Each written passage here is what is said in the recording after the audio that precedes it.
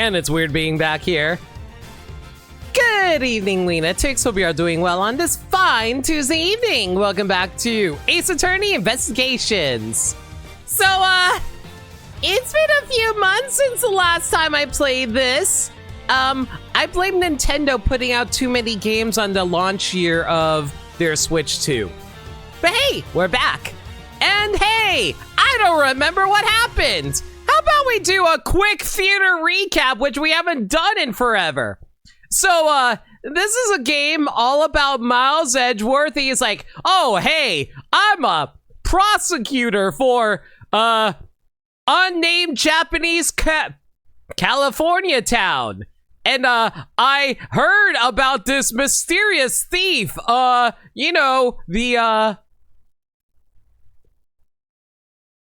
the Yatagarasu! Oh my god, this mysterious thief that's going around and is important and relevant to me for some reason.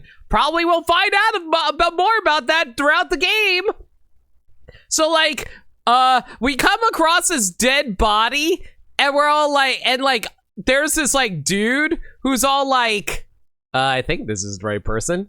Is this the right person? Let me double check. Is it? It is it. No, wrong person. Man, I am trying to find the right person here, but I have so many different characters. It's been such a long time since I did a theater recap. Where are you? Wait. Hang on a second. Who the hell is this? Oh no, this is the right person. Okay, Man, sorry, there are so many okay, so this guy's like, oh man, Miles Edgeworth, I can't believe like this like girl that you met in a previous game, where is she? Oh my god, it's been so long since I organized this. Where the heck is she? There she is. So this girl named Maggie is totally the person who murdered this guy. We're like, no, that can't be. Like, I've met her before. She's a cute, clumsy girl. Isn't that right? My good detective friend, Detective Gumshoe, who totally doesn't have a crush on her? Yes, exactly. That's exactly how I feel. And he's like, well, gosh darn. Well, sorry. Turns out I'm the murderer. And we're like, aw, shame on you, new character that we never met before. Ha ha ha ha ha ha. So he gets arrested. So that was like, more or less the first case, but we're all like, man, maybe one day we'll bring Yatagarasu into the ban list forever, and it will never leave the ban list. And we're like, all right, well, this was fun. So Maggie, if you don't mind, we need to go catch a plane. So we all get on a plane and we're all like, oh man, this is a nice plane flight. It'd be real terrible if I got framed for murder. So Mouse gets framed for murder. And we're like, oh man, who could have done this? So like, and then there's like this hot blonde stewardess who's like, oh man, you know who killed that guy who isn't you? It totally was like, this other stewardess that works here. And we're like, nah, that can't be right. When it's a fan service game like this, the fan service character is always the evil one. And she's like, she was all like, God damn it, you're right. I was the one who killed him. And we're like, well, golly gee willikers. Well, finally I can leave this plane without worrying about being caught up in another silly murder case. So, so Edgeworth gets a phone call. Hang on a second. Get rid of the airplane. Okay, so Edgeworth gets called into like a theme park, which I don't have prepared because I was like, man, I can't find a good theme park for all this. So like, he gets a phone call. Where is it? Hang on. This is not pre-recorded, if you couldn't tell. So we get a phone call on our brick phone because, this was like the mid-2000s. It's like, hey, if you, I'm doing a hostage situation or something like that. Bring $1 million.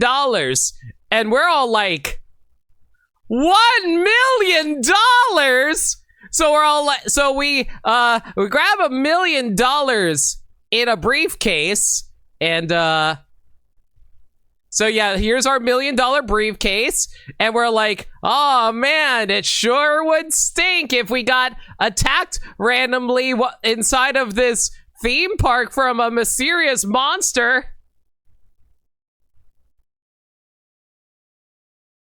So we get batted on the back of our head by this mysterious monster, and we wait, and then we're like, oh, what the hell happened? And what happened to our $1 million? And we got, yeah, Disney World, exactly. And then we meet like, and then we meet like, where is she? And then we meet like a ninja girl, and we're all like, yo, who the hell are you? And she's like, I'm the Yatagarasu. And we're like, you're not the Yatagarasu. You're not a bird. So like, you see, he helps us bust out of like storage room, and then we meet up with like Interpol agent. His name is Lang, and he's all like, yo, don't get involved in all this. I'm trying to get revenge for the people who died in the last case. And we're all like, yeah, but like that's not how you should be conducting this. You have too much personal stake in all this. And he's like, shut up. And then he leaves, and we're like, wow, what an asshole. And then we're like, yeah, so that's basically where we left off. Unless I'm forgetting some details. I think I mostly remembered everything. Anyway, yay! I probably forgot a lot of details. What about the Rockstar murder?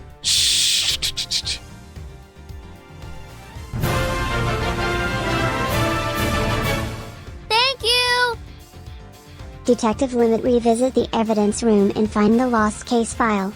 They look at it and decide to reopen the case before it becomes cold again. And attorney Harvey Birdman appear out of nowhere. Exactly! See, Chaos Olympus gets it. Thank you for a resub for 26 months. I really do appreciate it. Oh, and Emma was there too. Yeah, you know what's funny? I actually did have an Emma model prepared, but I was like, I don't think I need to recap this part. And you know the funny thing? I also had Old Bag prepared too, but I was like, I'm good. Oh, so hang on a second. I think my goal's not updated. Let me refresh that really quick. They're not updating? That's weird. It should have updated. Well, whatever. If I recall correctly, you stopped right right! So chat, I have no idea what this Easter egg is, so some of y'all are going to have to like tell me all about it. Pay attention to background is all I'll say unless you miss it. Okay. March 13th. Man, can you imagine if I came back to this game in March? 2:34 p.m. The Wild Wild West area.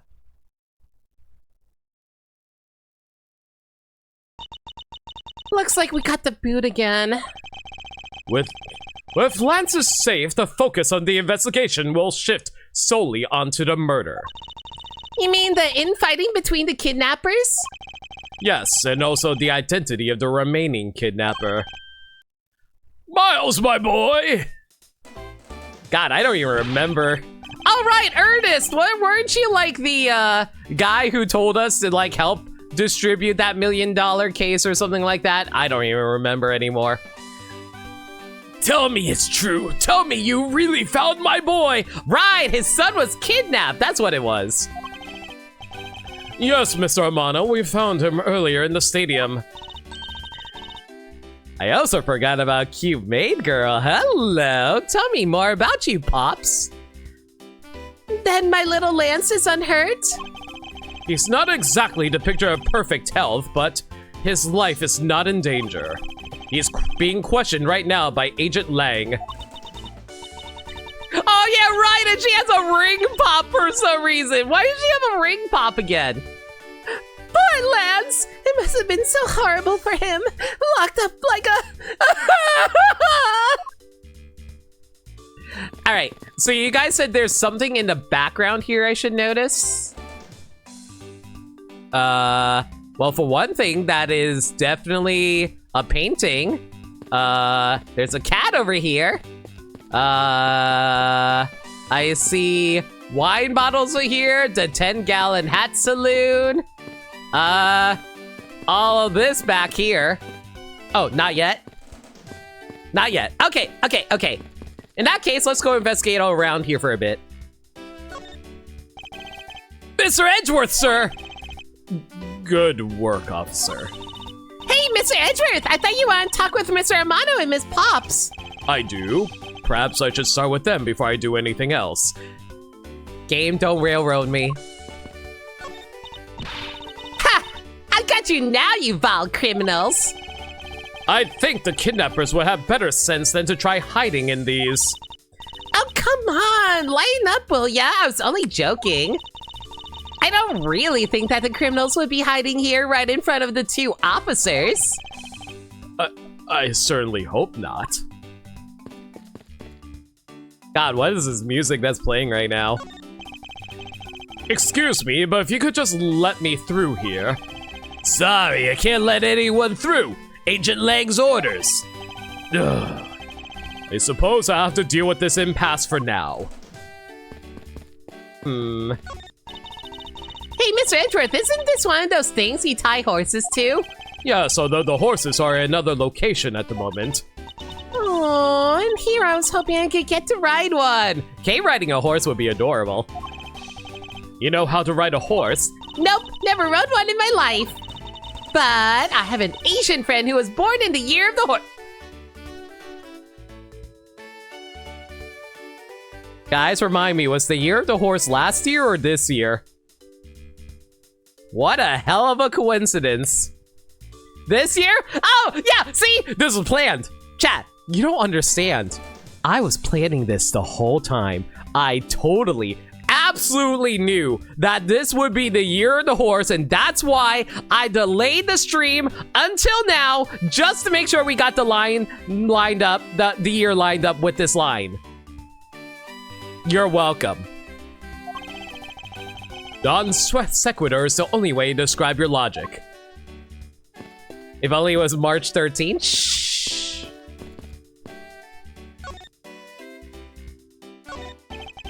Miles, my boy, I can't thank you enough. It was nothing. I'm still in shock over what happened to Oliver. But I have to say, I am relieved that Lance is all right. Oh yeah, Oliver was like the butler guy who got assassinated, right? Yeah, Oliver Decon. You know, with a name like Decon, it keeps on making me think like he's a decoy. I'm totally not overthinking this, right? Oh, that's right. I mustn't forget to pass this on to Lance as soon as the police are finished with him. A letter? Dear Lance Amano, may I come see you again, your beloved Viola.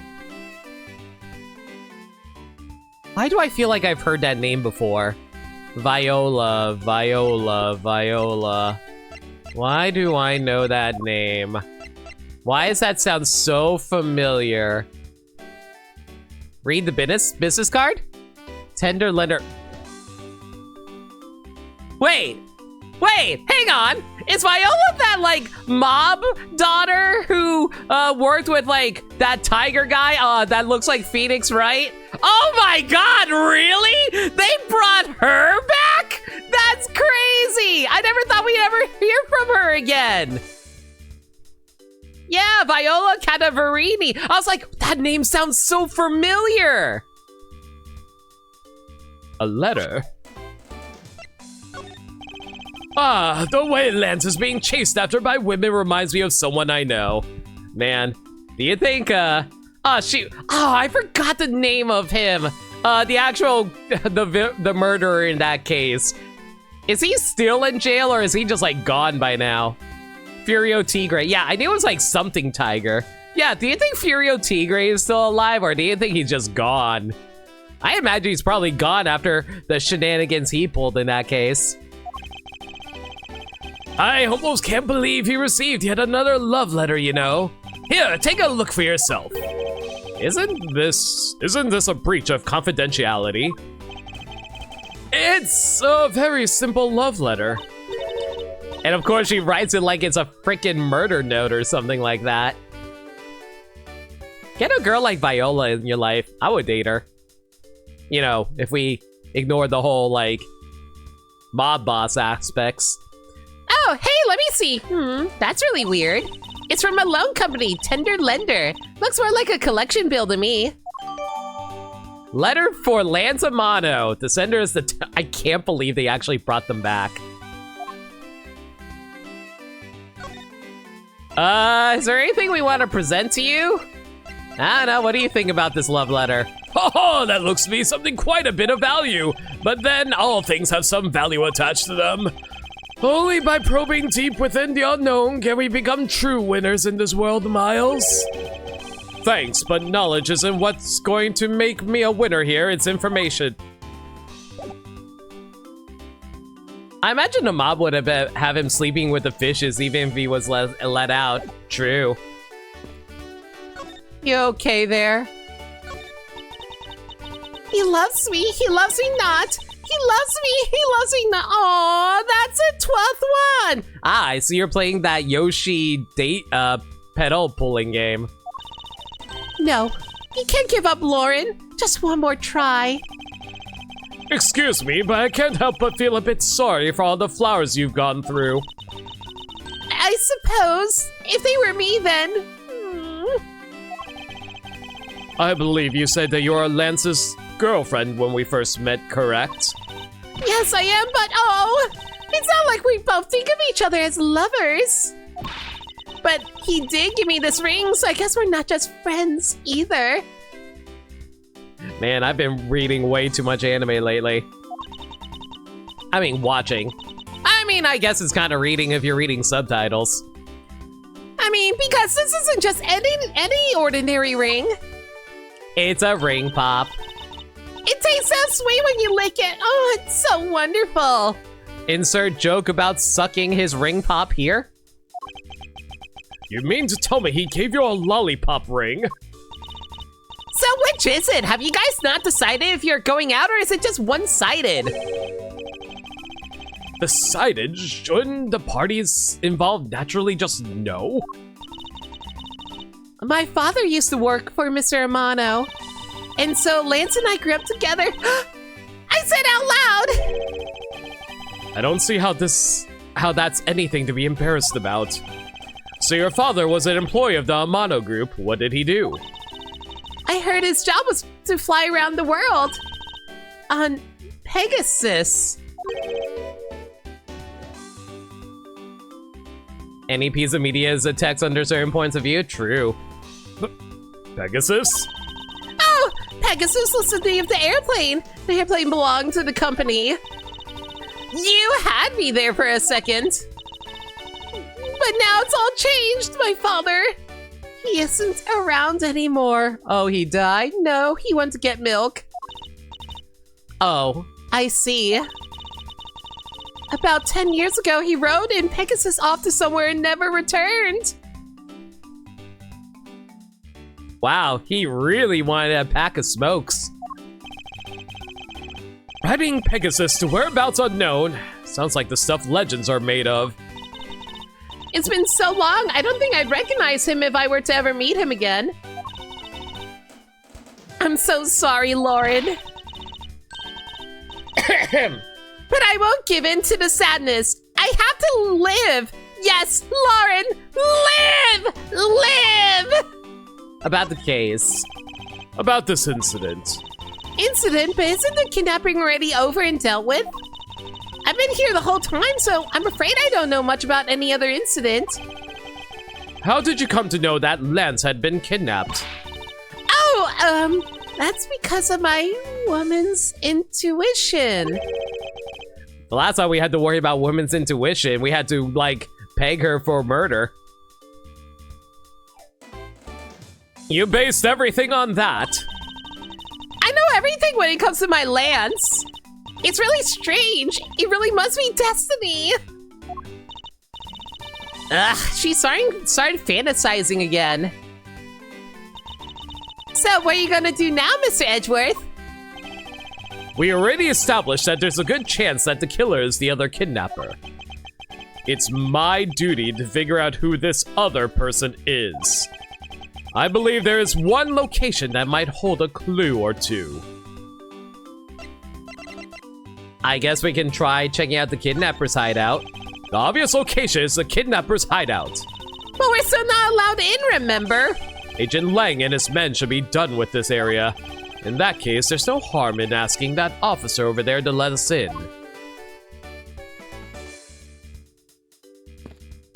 Alright. Is there anything around here I should notice? So this must be the blue Badger mobile that Officer Meekins was driving. He said it was stolen, didn't he? Don't tell me that you were the one who stole it! The heck are you talking about? I don't even have a license. God, how old is Kay again? Kay, you're 17 years old. What do you mean you don't have a license yet? It's illegal to drive a car without a license. A great thief doesn't break the law. Sure.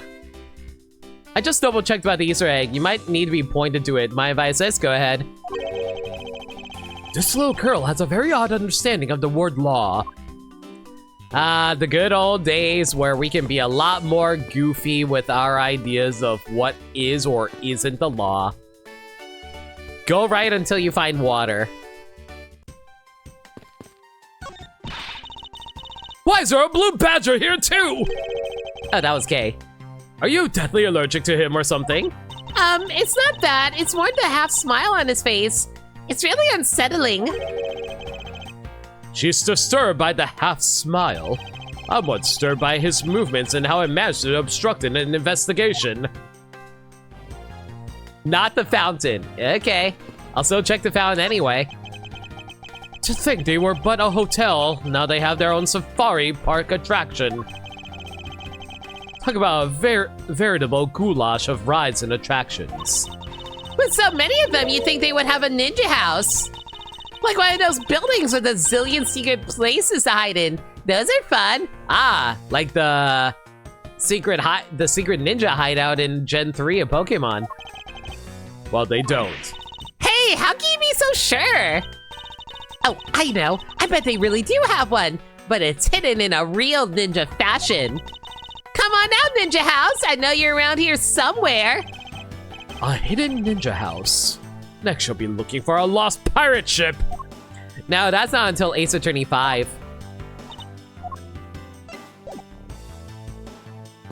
I'm pretty sure 18 is the driving age in Japan. Is it?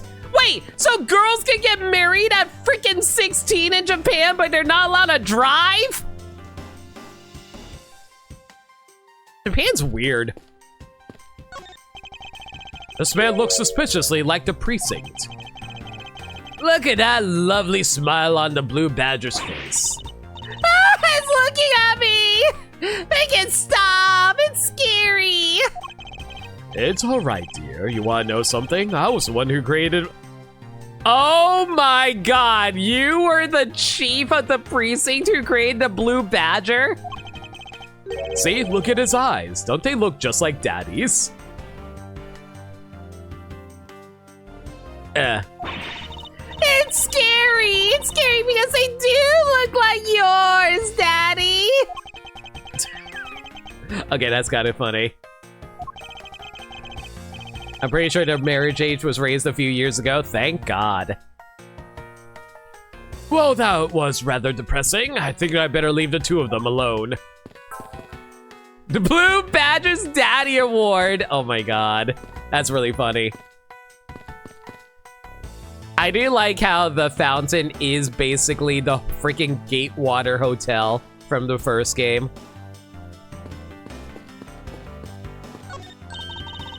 That lamp sure looks like it's got a lot of good stories to tell about the olden days.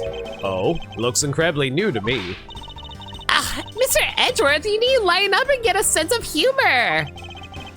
That was rather rude, but just this once I'll look the other way. You're surprisingly patient with this girl, Edgeworth. If this was any other game, you wouldn't tell. Mother trucker. I'll second thought, I might be the first thing you need to work on is tact. What are you three doing over there? I got a freaking achievement for that too. Hi, Phoenix, Maya, Pearl. Y'all having fun? They say that couples who ride across this bridge together will find happiness. What do you mean by that? Or so the Gatewaterland pamphlet says.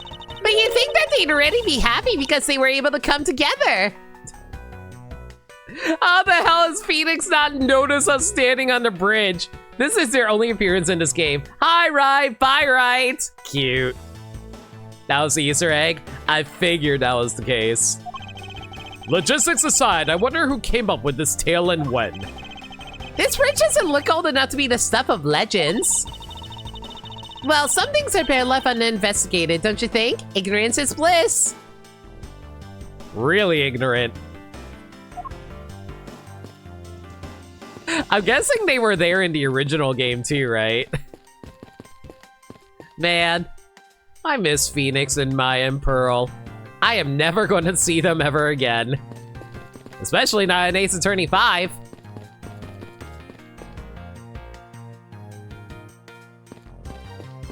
Alright, that was cute. Was that like the only time you were able to actually see them? If these were real, I wonder where'd you put them? Water would be the obvious answer. But if you stored water in a barrel under the blazing hot sun, wouldn't it go bad? People of that period probably didn't care about how it tasted. Sorry, but I can't let you get away with making fun of our forefathers. I mean, maybe they really like this strange taste. Look who's making fun of them now.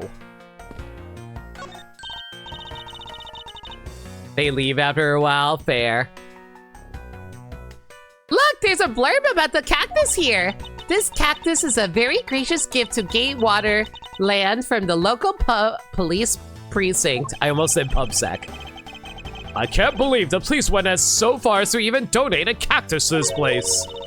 So, is the police department running a cactus farm on the side? Just kidding. They wouldn't do something so silly. Actually, I have the vague impression I've seen a cactus farm at the precinct before. I do like how seeing Phoenix and Maya and Pearl was actually an achievement. Probably from Marshall? I wouldn't be surprised if it was from Marshall, Mike. What do you have to report? Sir, nothing unusual or out of the ordinary, sir. Where have I heard such redundancy before? Is it possible for you to let us take a look around inside? Sir, Roger, sir! That was surprisingly hassle-free. Are you certain? Didn't Agent Lang order you not to allow me in? Sir, that's true, sir, but Detective Gumshoe asked me to personally let you in, sir. And I couldn't refuse a request from him, and that's how you know the police precinct really respect Gumshoe. When are we going to get Gumshoe in a mainline Ace Attorney game? Wow, looks like Detective Gumshoe has a following. Furthermore, I was asked to give you this document for you, sir. What is this? This man in this picture, isn't this Mr. Oliver Deacon? Colin Dvorak? What? Oh! It was a pseudonym. Oh, wrong button. You know, the fact that they mention his dominant hand, how much you want to bet that's going to be plot relevant in the future? I'm going to bet you right now, in the future, Link's going to be like, and clearly he shot him with the left hand. And then we're like, hold it! His dominant hand is the right hand. And then Link's like, yeah, well, maybe he also decided to shoot with his left hand because his right hand was broken that day. Wait. He weighs 123.5 pounds. 1, 2, 3, 4. Cute. Whereabouts unknown after his escape from Penitent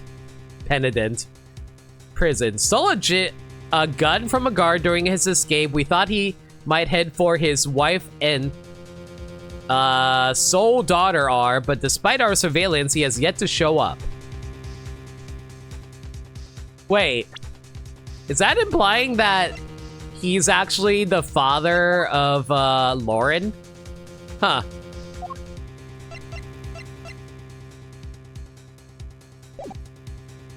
Impressive diet to weigh exactly 123 pounds and 123.45 pounds. That's what I'm saying.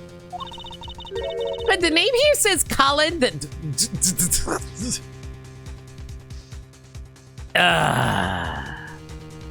Colin de Varore. That's the same name as the one on the back of the pendant. It appears that Colin de Varore was his real name. What's this? He was convicted in a case 10 years ago. 10 years ago, eh?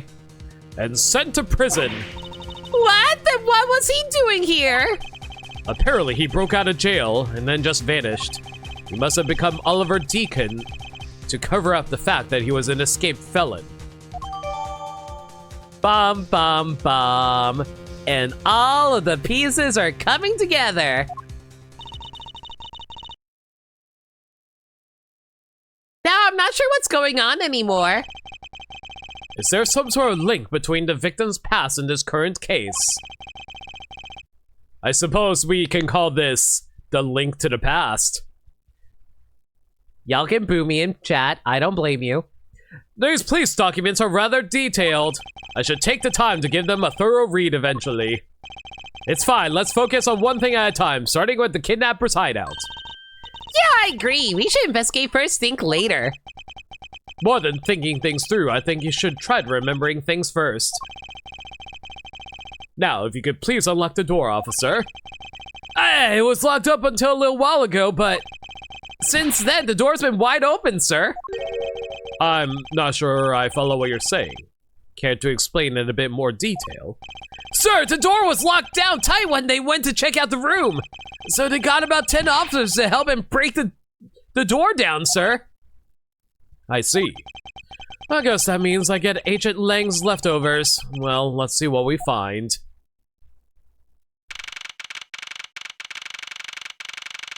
March 13th, 2:55 p.m. Kidnapper's hideout. So this is where the kidnappers planned their foul deed. While you were tied up for a while in the room next door. Kate, please, must you bring that all up again? Now then, down to business. There might still be some clues left in this room. Let's try and find out what we can of the other kidnapper's identity.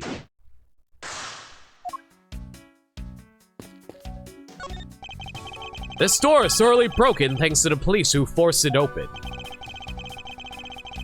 I won't rest until I inspected every suspicious-looking nook and cranny. Oh, isn't that like a sword? Looks like a sword. A broken sword. Strange, why would it be broken like that? Isn't Edgeworth supposed to be the smart one? Swords don't usually break on their own. That's true. Alright then, let's think about it in this way. Maybe it broke when someone was trying to use it for or on something. Hypotheticals aren't going to get us anywhere. Perhaps we should think more on this later. Man, I can't think of any possible way that this sword can be placed in such a precarious situation that would result in game broken.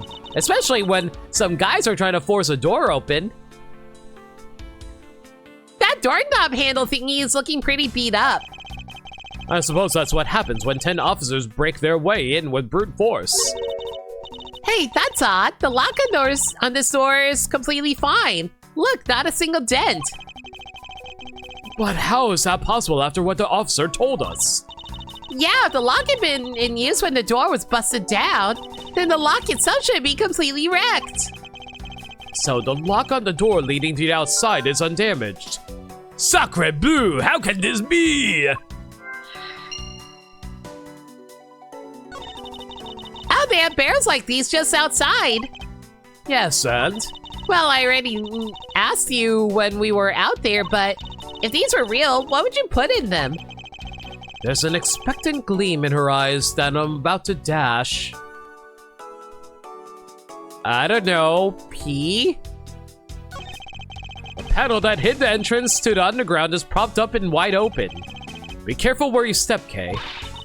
I only fell into that other opening once, you know. And somehow you did not break your leg.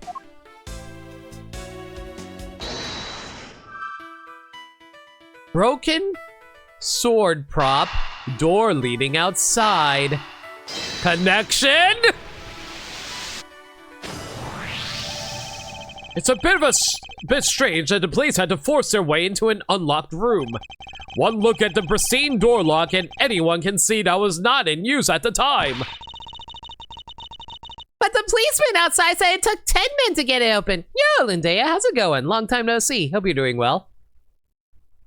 Kay had enough dexterity to not break her leg. She rolled as soon as she landed. Ah, so she rolled a d20. A door that was locked tight despite it being not locked at all. It can only be because of this. Oh, you mean? Yes, it was used to jam the door. Here, take a look at the door handle. Do you see how the handle is completely destroyed? So that's how the sword broke. I have never watched any cartoon or action movie in my life. Was used to jam the handle of the hideout door. Ha ha ha.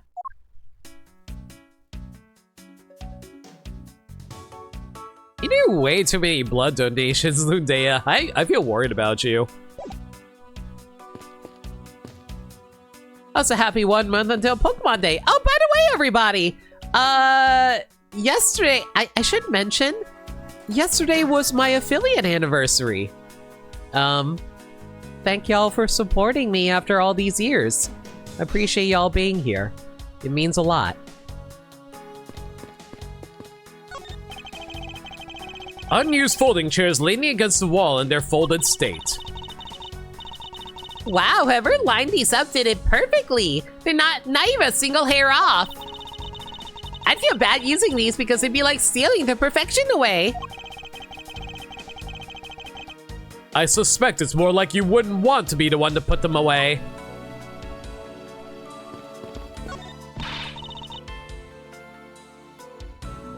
Watch out, Mr. Edgeworth! It's a broken mirror. It probably came from the haunted house. Why is this here? Are they planning to repair it? A sign advertising the photo rally is something I have absolutely no interest in. Yeah, but I do, and I'm gonna get my hands on the rest of the Badger family. You'll see. I don't know why, but Kay, like, just jumping in joy is very cute to me. She definitely brings a decidedly different atmosphere to a criminal investigation. Is this what it... What incredible layering over there is. Edgeworth is not only standing on air, it looks like he's standing on the freaking folding chair.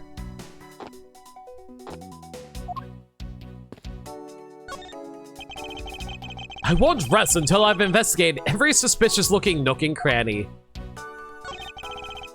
Cheap styrofoam cups. Yeah, but why are there 3 cups? Looks like there's only 3 cups we use. Yeah, why are there 3?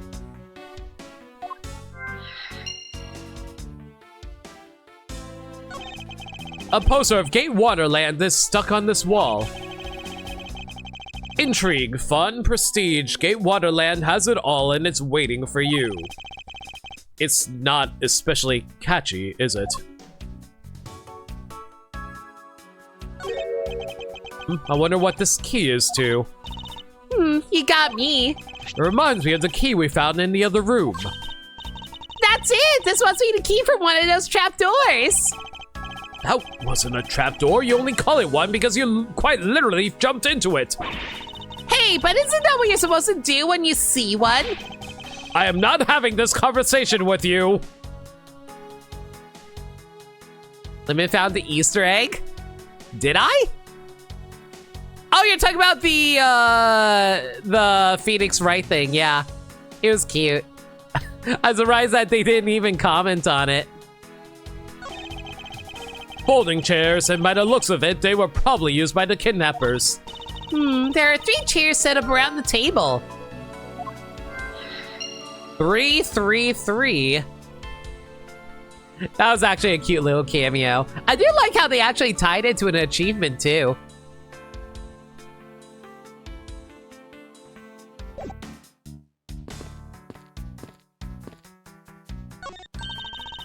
Hey, there's a trapdoor in this room too. It's not a trapdoor, it's an entrance to an underground passage, Kay. I know that.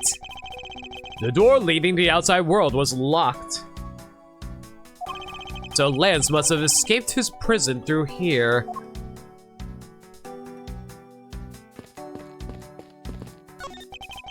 This must be where they dispose of old and worn out costumes. That's so sad. It would seem that they throw the costumes away in pieces. Costume pieces. In the hideout, there's a trash bin for old and useless costumes. Huh. Why is there a hole in this one?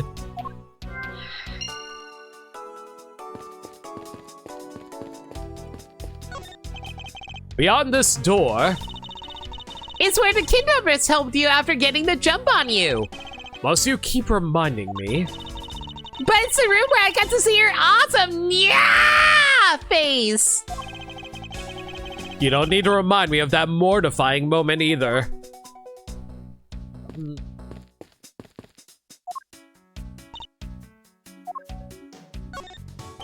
So this is the room next to the one where we were held prisoners in. You know, I took a peek in here through the door from the other room. As did I, Kay. Anyway, if this room was truly the kidnappers' hideout, Then that means there should be some clues of their identities here, right? I don't know if there are, but the possibility is quite high. I believe a thorough combing of this room is necessary. I guess I'm supposed to piece together the whole keys thing. Or the 3 cups and the folding chairs.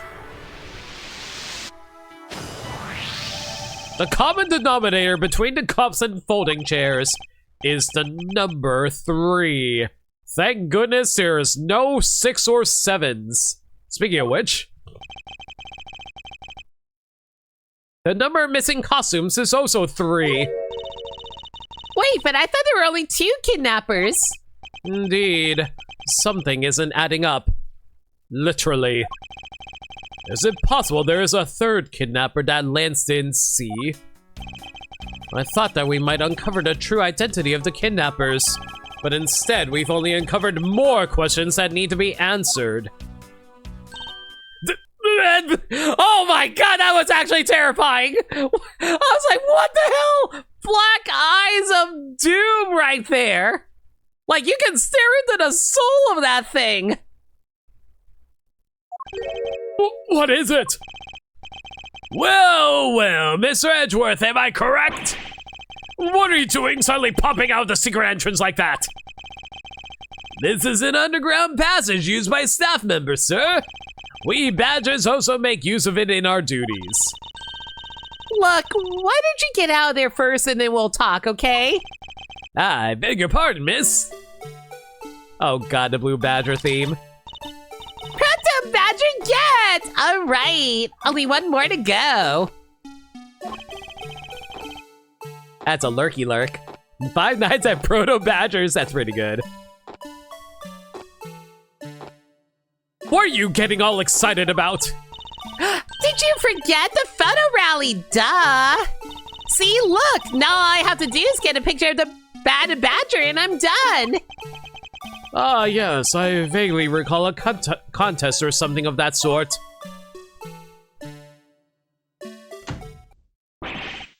What? It's gone! But where did it go? What happened? What's wrong? The Bad Badger costume is missing, sir! Oh, is that all? Well, it's missing because the kidnappers stole it. I heard about how they were stolen, but they said that only 3 of the costumes had been taken.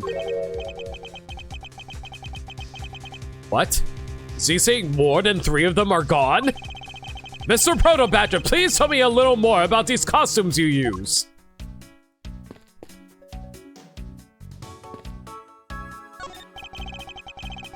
What did you mean by a bad badger costume is missing?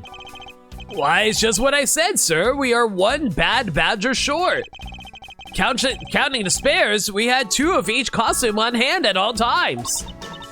Okay, so because one of them is walking around in the park, the other should be... The other should be in that room. Actually, both of them should be in that room. Huh? What do you mean? Normally, we don't use the bad badger costumes. In fact, we only use them during a certain event at a set time each day. It's the stage show where the bad badger wreaks havoc across the park. Why is this badger doing a freaking Ryu fight pose? And the other badgers must work together to apprehend him, sir. I'm speechless that such a show exists. Nah, that's typical in theme parks. I've seen those before. Secret costume for Ryu coming in Street Fighter 6. Well, sir, I was just trying to explain to you the only time we use that costume. Then doesn't that make it near impossible to take a picture of the bad badger? Personally, I can't believe that it's this close to showtime and there's no costume. Oh dear, what am I supposed to do?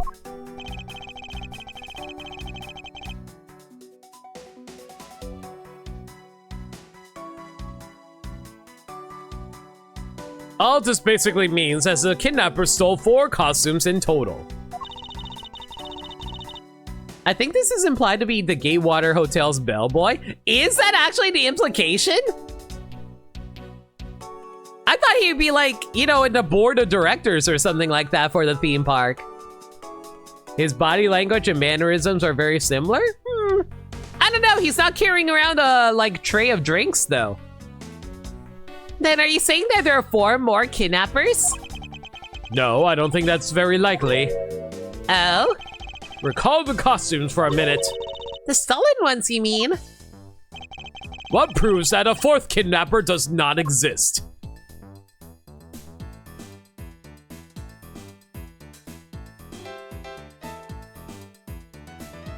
Oh no, Chad, how do I prove this? This? Take that! If you had 4 people, you have wanted to steal a 4th costume.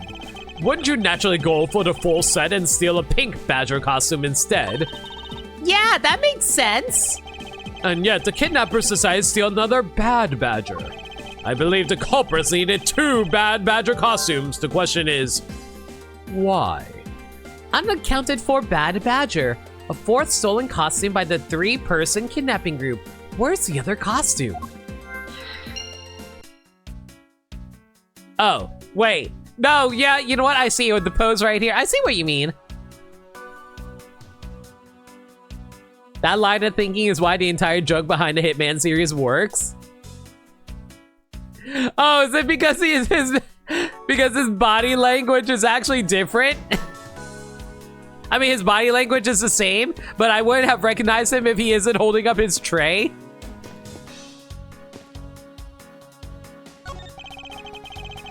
I was wondering if you don't mind, Mr. Proto Badger, how did you know my name? You're pretty famous, sir. I would think that most people know who you are. Famous? Me? Absolute.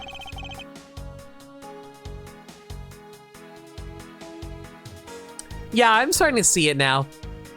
Absolutely, sir. You're always very active in the community, I hear. Wow, I didn't know you're such a celebrity, Mr. Edgeworth. I feel like I've met this person before. Maybe it's just my imagination. Okay, there's the confirmation there. So he works as a freaking costume guy, even though he was the one who helped create the, Gatewater incidents to even happen? Whatever.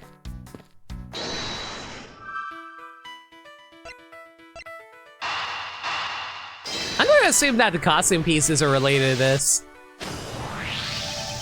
The second bad badger costume. I believe it may be closer at hand than we think. What do you think?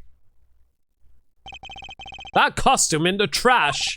Wouldn't you say that's wearing some very telltale pants? You're right!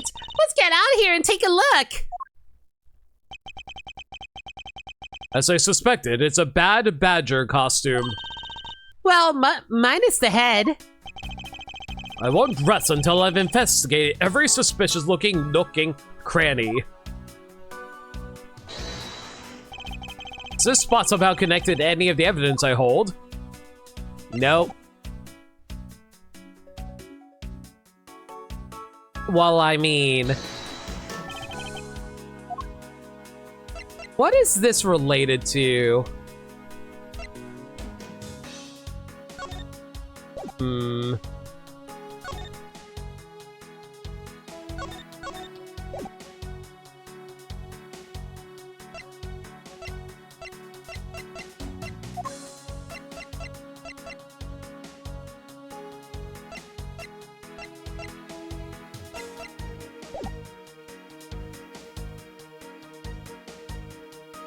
Take a drink of water each time Edgeworth says he won't rest until he inspects every nook and cranny. Fair enough. Bachan, where you at, girl? No, seriously, where you at? There you are. Water!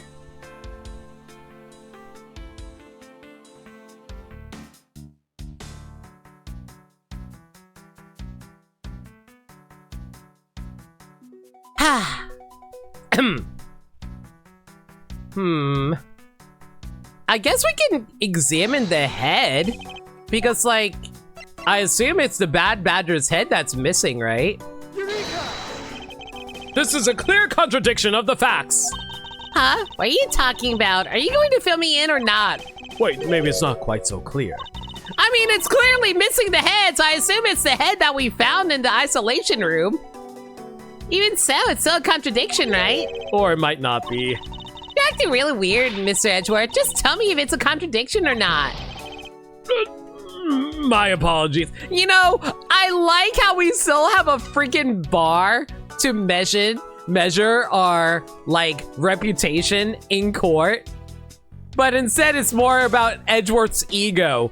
If Edgeworth ever runs out of ego, he just goes into a corner being all sullen about everything.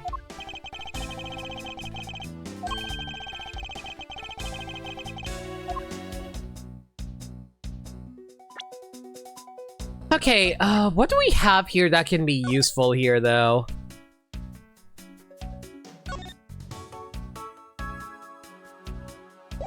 Wait a second, I just realized it's firing from the right hand. Maybe it's related to how, Colin Devore's dossier mentions that he's right-handed. Oh, god damn it, did I jump? Guys, I think I jumped the gun again. I think I jumped the script way too far ahead. I think I had the right idea that it was the right hand, but I think that's actually way too far down the script. What else can we do here?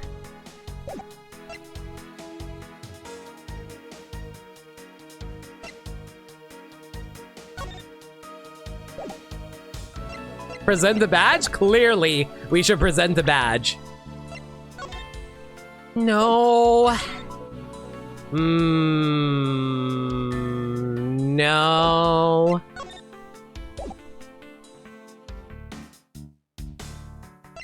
How do I examine the picture? It's not letting me examine the picture for some reason. It's only giving me details.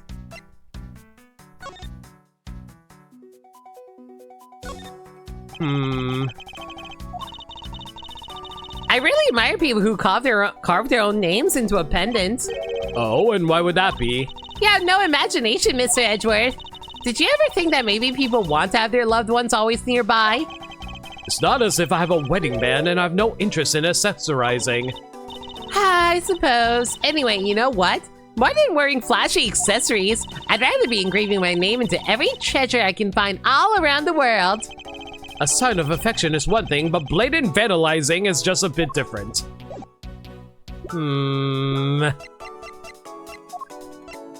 What am I missing here?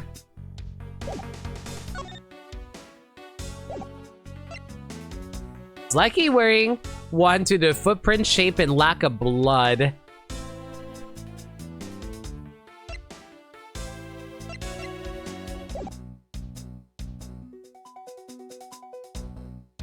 What can we assume about this costume? Like, I know there's like the freaking bullet hole there, but what do we even produce in regards to that?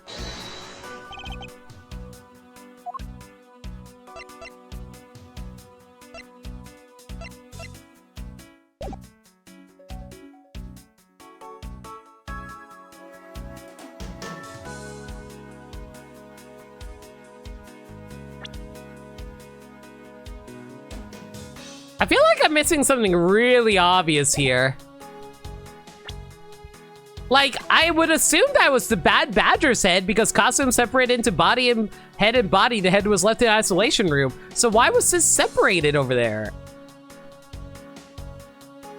I guess they kind of separated because, like, they put the head back, but the costume was damaged, so they had to put it into the trash. Wait. But, like, the head wasn't... What? Man?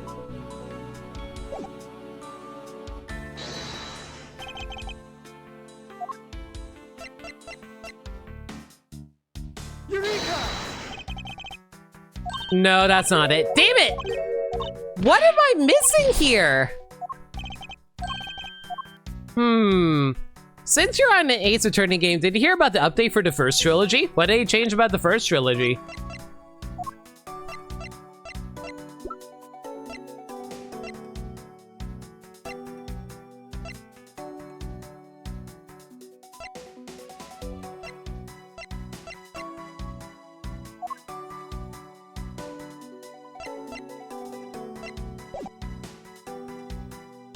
Wright's voice clips now match the 3DS games now, huh? They also had most of the convenience features from later collections. That's actually really nice of them. I didn't think they would actually update that, but that's actually really cool. That kind of just makes them more likely to just like... I guess they just kind of made that more like everything is consistent across the board, which is really nice. Look, its hand is injured. It looks more like something was ripped off of it.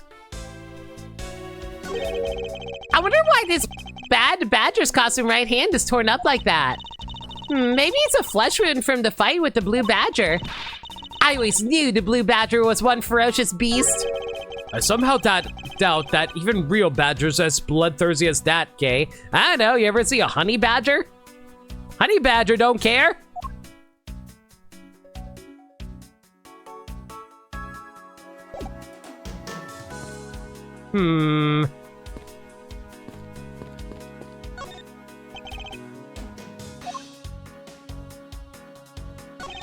There are 3 folding chairs over there on this side.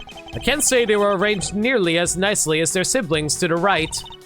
You think so? I think they're just fine, like a bunch of used chairs ought to be. I'm beginning to think you must keep a most chaotic room. Hey, don't slander and sigh at me all in one shot. Unused folding chairs lean against the wall in their folded state. The ones over by the table probably came from this stack. What am I missing here? I feel like I'm missing something obvious, but I'm not sure what. Hey, are you participating in that blue badger photo rally? Yeah, I figured since I came all this way, I might as well. Plus, I want the prize. The prize? It's a handcuff-shaped notepad. Okay, that sounds awesome. Wait, or is it a notepad-shaped set of handcuffs? Okay, how does that work? Either way, they both sound incredibly useless. Hey, you don't know that, and I'm sure I can figure out what to use it for, whichever it is. A notepad might be useful, but I don't see when she will ever need a set of handcuffs. I don't know, I can think of a few different situations. The feature upgrades were consistent, and because they were updating Updating to add more languages anyway. The voice change was more because the OG Phoenix Wright is a... Oh no, really? No, really? Are you kidding me? Aww.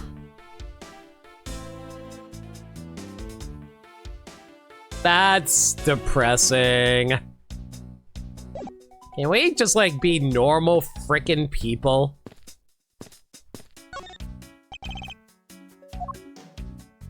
What am I missing here? Time for some brutality! Yeah, Sandslash, thanks for the raid. How y'all doing? Lundgren goes out with a buzz. What the heck were you guys playing? Hi everyone from Sandslash's stream. Blue Ocean, Palisade, Blue Toad, Samuel 2, Pumpkin Stream. The name's No Limit. I'm a variety streamer that plays with games that they never played through before. We're currently working through Case 3 of Ace Attorney Investigations 1. If you guys want to avoid spoilers, there's your warning. Hope you're all doing well. But yeah, how about I give you guys all a proper, greeting though.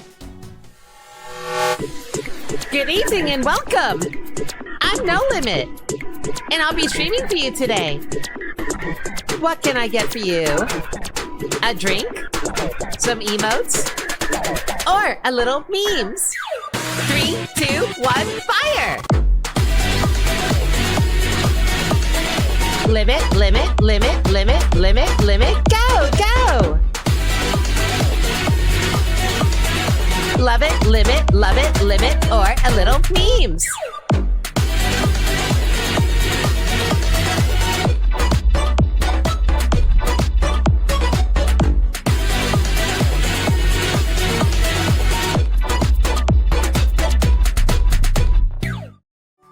Thanks again for the raid. Hope you were having fun with Blazing Blade. But yeah, like right now I'm just trying to figure out what I'm supposed to be doing with this costume though, because it feels like I'm supposed to deduce something, but I don't have any evidence that's related to the situation. Unless I'm overthinking it, maybe I'm not supposed to be deducing something right now. I don't know, like, I'm just like trying to figure out the method to this game's madness. And unfortunately, this game's madness is not very overt sometimes. Maybe I should leave. No, it's not letting me leave. I guess I do actually have to examine something about the costume here. I just don't know what.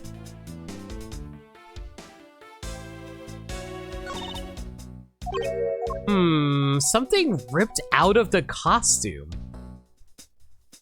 Am I missing something obvious here?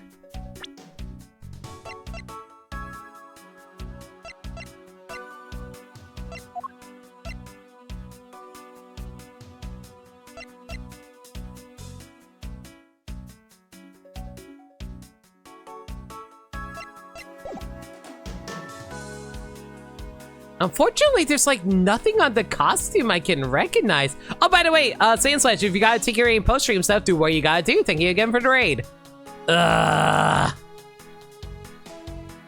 Sorry if I'm just like not really being responsive right now. I'm just trying to figure out what am I supposed to present over here. Curious to try the Ace Attorney games, but they seem to be brain scratchers for your poor brain. I mean, it's a puzzle game at the end of the day. I hope you enjoy puzzle games. If it helps, you can brute force it if he gets too stuck. I get that, but I don't want to just brute force it. That just feels lazy. I want to feel like I actually figured something out.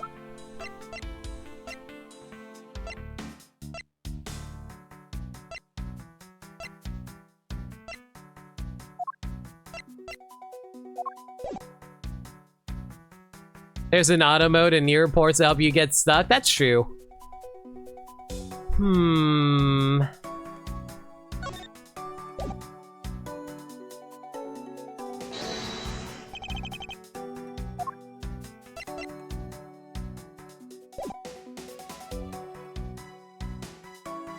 I mean, obviously there's a thing broken with the hand over here, but what is it related to?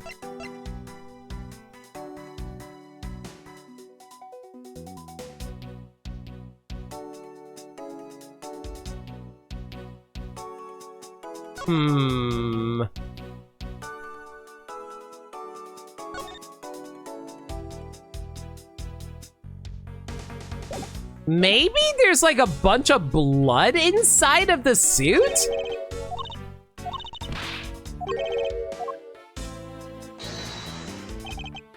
Maybe we should look inside to see if there's a bunch of blood or something? No, that's not a contradiction.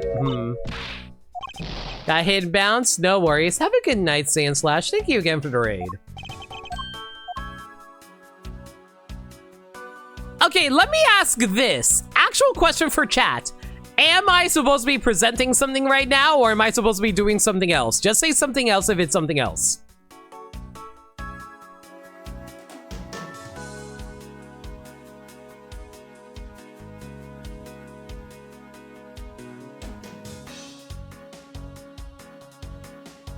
I am supposed to present something. What am I supposed to present? I presented the bad badger head, which I assumed was in regards to the fact that this thing is freaking headless.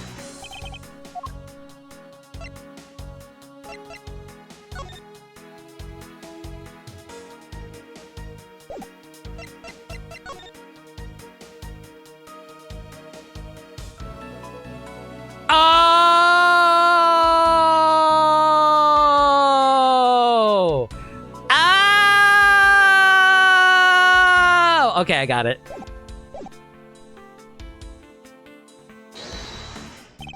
Its gun was literally ripped out. I believe what we have here is an inconsistency. Between what? Look carefully, our costume is not holding something in its right hand that it should be. Oh, the gun! The gun for Cusco! Cusco's gun! The gun meant for Cusco. That gun? How's he supposed to use his neutral special now? Precisely. The bad badger was designed to always hold a gun in his right hand. However... You there! Did you remove the gun from this bad badger's right hand? No, I did not, sir. The gun is supposed to be securely attached to the costume. As I thought, the rip itself confirms my hypothesis that the gun was forcibly removed. Mr. Proto-Badger, the gun is, of course, not a functioning weapon, correct? Absolutely not, sir. It's just a model gun. However, it can fire blanks, and can fire in spurts. If they hit you, it's gonna hurt. We need to use them for the stage show. It seems that our kidnappers also had a need for the model gun, my dear costumed friend. Missing model gun was ripped from the bad badger costume. It's capable of firing blanks. I did it! My ego is restored! I think we're about done with this room.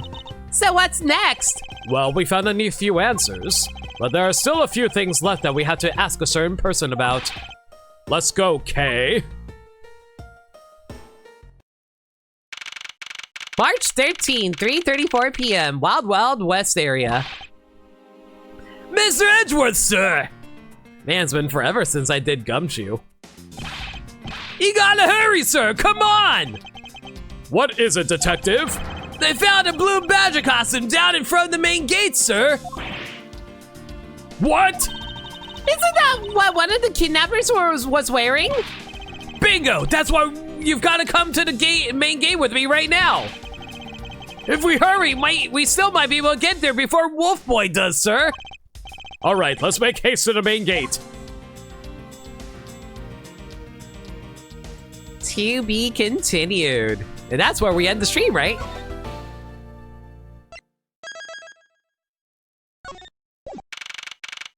March 13, 3:45 p.m. Gate Waterland main gate. Where's the costume, Detective Gumshoe? Just on the other side of the fountain, sir.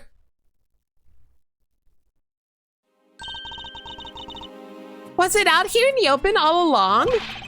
No, it was discovered in the tall grass back there. We moved it out here in order to examine it more thoroughly. Then let's get down to it.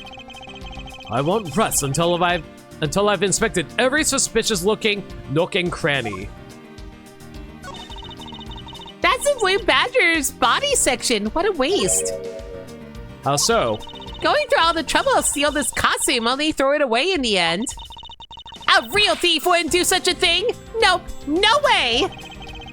I wouldn't think a real thief would steal something so gaudy to begin with. You know, does anybody have any theories as to why we haven't gotten a new Ace Attorney game? I thought the creator of Ace Attorney actually went back to Capcom. Oh wow, another raid. Yo, Bell Clover, thanks for a raid. What were you guys up to tonight? I think you're streaming like Resident Evil or something like that. Regardless though, thank you for a raid. Hope you're all doing. Oh, you were playing Bonanza! How are you enjoying Bonanza? I love Bonanza.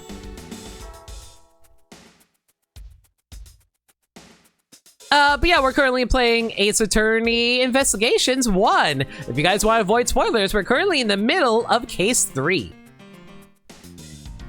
From what I can tell, Ace Attorney 7 was definitely in development at some point. What do you mean, was? The greatest Ace Attorney games came out not too long ago, yup. They've been out for years in Japan, which is what matters from a development point of view. Yep, and then they just like basically ported it over onto HD systems. But yeah, I'm guessing my question is, why is Ace Attorney 7 taking so long to be made? Especially since they keep porting the old games. This headpiece, this must be the Blue Badger Officer Meekins crossed paths with. Ah, the nerve of someone throwing a Blue Badger away like this. I worked so hard to create this character. He's like my baby. How could someone do this, sir? How? Detective, how about channeling your anger towards finding the culprits? Oh, good idea. Wait until I get my hands on. So, who are they, Mr. Edgeworth? Why don't you try figuring it out yourself for a change? I honestly thought it was that they decided to put all these collections out before Ace Attorney 7 on purpose. You know what? That's not a terrible idea, and I'm gonna be honest. I think the main reason they did that is, 1, to drum up interest in Ace Attorney, 2, for sales, obviously, but also 3, it helps people catch up with the main series. It's like how Square Enix put out the entire Kingdom Hearts collection before Kingdom Hearts 3 came out. Grow the fan base, make every game accessible aside from the Layton one. They didn't have the rights to. Yeah, basically. That being said, though, do you think they'll ever actually reference the Layton game? I don't think they are. I'm just glad I was able to stream it for all y'all. What do we have here? Oh, it's another pendant! That's 2 treasures in one day! How lucky is that? Oh, and hey! This pretty baby's made of platinum silver, too! Another pendant on top of the one we found on Mr. Deacon? Is it possible that these two... Hold it right there!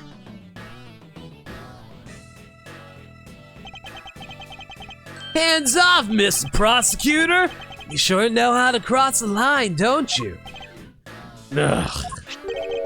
A pendant, huh? This is a very decisive piece of evidence. How can you tell? Look here and read off what you see. Lauren, hey, it's a name that's engraved on this. Miss Pop's pendant. It's shaped like a pair of wings. Lauren D is engraved on... Oh, wait a second. I just realized something. It's a pair of wings and the other pendant is a horse. Pegasus? Ha! I get it.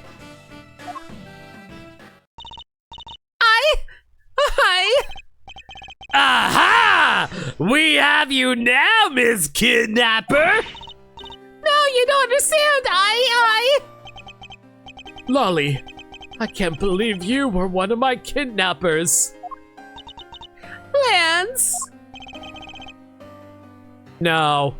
I know these games. Poor crying girls are always innocent. We must defend this girl's innocence. Unless she's the actual murderer, in which case, damn, I can't believe I got played like a fool again because of the freaking girls.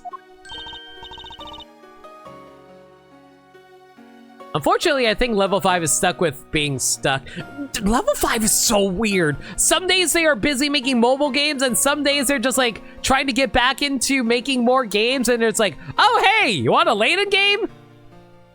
Give us like 4 years. I feel like if the Layton game could be ported anyway with modern quality of life, even if they didn't reference it again. Yeah, but that's up to level 5. Level 5 had 3 games scheduled for this year and dropped 2 games last year. Oh, they did actually release games? Okay. Yeah, but when's the last time we got a Professor Layton game?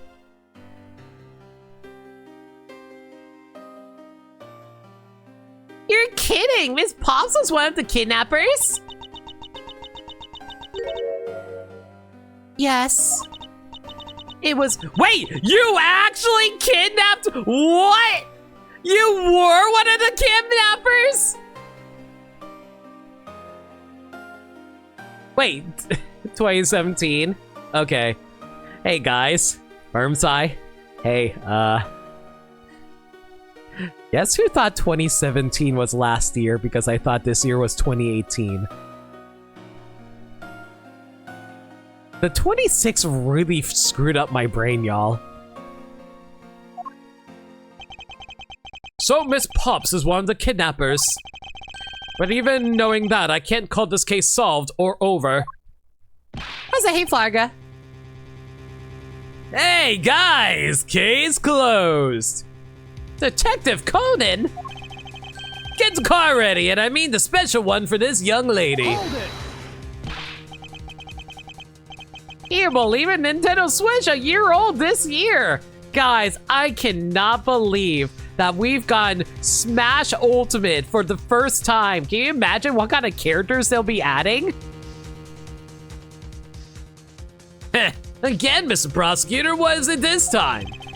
Are you proposing that Miss Pops is also the culprit in the murder case? What happened? I thought Mr. Officer Meekins was your suspect. We found it. Found what? The officer's gun. He literally dropped it in the middle of a thick patch of grass. Your country's police are a sham. Just look at how careless they are. Yeah, that's true.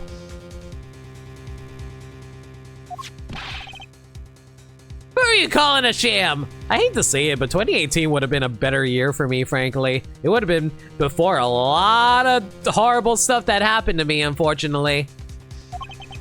The officer's gun didn't show signs of having been fired, so it can't be the murder weapon.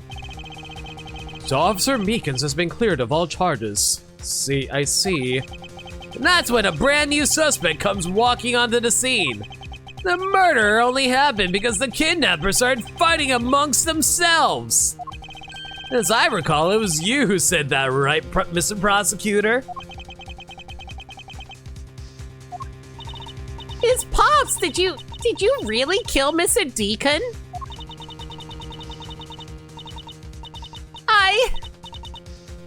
Yes, I killed him.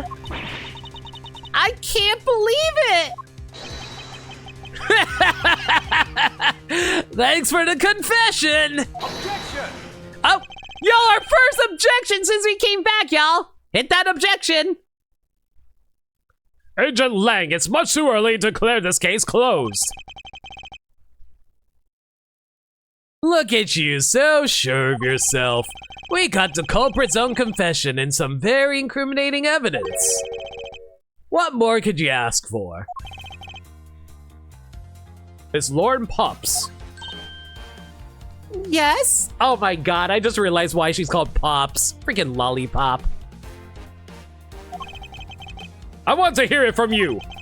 Tell me your side of all that's happened today, from the kidnapping to the murder. But why? I'm a kidnapper and the killer. Isn't that ma'am, don't cut your hair like that. It's fine if you're the one behind everything, but only if that is the truth. Now then, will you tell us the truth? Or is there some reason why you can't?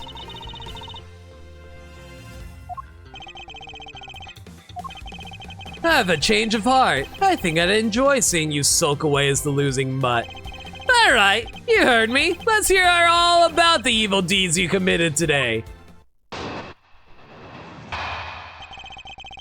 Is Pop's confession.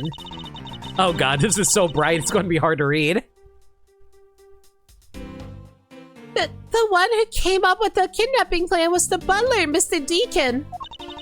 We knew that we could get rich by holding Lance hostage.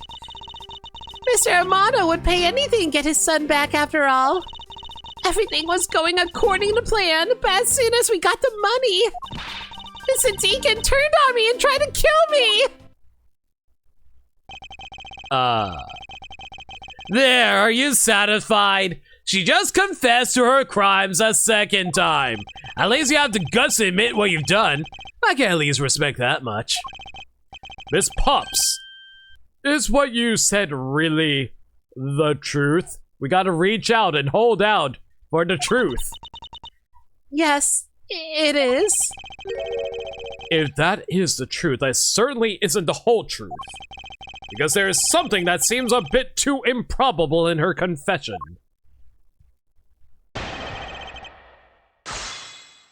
We gotta rebut her. In multiple ways.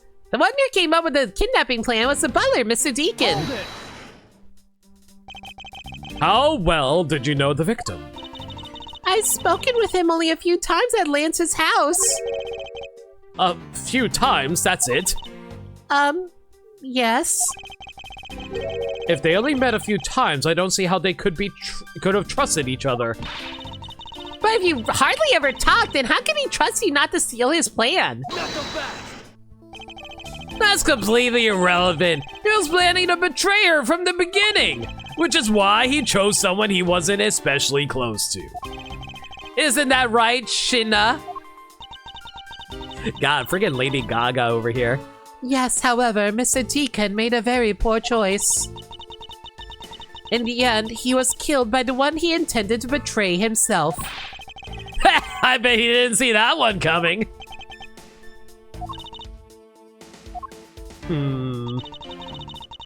Hey, Sagami, feel free to lurk away.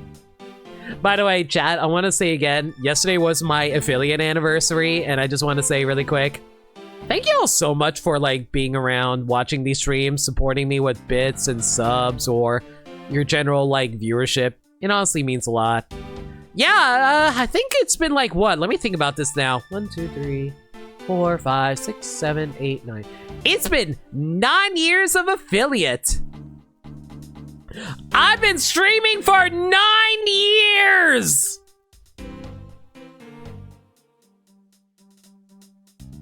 I should get a real job. Happy belated affiliate anniversary. Thank you, Lundea. And thank you, Caesar, Sagami, Gaddy, and Bell Clover. We knew that we could get rich by holding Lance hostage. That's an eternity? Stop reminding me.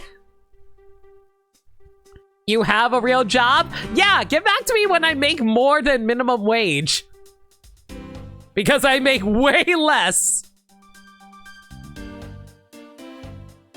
You knew? How did you know something like that? Oh no, what should I do? Okay, what's wrong with her now?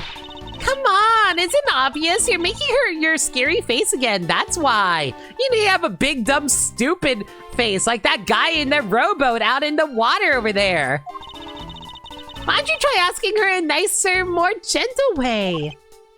No, stop it, Lauren. You're always like this. You always fall for the stern-looking one. You know what? You and every other girl. That's why you'll always be unhappy. Why does streaming get seen as not a real job, but entertainers and celebs on our fields don't get this stuff slinged at them? Because we're working from home and we're self-employed? Jobs have at most 2 of these things. Fun, legal, pays well. Unfortunately, fun and legal is all I have access to right now. I hope we can get the third thing eventually, though. Maybe that's it. She's been bewitched by your icy glare. Mind your own business, Kay. Now then, Miss Pops, let's continue with your testimony. Oh, yes, of course. Mr. Romano would pay anything to get his son back, after all. Hold it! I thought you were, like, in love with him. Why did you believe that? Anyone who knows Mr. Romano would think the same. Is Amato's name supposed to be a pun on amount? I bet Lance is that old man's greatest treasure. I suppose he would be a doting father like Mr. Romano. I always figured that was it too, and I was always envious of Lance for it. Oh, because your dad's... I got this pendant from my father, and I believe that as long as I have this, I'll find my father again someday.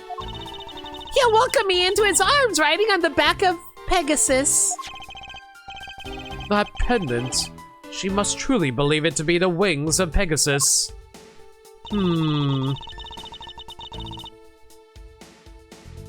was going according to plan. Keikaku. Plan. But as soon as we got the money... Hold it! Would you mind telling us a little about the plan itself? Well, first we captured Lance. Oh, how'd you do that? Mr. Deacon did that on his own, so I don't quite know. You know, if this was written by me, it'd be like Pops like laid out on like Lance's bed in like lingerie. It's like, hi, would you like to be kidnapped by me? And then Lance agrees, and then they promptly stuff him in a bag. Bah, and here I thought you knew how to seal people away. See, my idea would have worked. I shudder to think what she would do with such knowledge. Sorry, I really don't know, but somehow Mr. Deacon was able to contain him. All we had to do after that was wait for the ransom to be paid, but... Mr. Deacon turned on me and tried to kill me! Hold it! Why do you think he did? I have no idea, but maybe I'd planned on doing so from the very beginning. Miss Pops. I like how Kay is so sympathetic to her, even though she casually kidnapped and murdered someone else. Wait, Mr. Deacon planned to kill Miss Pops from the very beginning? Was that ever really likely to happen? What should I do? Should I raise an objection? Yes. I'm sorry, but I don't think what you claimed is all that likely. Huh? I don't think Mr. Deacon could have ever been capable of killing you. But why? We're total strangers. It's not uncommon for people to kill each other over... Miss Pops, you really are clueless, aren't you? What do you mean? You never knew what your role in the kidnapping was, nor do you really know who you are. But I do, and I can show you with this piece of evidence. I'm glad I figured this out way earlier. This proves that Mr. Deacon wouldn't have been able to bring himself to kill Mrs. Pops. Mrs. Pops?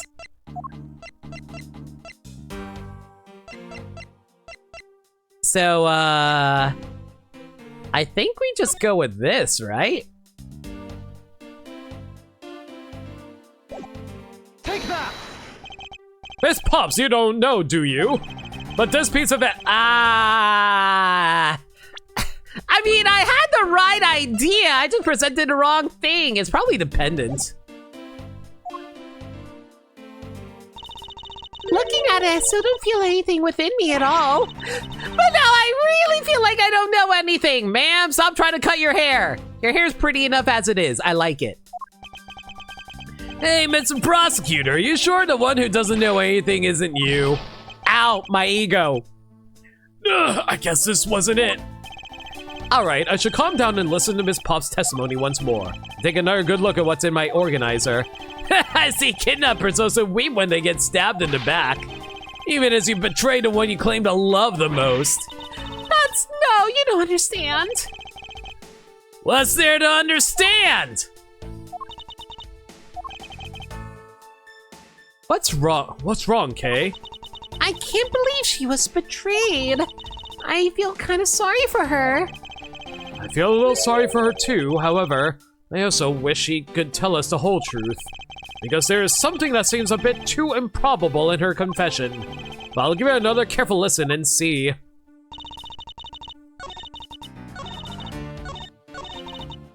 Okay, let's try that once more with feeling. I wish there was a way to, like, speed through this a little faster. It'd be nice if they can let you just, like, skip through the text so you can jump directly to where you last made your mistake. Alright, I'm gonna assume this. Take that. There we go. Why are you showing this to me?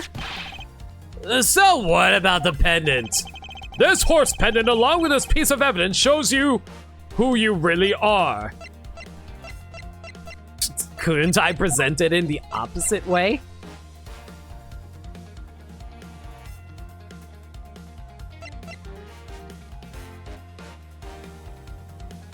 Wait, hang on, am I supposed to present Miss Pops' pendant? Or am I supposed to present the dossier? Oh no. Oh no, this is what happens when I can't decide. I know what I'm supposed to do, I just don't know which one I'm supposed to present. Do I just present the pendant? Take that. These two pendants resemble each other, wouldn't you agree? Hey, you're right. They're the same color, and they're even made of the same material. I believe that these two pendants are actually one. Why did she look like we just slapped her in her face? I wouldn't slap a girl in the face unless she was asking for it. I mean, what? Shall we give it a try? Wow, it's totally Pegasus. But why? Why does my pendant match up with Mr. Deacon's? You're a smart lady. I'm sure you can imagine why that might be. No! Well, that can't be! So the two make a set. This is another trinket. It's not as though this changes anything. You lack imagination, Agent Lang. Very well, I'll show you with this evidence. I do appreciate Edgeworth talking about how he's able to piece things together so much better than Lang. This is a piece of evidence that gives meaning to the Pegasus pendant. So, I'm just gonna assume this. Take that! Oliver Deacon was just an alias for this man. His real name was Colin Devore. A Devore?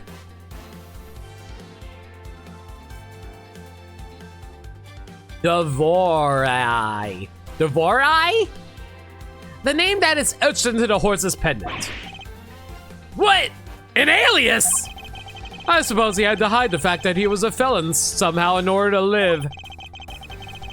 And it makes sense given what's written on Mr. Devore's dossier. But what I really want to point out was this. This specific section is what reveals the true meaning. I mean... Take that! Mr. Devore had one daughter, and her name is Lauren Pops. That's a lie! That person was not my father! He couldn't come out and tell you he was your father because he was in hiding. However, I believe he was trying to secretly watch over you. Poor girl. I too would want to change my last name if my last name was Devore. Yeah. Do you still believe that a man like that could kill the daughter he was separated from? Or even that such a man would allow his daughter to get involved in a kidnapping plot? And what's so funny, Agent Lang? You're good at making things up in your head and deciding it's the truth, aren't you? What are you trying to say? Your thinking is much too innocent. After all, I thought of another possibility. Is that so? Well, let's hear it. Another possibility. It's never ending. I see it. I see it now. I'll grant you that the two of them are father and daughter. But isn't it possible that they both knew that fact? It was no coincidence that the reunited pair became involved in the House of Amano. And the two of them made good use of their meetings to plan this little kidnapping. Wouldn't you say my scenario is perfectly probable as well? So this is How's version of how things might have been. You don't have any proof that they don't know of their true relationship, right? And you're saying the two of them committed the kidnapping together? Here's the thing, though. We still don't know who the other two kidnappers are. We only have two of them. That's right, as one really rotten family. Is this really what happened? I better take a long, hard look at the evidence.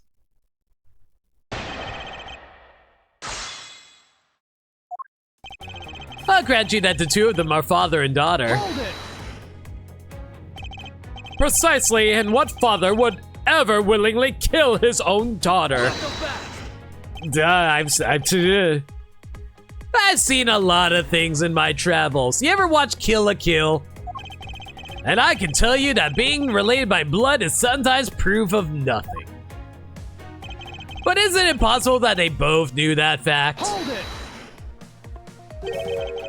You think they knew? Yeah, I don't think only the victim knew. I think the girl realized it as well. They both knew who the other person was, but they had to pretend that they didn't. Because he was on the lam? You got it. The victim couldn't exactly go around flaunting who he was. Furthermore, it was no coincidence that the reunited pair became involved in the House of Mamano. Hold it! One as a butler and one as the friend of the son, you mean? Okay, but why is she dressed as a maid? They probably thought that this was their best shot. Is that what you honestly believe? Of course. And the two of them made good of their meetings to plan this little kidnapping. Hold it!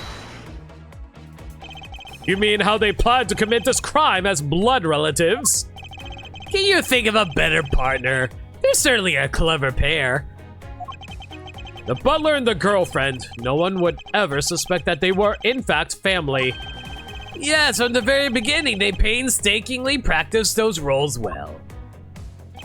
Wouldn't you say my scenario is perfectly probable as well? Hold it!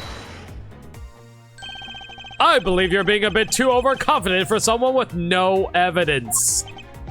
Am I? Because I don't see you presenting any evidence to the contrary. Without evidence, we're stuck in a stalemate.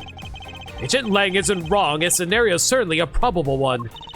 You better hurry up and do something or Lauren's gonna wind up looking really bad. I know, but the first things first, is Agent Lang's line of logic factually correct? Was the crime really committed by the two of them? By this father-daughter pair? What do I even have access to here? Well, clearly we gotta present the prosecutor badge, right? No, you present evidence! And this is what Edgeworth feels like whenever he has to prosecute against Phoenix.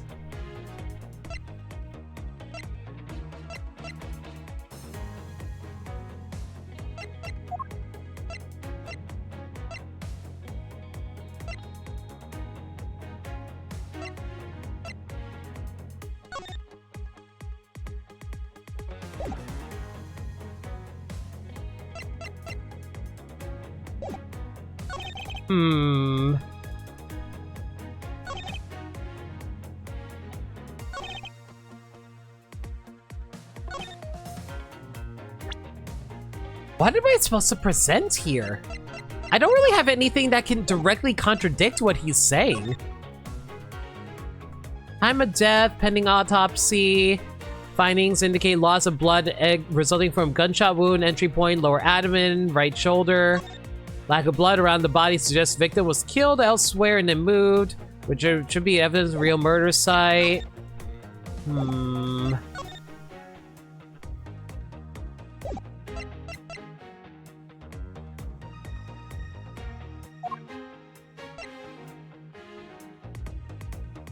He was likely wearing one due to footprint shape and the lack of blood.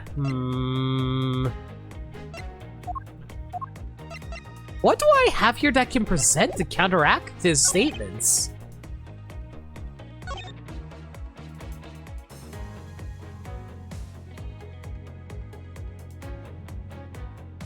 Edgeworth is suddenly realizing how much it sucks to be a protagonist, and this is what happens when you become the main character of your own story.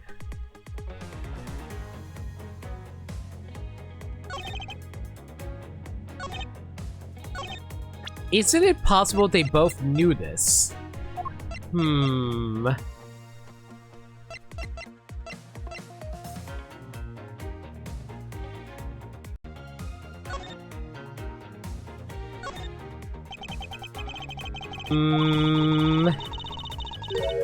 I see that they wrote out her first name, but why just the D?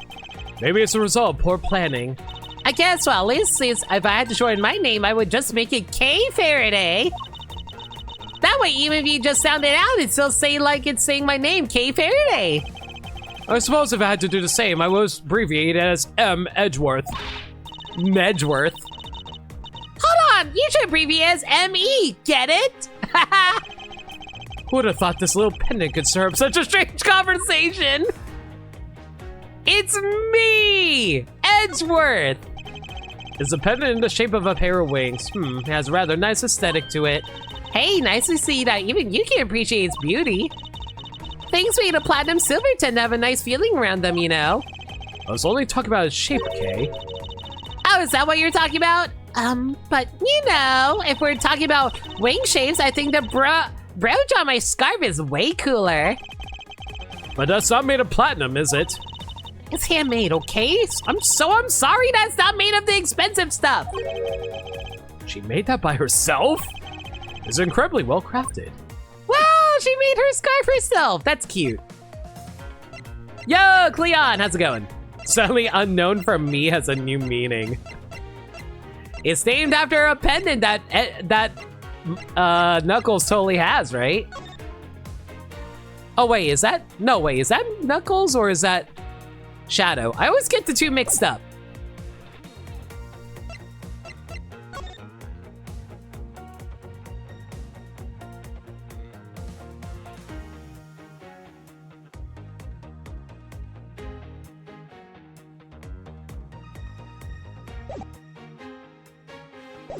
Wait, hang on.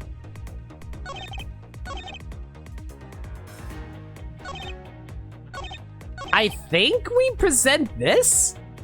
They both knew the fact? No, I think it has to be this because it says that they never actually saw him show up, right? Objection!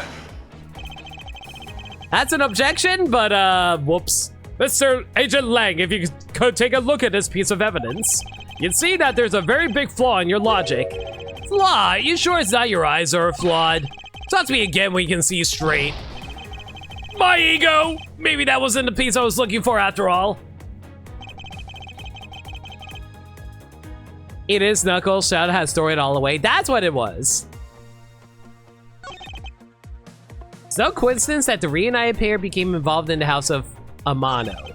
And the two of them made good of their meetings to plan this little kidnapping. What'd you say my scenario is probably... Okay, I'm gonna ask this so we can save a little bit of time. Am I supposed to present a specific thing on a specific statement?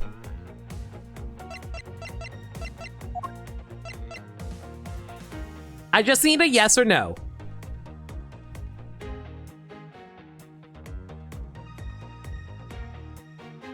Can you make the text box darker to make the text more readable? Yes, I can, Cleon. The problem if I were to do that, though, it would actually block out the pictures of certain things, so that's why I don't do that.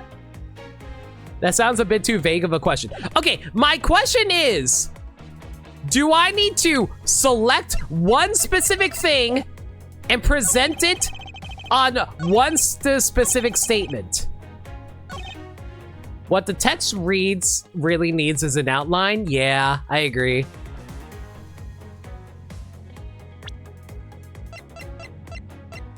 Am I supposed to be like, yes, like every testimony.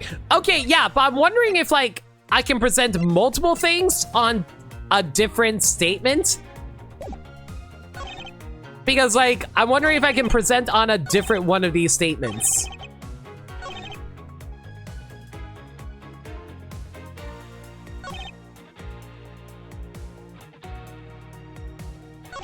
You want one specific statement.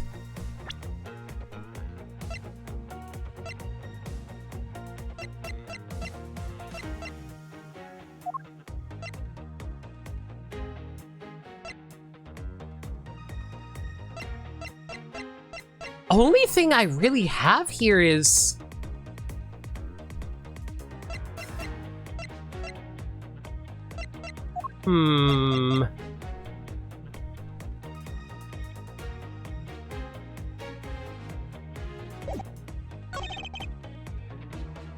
I can point you to a statement so you can pick the evidence. Yeah, go ahead, Burmsai.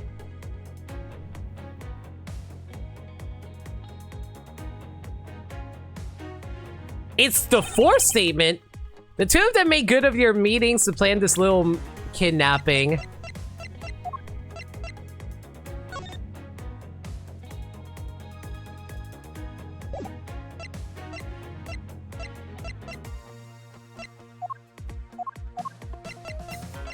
What do I even have? Maybe I'm supposed to present a person.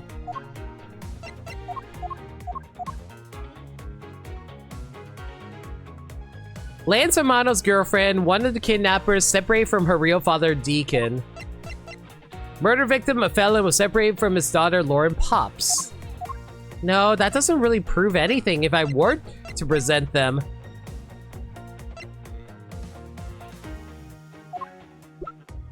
So it has to be some kind of evidence because it's not a profile I need to present. At least I don't think so.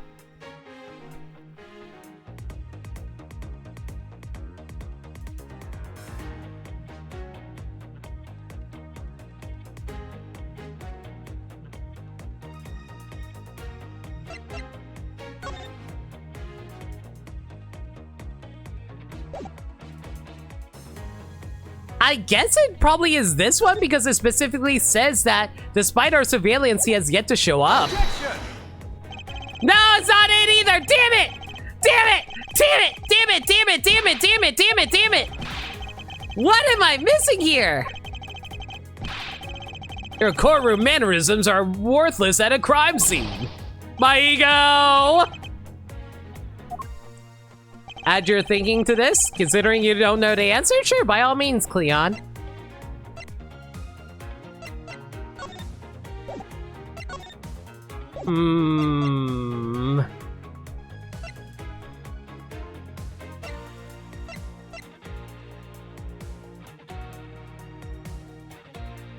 Wait, it's a whole thing because there's two of them and there's like multiple kidnappers?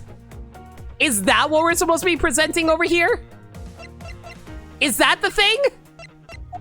Am I thinking about this completely wrong? Rather than trying to say how they're not, like, how they couldn't have known, I should be presenting that there are multiple kidnappers? Is that what I'm supposed to be presenting? Objection! Oh my god, that was actually it! I'm a colossal dummy! The true objection is here! This kidnapping wasn't planned by just two people. I'm a dummy! No, I think we were supposed to be focusing on how many kidnappers were actually involved. I was thinking about that earlier, but I forgot. I three got. And what kind of proof do you have of that? Quite simply, there were 3 kidnappers. 3? 4 costumes were stolen from the Wild Wild West area's back room. We found one of them in the kidnapper's hideout. But as far as the other 3, we can assume that they were worn by 3 different people. We also found a set of 3 cups and 3 folding chairs that were used in the hideout. It all clearly points to a 3-man group. And I believe this 3rd person is the real mastermind behind the kidnapping. Who is this mastermind? Junko Enoshima! What? I present to you the brains behind the kidnapping, Dick Gumshoe! Anyway. I don't know. Wait. How am I supposed to know this? I don't know.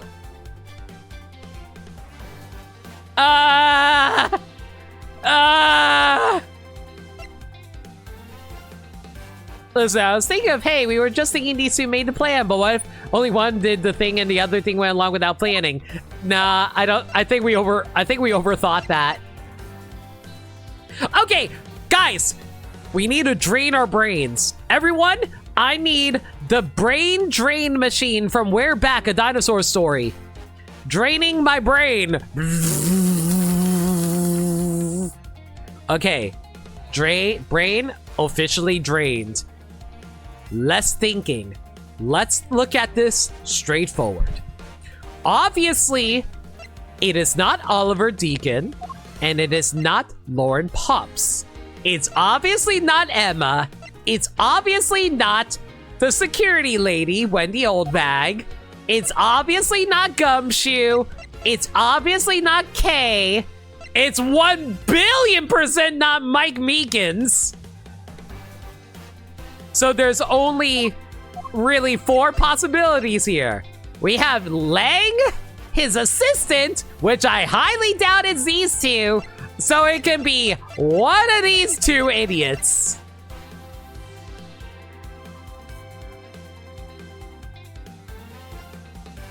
I'm going to say Lance kidnapped himself. Take that! That's a motto! And I was right. Bachan did it, clearly. I'm pretty sure it's Edgeworth. Yeah, I was the real kidnapper. I'll get a quick drink before all of this comes out. Bachan!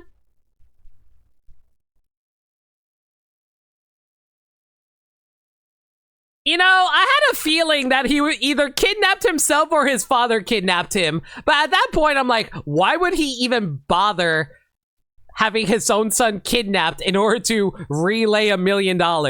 I feel like the son would benefit more from it at that point. Yes, this abduction was in fact schemed up by Lance himself. Recall what he said when he appeared before us. Oh god, this was months ago. You think I remember that? Did you see the faces of your kidnappers? No, I didn't see their faces, but 2. One was a woman. However, there were 3 kidnappers, which is in direct contradiction to what he said. But I know I only saw 2 people. This guy was being held hostage. It's possible he couldn't see all 3 of them. Ah, yes, but once you were being held, I have my doubts about what happened then. Lance, would you mind telling us what happened while you were being held captive? I really don't remember much anymore, honest. But if I don't tell you at least something, you won't believe me at all, will you? Money laundering or some shit? I mean, there's also that too. I was kidnapped yesterday morning.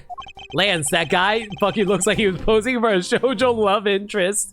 Yeah, and apparently he's dating, like, our girl Lauren over here. And I'm like, man, this girl can, like, get it with any guy that she wants. And she had to settle for this guy. He had me shut in that room, blindfolded the entire time. But the kidnapper suddenly disappeared around the time I heard raining falling outside.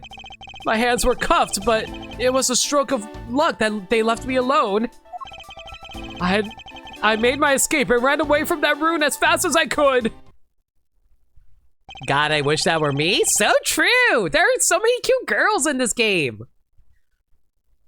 Through the underground passageway, I presume. Are you okay? Buster Bluff! Sorry, I really don't want to recall that horrible ordeal, but now you believe me, right? No, not quite yet. No, how can you not? Why do you look at me with such icy daggers in your eyes? I can see why you two dated. Bitch. Because he's a prosecutor and because they're all like that. I'll have you know, Agent Lang, a prosecutor's eyes are for discerning the truth. And should there be interpreted to be cruel at times, then so be it.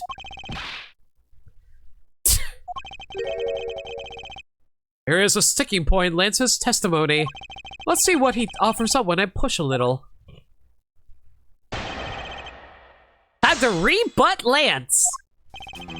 I was kidnapped yesterday morning. Hold it. Can you tell us about when you were abducted in a little more detail? It was a strange morning. I felt like I was right in the middle of a great calm. And where were you when you experienced this calm? Our family garden, of course. Where else could it have been? Well, excuse me for asking. This child is more princess than prince. I'd be a princess. I was out taking a walk to shake off the morning blah. Then, out of the blue, someone from behind clamps a hand over my mouth. You didn't see your attacker? He must have used some drug to knock me out. Because before I knew it, I was off in La La Land again. I need to watch that movie.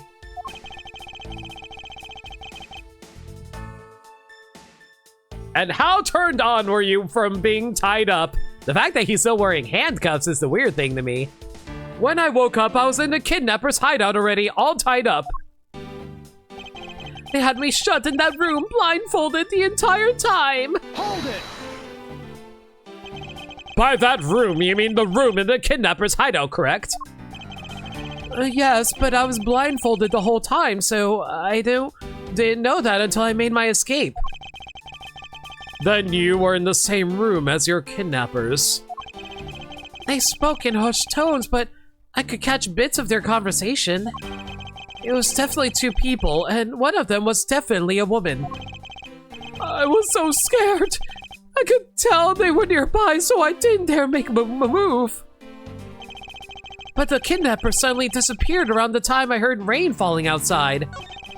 My hands were cuffed, but it was a stroke of luck that they left me alone. I made my escape and ran away from that room as fast as I could. Boy, that does bring back memories of our situation and how we made our escape. Indeed.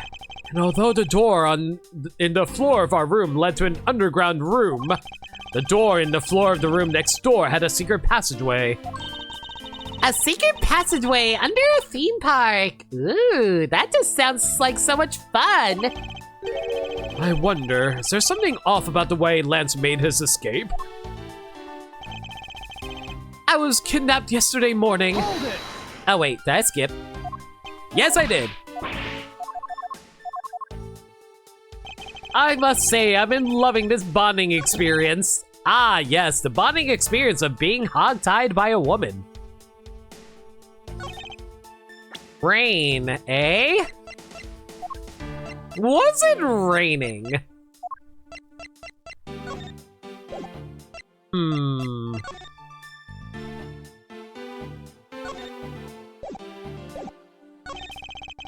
Let's see here. Kidnapped yesterday morning.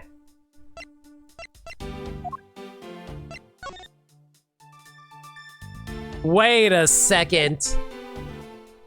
Wait a second. Do you think they faked the kidnapping in order to avoid Viola? Oh, that would be so funny. Wait, because of the... Oh my god! Is that the whole plot? That Lance kidnapped himself in order to, like...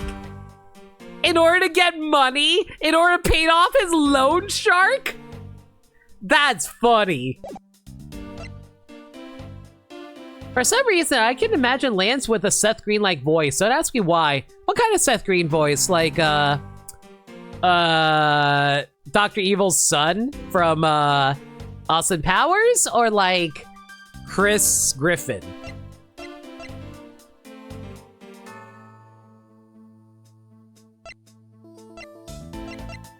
Man, I wish this letter could tell me when it was sent, but it doesn't really say.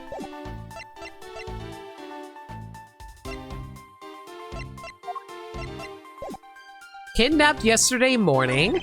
They had me shut in that room blindfolded the entire time. But the kidnapper suddenly disappeared around the time I heard rain falling outside. Rain falling, eh? My hands were cuffed, but it was a stroke of luck that they left me alone. I made my escape and ran away from that room as fast as I could.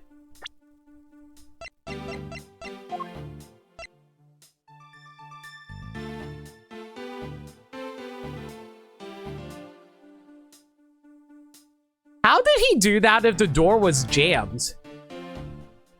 Objection! That's probably not it, is it? Nope. You're lying, Lance! Even you must have realized that by now, Agent Lang.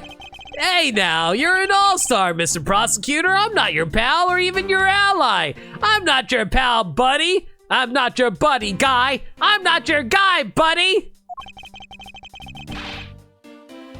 That's your line of logic, so explain it yourself. Sorry. Well, that's another wasted, objection, unfortunately. Look, just hurry up and get to the point. It's not like I got all the time in the world. So you say, but you're not exactly at liberty to leave either. The worst ego blow, saying sorry. For real, for real. Okay, let's think about this here. What exactly am I supposed to prove here?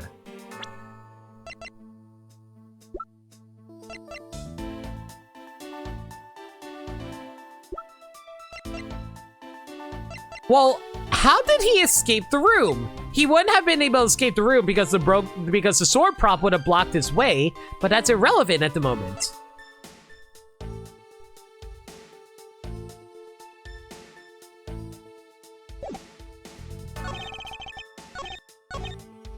Kidnapped yesterday morning. Is there anything I can prove against that? Not really.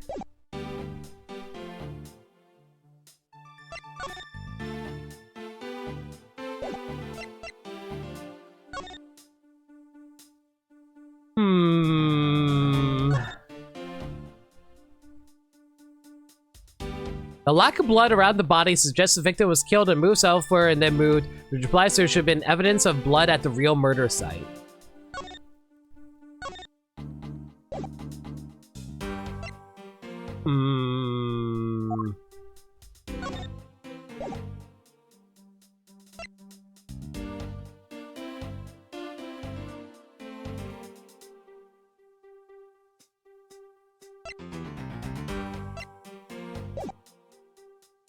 This statement can't really be proved. They had me shut in that room blindfolded the entire time. But how did you manage to break out then? If you were blindfolded, you wouldn't have been able to see or do anything, right? But the kidnapper suddenly disappeared around the time I heard rain falling outside. Rain. Why do I feel like rain is so relevant here? But at the same time, I can't really prove anything related to the weather. My hands were cuffed, but it was a stroke of luck that they left me alone. I made my escape and ran from that room as fast as I could.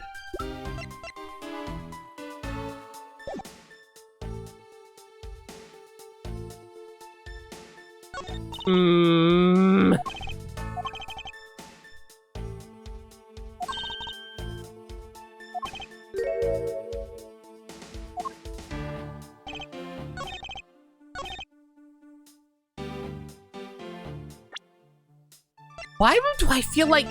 I feel like it's so relevant with the broken prop sword because the door was jammed.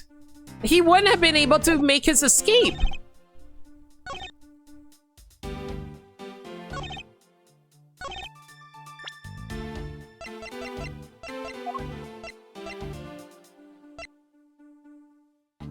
Yeah, because it would have blocked the hideout's door.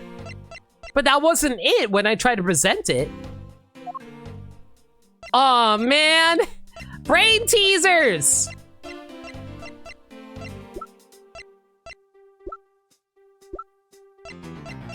Why do I feel like I'm missing something so obvious here? Hold it! Was there something in the dialogue that I missed? How'd you manage to escape? I want to get out of there, but door leading outside was locked, which is why I had to use the underground passageway to make your escape. That's what I thought. I remember our escaping equally as hard.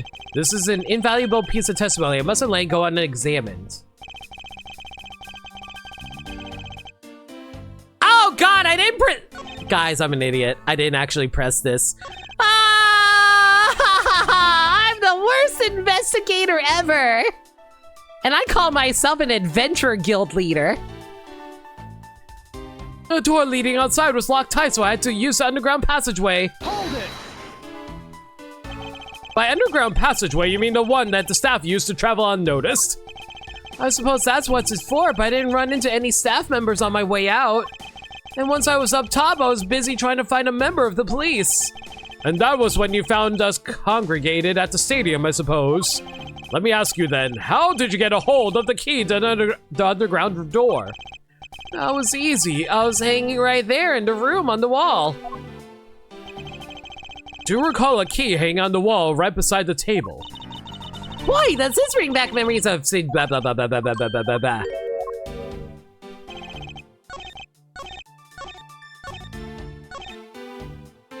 Had to use the underground passageway.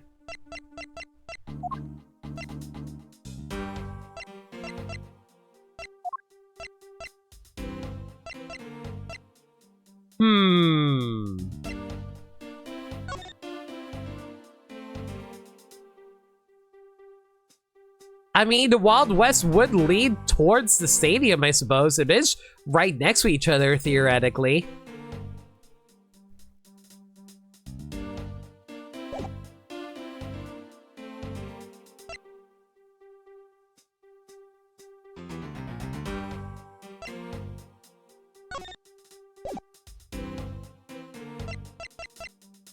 I feel like I'm missing something really obvious. Wait a second. Wait a second! Objection! Lance, I think you'll find us. Damn it! No! Was that not it? No! Dang it! No! Ah, Lemon is so bad at picking out things in photos.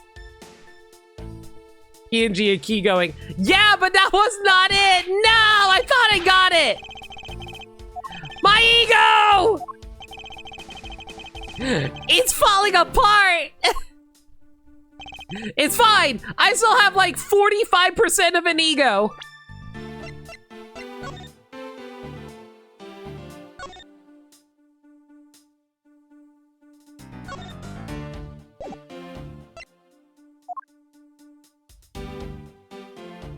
The door leading outside was locked tight, so I had to use the underground passageway.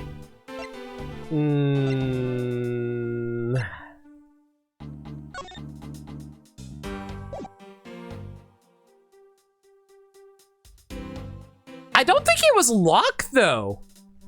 Objection! Yeah, because it was jammed by a sword. It wasn't locked. You say that the door leading outside was locked, but it wasn't really. We're talking about that room behind the saloon front, right? Look, I heard it took quite a few men to get that thing open, right, Shahina? Shahina! Yes, that's correct. I would also like to date this woman, thank you very much. Then take a look at this! What is that? Too late for apologies. Wow, we're getting a lot of raids tonight. Yo, Tempuro, thanks for the raid! How was 100 line? How many endings have you got now? Hi everyone, the name's No Limit. I'm a variety streamer that plays the games I think never played through before. Currently making our way through Ace Attorney Investigations, Case 3. Got raid and dash because your throat is killing you, but hope you're enjoying investigations. I'm enjoying it, but it's ruining my ego. But yeah, you take care. Thank you again for the raid. Hope your throat feels better. What is that, a sword? It's not an especially reliable one if it's broken like that. Allow me to start from the end. My conclusion is that the door was never locked. It was simply held shut by the sword, which was used to jam the handle. Lance, even though your hands were cuffed together, you could still use them. If that's the case, then why did you not just simply remove the sword and escape? Why didn't I was disoriented. Yes, that's it. I didn't notice it. As if I should accept such a bold-faced lie! You locked yourself in that room because you had to make yourself look like the victim! But you did not, in fact, possess the key to the door. That is why you used the prop sword to improvise and create a prison of your own, of your very own. My prison is my shame! Ada Wong from Wish slides in. I'm sorry, what?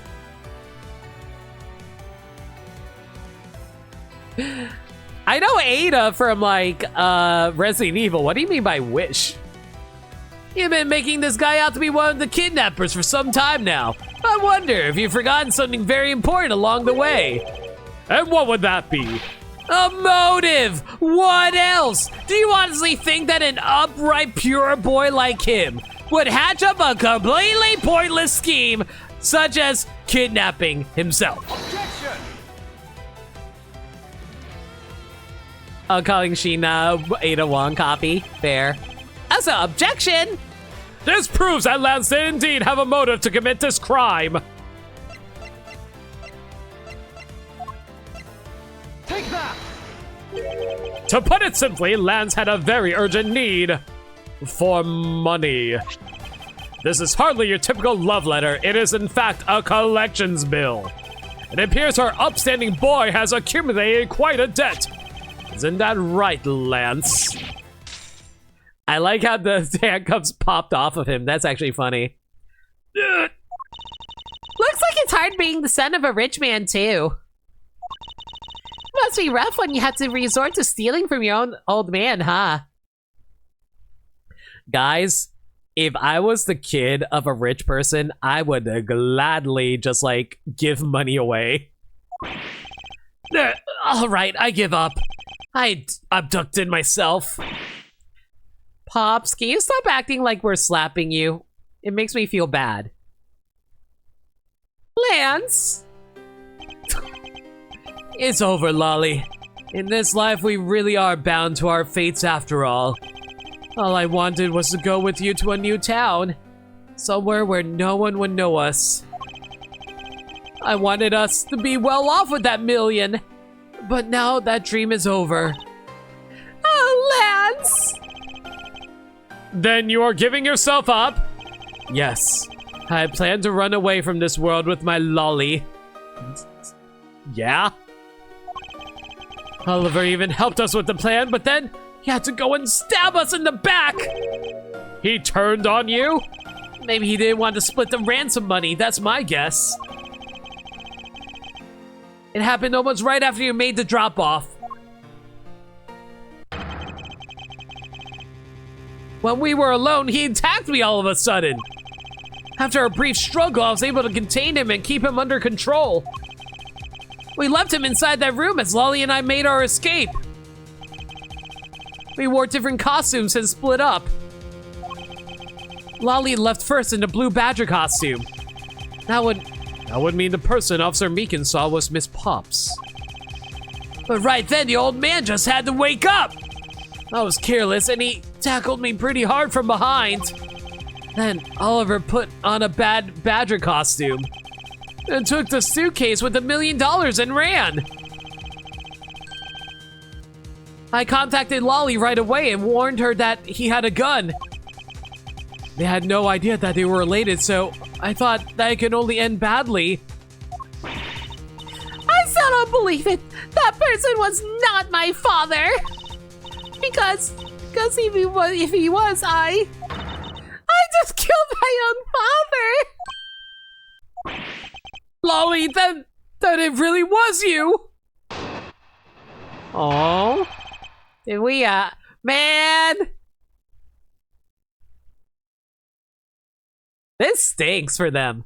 That man was not my father. I mean, because at the stadium, there was a bad badger pulling the suitcase with the $1 million in it. But that badger pointed his gun at me, aiming to shoot me dead. That's why I used the gun I got from Lance. Where'd you get a gun from?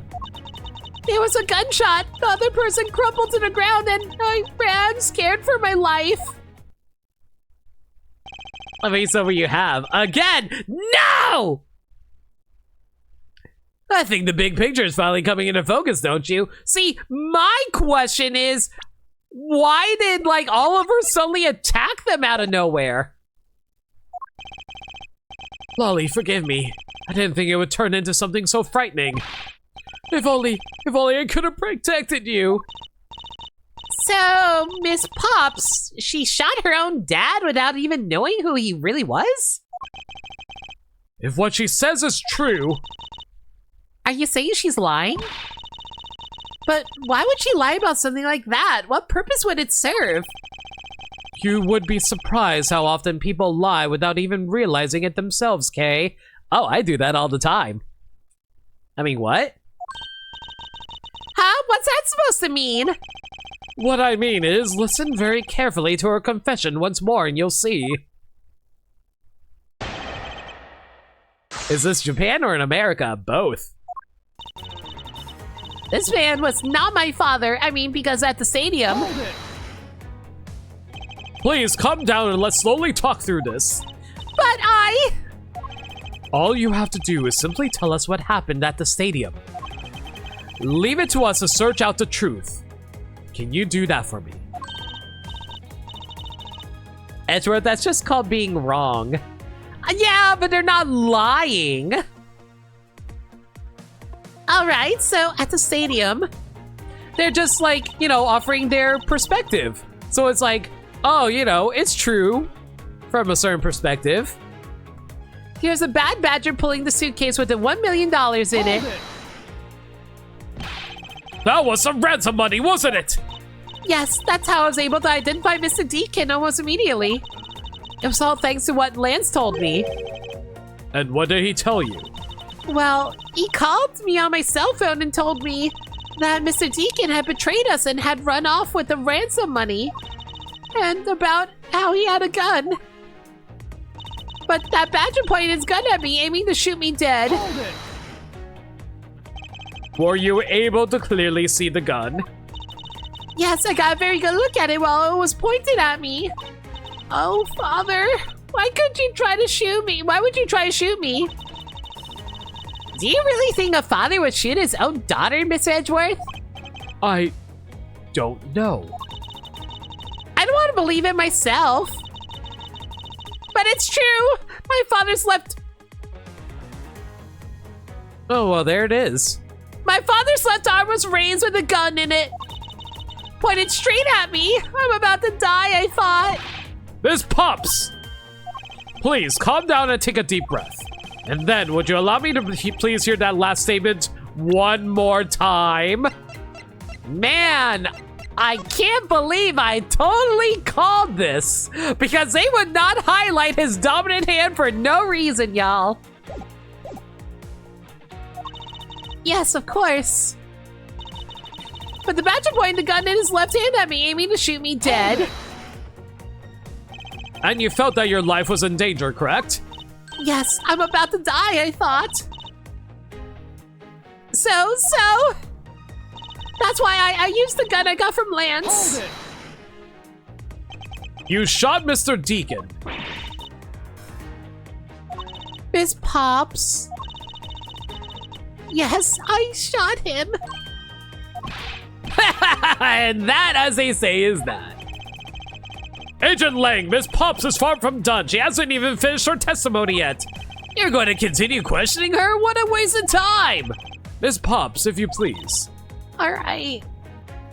There was a gunshot. The other person crumpled to the ground and I ran, scared for my life.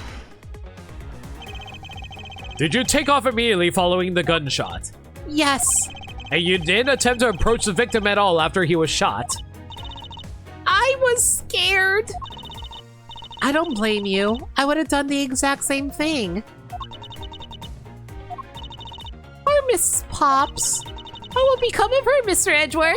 She seems to be telling the truth regarding what happened at the stadium. However, I don't believe it to be absolutely correct. Listen very carefully to her confession once more and you'll see. Hi, Maniacal. You're at work still, but we have figured out you're the dimension. What do you mean I'm the Dimentio to your Bleck? Am I that evil? I think you're more evil than I am, Maniacal. Thank you very much.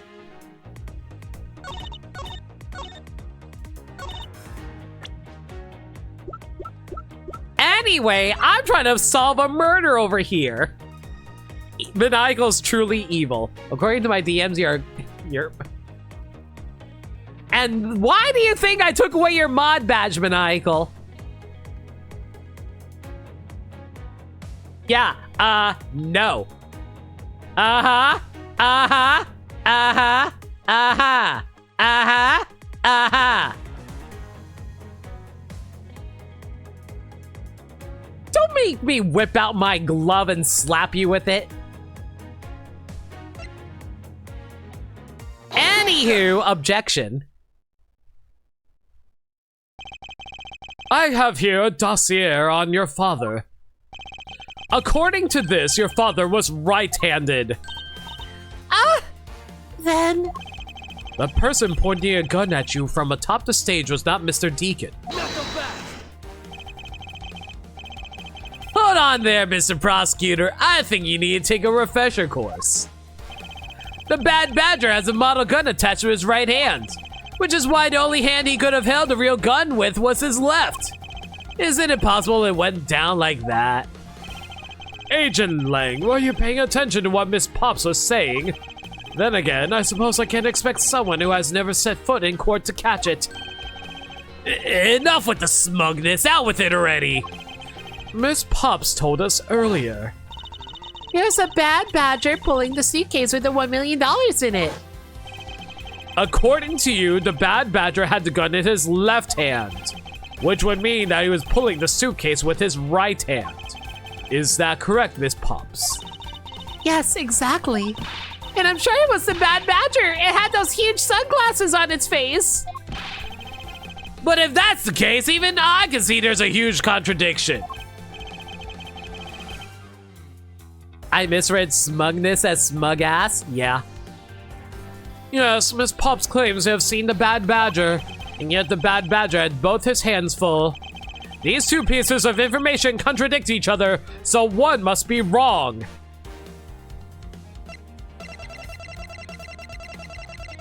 It wasn't the Bad Badger. No, it had to be the Bad Badger.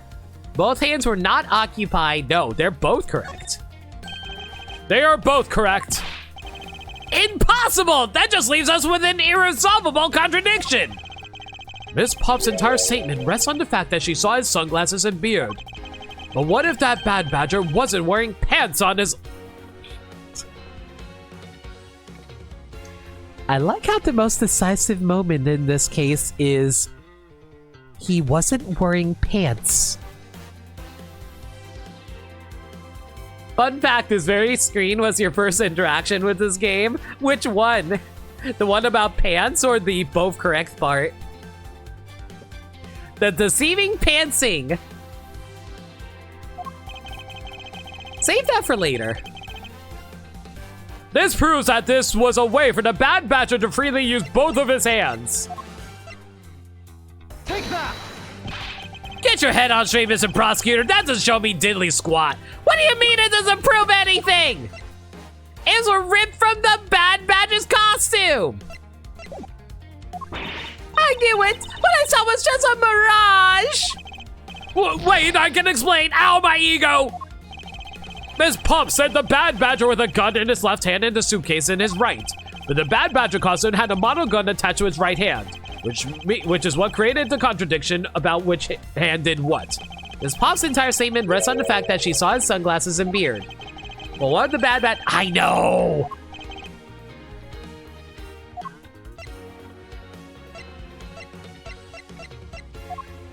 How do I prove that it's missing a gun?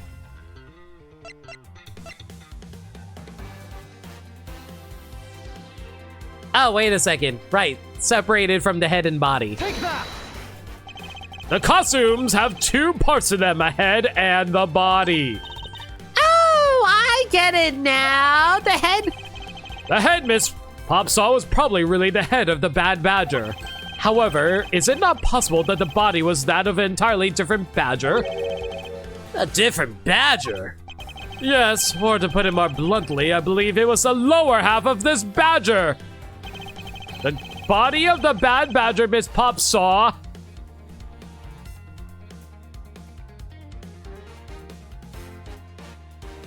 I mean, it could be one of these two. Take that! What the heck is it? It's a proto-badger. Yes, and it's a simple matter of process of elimination. Miss Pops was wearing the blue badger costume, so we can eliminate that one. And the pink badger is of the wrong color, which would have been incredibly obvious. All that's left is the proto-badger costume. Miss Pops, who was the one who wore the proto-badger costume? That would be Lance. Not so fast! Are you saying what I think you are? That Lance Amano donned the bad badger's head and pretended to be Mr. Deacon? On top of which he plotted to shoot Miss Pops while wearing that hideous thing? The stage was set up in the stadium was nothing more than that, a setup. And its purpose was to lead Miss Pops into believing she had committed murder. Standing there in front of Miss Pops and pretending to be the victim. It was all done so she would pull the trigger. I have no idea what you're talking about. Oh! You know what? I think I have figured it out. Okay, so I think what happened was that Lance wanted to get the money exclusively for himself in order to pay off the debt here. He was not actually trying to run away with Lauren. He just made it seem like Lauren was actually supposed to be going along with him, but he was basically setting up Lauren and Oliver.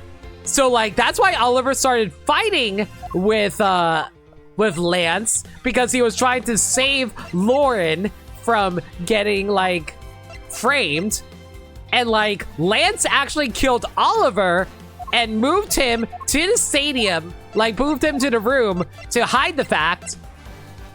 And like he actually lied to Lauren about who actually was there in the suit at the time. And he actually gave her the fake gun that was taken from the Bad Badger costume. And that's why, so Lauren didn't actually shoot a real gun. She was shooting the fake gun from Bad Badger. And that's why that was missing from the costume. Wow, Lang, you're not Lang, Lance is an asshole.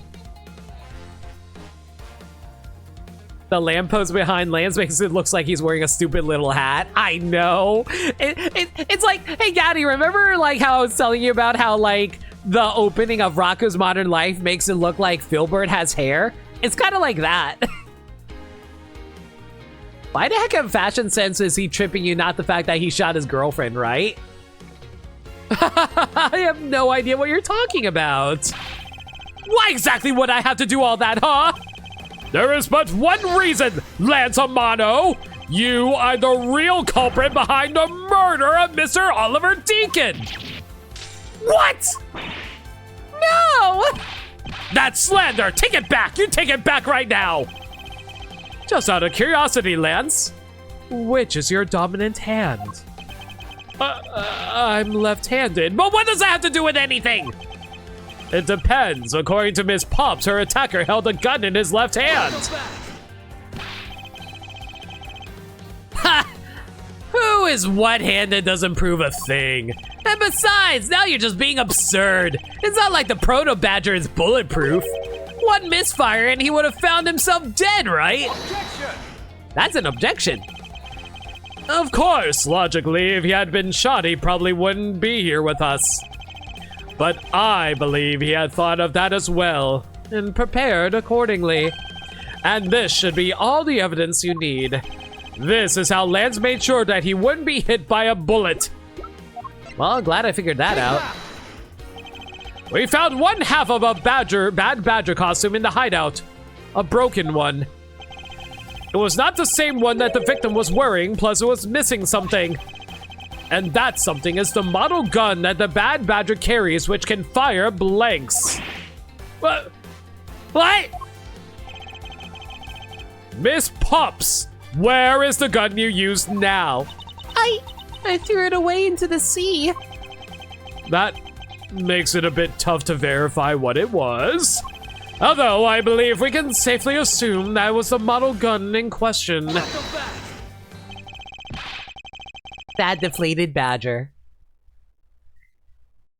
I've heard enough. All you've been spouting so far is pure conjecture. I admit, as long as the model gun is lost to us, I can't prove I'm right. However, I can say the probability that I am right is very high. Okay, let's pretend that you're right. And that the murder at the stadium was a fabrication. In that case, where do you think the murder really took place, Mr. Prosecutor? I don't know yet. Ha! I knew you were full of it! However, I do believe the murder took place during an earlier time frame. Please wait a second. It's simply not possible. Because I saw Mr. Deacon after he was restrained by Mr. Lance. She saw the victim in the state of being restrained? I came back to the hideout long after the other two. By that time, Lance had already subdued and restrained Mr. Deacon. He had tied Mr. Deacon securely to the beam in the room next door. After that, the two of us put on our costumes and made our escape. So Mr. Deacon must have escaped after the two of you left, right? We thought that it'd attract too much attention if we left together, so I left first. We planned to meet up again at the stage in the stadium. But then, as I was walking through the park, I got a call from Lance on my cell phone. Oliver managed to escape. It looked like he was waiting until I was alone. He also stole the gun from me at that time. And then the murder happened. Mr. Deacon must have overheard their plan to meet up at the stage. Well, Mr. Prosecutor, Miss Pop saw the victim with her own eyes, which means that the victim was still alive at the time, wouldn't you agree? Wouldn't Lance just murder Oliver while they're not looking? Why does that sound wrong to me? There must be something amiss about this account. Let's see what happens when I examine it in more detail.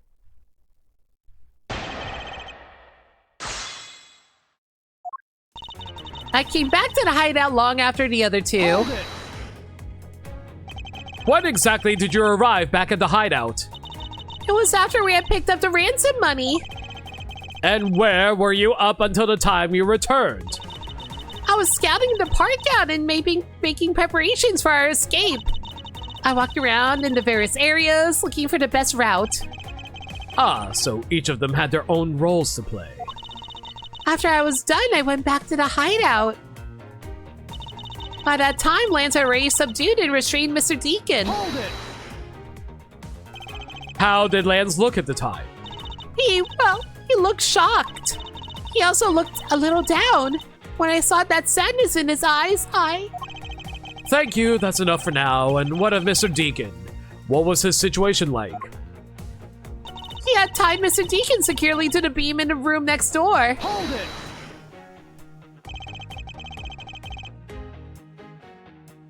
So the victim was alive until he was left alone with Lance, and is supposed to imply that Lance didn't kill him. Yeah, that's what I'm thinking too. Are you sure that it was Mr. Deacon that you saw? Yes, I am certain of what I saw. Did you go into the other room to check? Lance said that was best if I didn't get too close to him. Lance, he's such a kind soul. Then are you telling me you did not confirm that it was Mr. Deacon for yourself? I checked through the slit in the door that separates the two rooms. He had a bad badger's head on, so I'm absolutely sure. That just had to be Mr. Deacon. She saw a bad badger head. The captain had a bad badger's head on, so I'm absolutely sure it was Mr. Deacon. Hold it! So the tied up Mr. Deacon was still in his bad badger costume. Yes, and? It would appear that she misread the whole situation. What now? Should I raise an objection? Not yet. Perhaps I should listen to more of what she has to say. After that, the two of us put on our costumes and made our escape. Hold it! I assume you two split up, but plan to rendezvous later at the same time and place? Yes, we planned to meet at the stage, and then I left the hideout not long after. And what about the ransom money? You mean that absolutely tasteless suitcase? Lance was supposed to bring that with him. But Oliver stole it from me along with the gun when he escaped. If Mr. Deacon was alive in the room, then murder must have happened after that. Meaning it probably all went down at the stage. I mean, I can't really see why Miss Pops would lie at a time like this, would you? Okay, I don't think she is lying, but rather, she is making a bad assumption. She is? Yes, and I intend to show what that bad assumption is. So tell me more about this. Raise an objection. The person you saw was not the victim. What? Why not? I will tell you why not with this. This Miss Pop shows us that the person you saw was not the victim.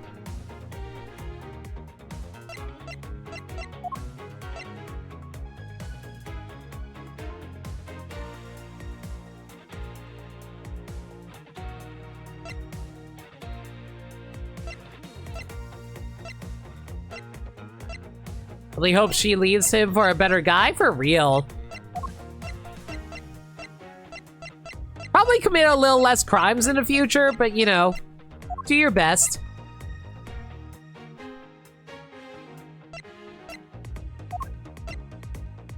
Costume separates the body and body. The head was left in the isolation room.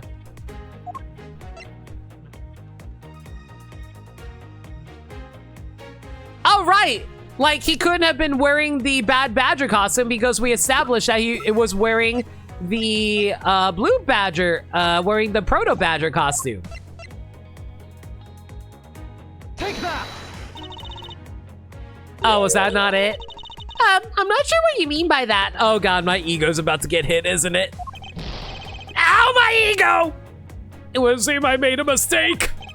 But why was he tied up in his Bad Badger costume? If I think a little more on this, the answer should come to me. Perhaps I should listen to a bit more carefully to her testimony this time. I was listening! Hold it!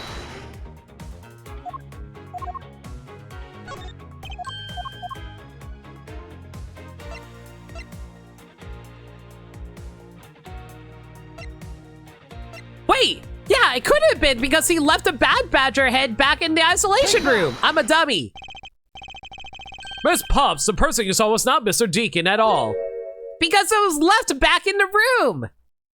Huh? The person you actually saw was this person. Kay Faraday! Me, Miles Edgeworth! Peter Parker, Lance Amato. The person you saw tied up to the beam was none other than Lance. Lance was the one who showed me the tied up person in the next room. You're claiming that the boy somehow showed himself tied up to the beam. Are you serious? Or perhaps you believe there was a rip in the space-time continuum? My ego. Actually, oh, God! I forgot my role at the beginning of the case! It was me! Edgeworth forgot it was himself because I forgot it was himself. As I thought, the person you saw was most definitely not Mr. Deacon. The person you actually saw was me! It was me. Huh? The person I saw was you, Miss Edgeworth? I always thought it was a bit odd. Why would the kidnappers abduct me even after I had handed over the ransom? It's not as though I saw the face of the kidnappers. If I were them, I would have just taken the $1 million and ran. But in the end, there was a point to it all. It was to make me look like Mr. Deacon. And if that was the reason for which I was abducted, then I believe we can assume that the victim was already dead at the time. Well, Lance, am I right? That's... You showed Miss Pops a person, namely me, with a bad badger's head on. And then you made your costume to escape together. Or so you pretended. What do you mean by he pretended? Exactly that. I believe Lance watched you escape and then doubled back to the hideout. Probably to come and remove the bad badger head from my unconscious self. Ugh. And to create his fake prison with the prop sword. He then escaped via the passageway. Hold your tongue, boy. Don't get caught up in that tidal wave of words coming out of Mr. Prosecutor's mouth. Tidal wave? We heard a lot coming out of you, but I've yet to see a shred of it. How much evidence have I been presenting this entire time, you asshole? The victim's betrayal and his subsequent detainment. All that could have happened while you were out cold. That's right. You were out for quite a while, Mr. Prosecutor. Even if that were the case, Miss Pops would have still seen me tied to that beam. I was scared of Mr. Deakins. I didn't go into the next room. So I really had no idea if you were in there or not, Mr. Edgeworth. You see, it would seem that you can't prove a thing. Ugh. Who said that? Please wait. Mr. Amano. Ho ho ho ho! It's me, Santa. I mean Ernest. Miles, my boy, it seems you're really giving it your all. And Lance, it's not good to cause trouble for others. Dad? Let's see. You are the one in charge of the investigation, correct? Yeah, that's right. I'm sorry that my son has been nothing but trouble. This probably won't make up for anything, but I have some evidence for you. Oh, do you now?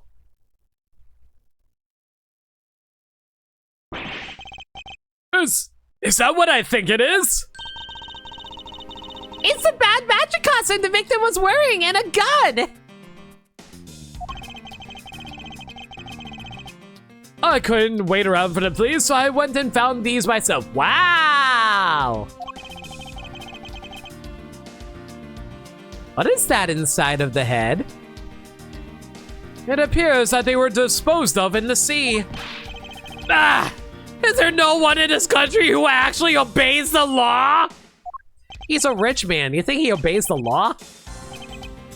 There now. Agent Lang, please calm down. What the heck is that scrap of paper?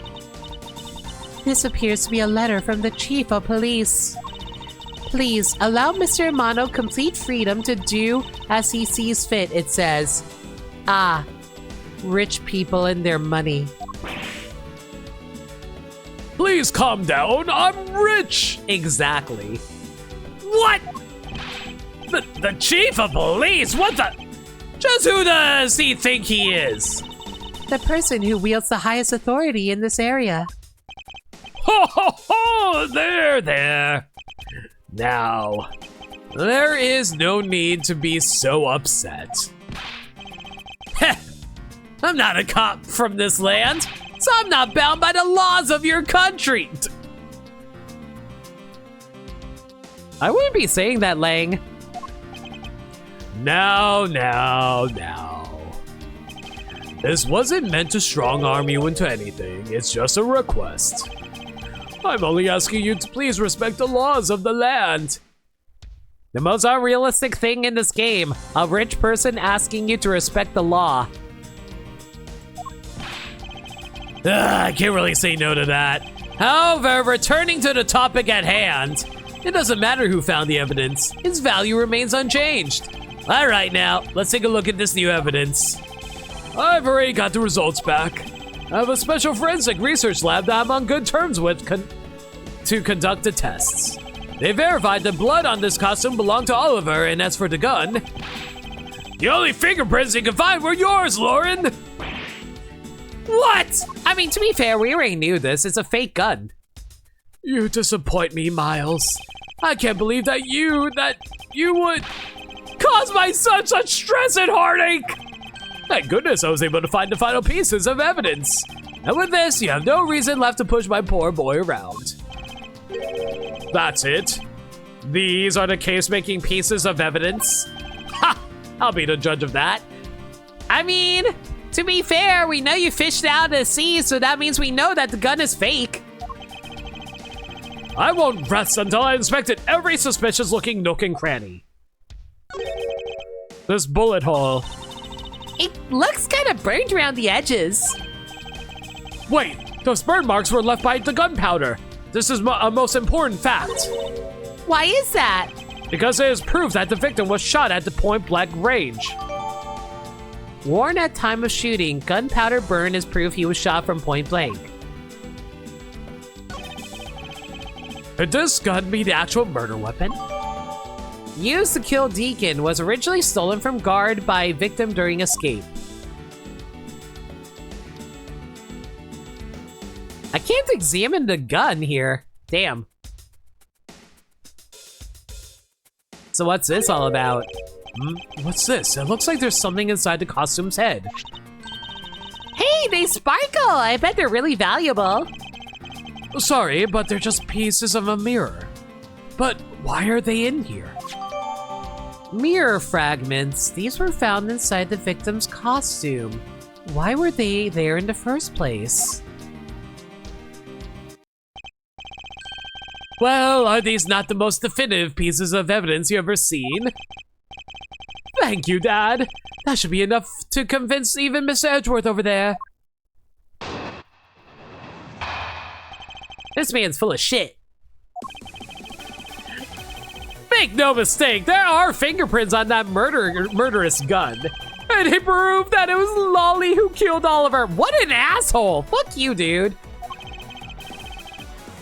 But Oliver was also after Lolly's life. So, Mr. Edgeworth, even you must see that Lolly was only acting in self-defense. Uh-huh. The fingerprints on the weapon, huh? Oh no, this isn't helpful at all. Look, Mr. Edgeworth, all I want to do is save Lolly. But in the end, all I can do is watch on as she takes a punishment for her crimes. Can we smack this man? That may be all you can do. However, I still have a case to solve and a job to do. The job of unraveling your insidious lie. You wound me.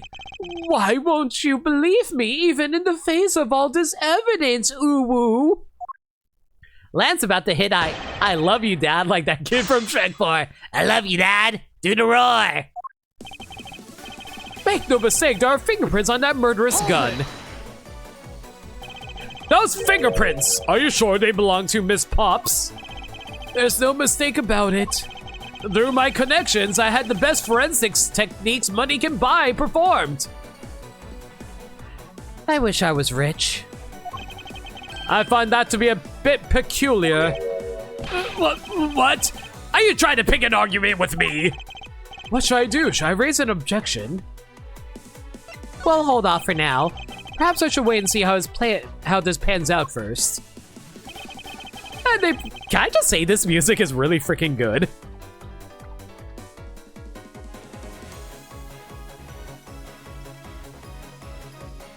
I can dance to this. And they proved that it was Lolly who killed Oliver. You sure are calm for someone who's accusing his own girlfriend for murder. You have it all wrong. Allowing her to pay the price is a form of love.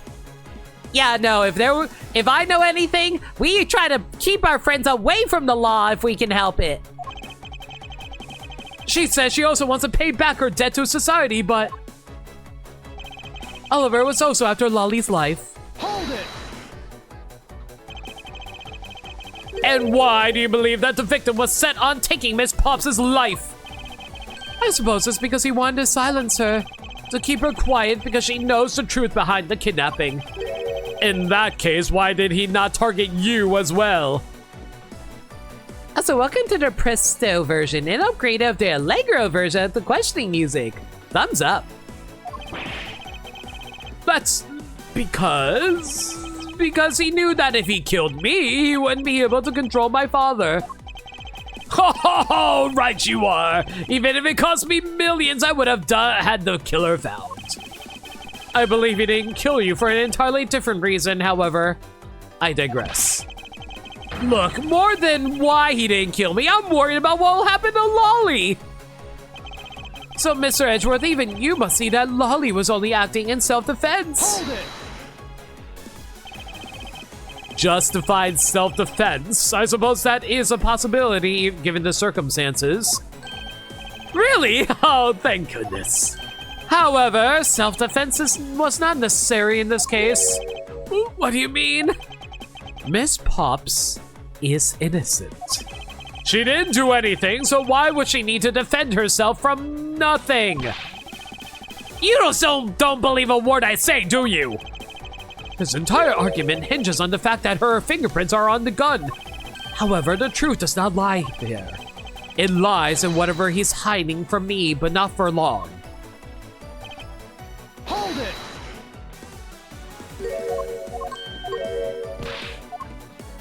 Let's raise an objection.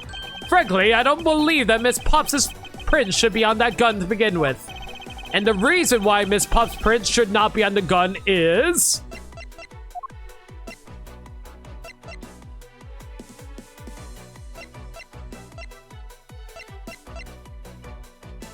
Take that! With this piece of... frick, it wasn't actually the fake gun, was it? Which pieces was that? Look here, this is what I speak of. Your logic is so hard to follow, you should provide a map. My ego. Even if she did it, there's something specific that makes it impossible to leave prints. Hold it! You're on 10% battery? I mean 10% ego? My ego has lost 90% of itself.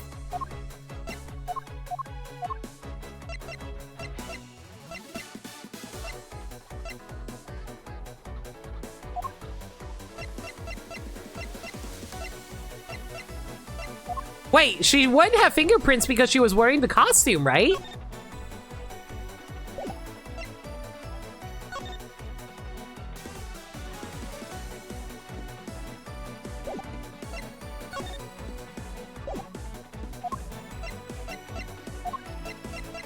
I really hope this is it. Oh, this is gonna suck, y'all. I don't have a save. Take that! Okay, I was right. It's simply not possible for Miss Pops to have left any fingerprints on the murder weapon because while she was at the stadium, Miss Pops was wearing a costume. Huh? But there's been no mistake. We found the fingerprints. Well, Miss Pops, do you remember touching the gun at all at any time? Yes, as a matter of fact, I did hold it for a bit back in the hideout. I handed it off Mr. Meister Deacon when he and Lance left for the haunted house. To retrieve the ransom money, I suppose.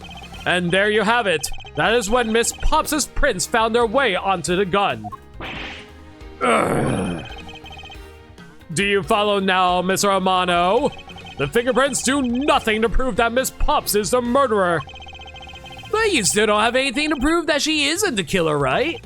You seem very adamant about insisting that your girlfriend is a cold-blooded killer. Oh, Lance.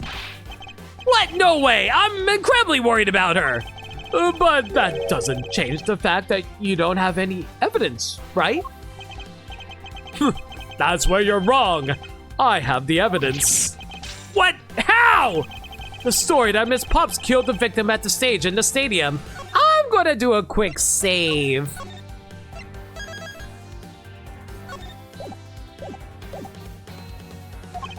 The whole affair is simply not true because that was not the real crime scene but a setup.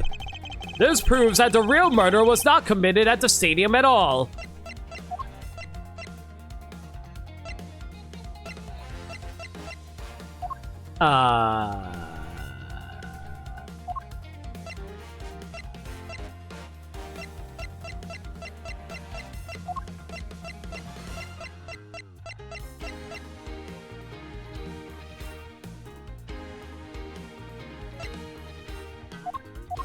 I think it's the mirror fragments. Listen, it's because me and my girlfriend are both into masochism scenario. Clearly. Take that! Oh boy. Mr. Prosecutor, I have to rate that piece of logic a 0 out of 10. 0? It's at least a 6.8 out of 10. And there goes my ego. Look, we all know you're just chasing your delusion, so let's stop wasting time, alright? You want to suspect me, Miss Edgeworth, but you haven't got a single shred of evidence. Now. I say we let the courts resolve the rest. Womp, womp, womp. A few days later, Lance was acquitted of all charges due to lack of evidence. Thus, the truth was lost for all eternity. Heck!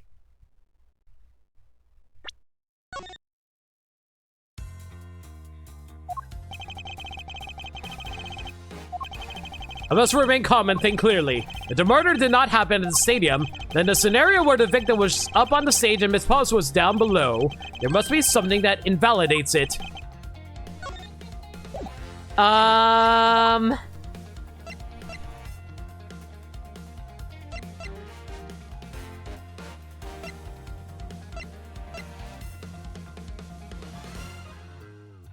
Wait, it has to be this because it proves it was shot point blank. Take that! Let's take another look at the costume the victim was wearing. Then I believe you'll see why I insist he was not shot at the stadium. This is the part of the costume that proves it. The bullet hole! The burn around this bullet hole was made when the victim was shot at point blank range. Ah, so you mean the murder Miss Oldbag saw at the stadium really was? Yes, she saw two people, but they were separated by a distance. If the victim was indeed shot from below the stage, there should be a gunpowder burn. Look at you, Mr. Smarty Pants Prosecutor. Since you seem to know all the answers, why not tell us where the real crime scene is then? Lance set me up to look like Mr. Deacon back at the hideout. If that's the case, then the murder must have happened prior to that. And the location where Lance and the victim were at just before I was imprisoned was...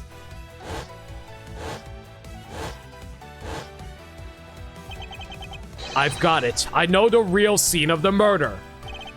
The real location in which Mr. Deacon was killed was here.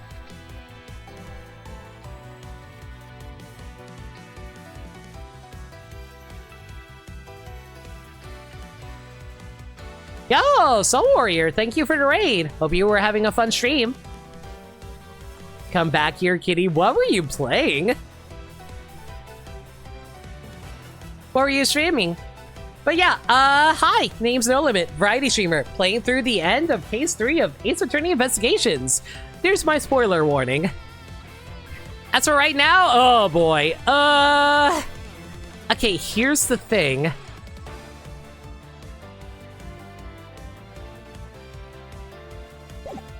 So it would have to be at the haunted house then, right? I think it's not unreasonable to assume the murder took place in the haunted house. The haunted house? Yes, and I have proof that it's highly likely the victim was killed there. What proves the real scene of the crime was the haunted house? The broken mirror. God Eater Resurrection? Hope you were having fun with that. If you gotta run and raid, do what you gotta do. Thanks again for the raid. I think what happened, Cleon, is that they kept the scene of where I was last at, but they just refilled my ego bar. So basically, my ego! It's returned. These were inside the costume the victim was wearing. They're fragments of a mirror. A mirror? And what does that have to do with anything? Indeed, you don't exactly expect to find pieces of a mirror inside of a costume. Yeah, that's actually pretty dangerous. However, there's one place I can think of where there was a plethora of mirror fragments. And that is the haunted house. Lance Amato, I propose that you killed Mr. Deacon with the revolver in the haunted house. After that, you sold the blue Badger mobile to move his body to the Wild Wild West area. The timing of when the blue Badger mobile was stolen confirms this as a fact.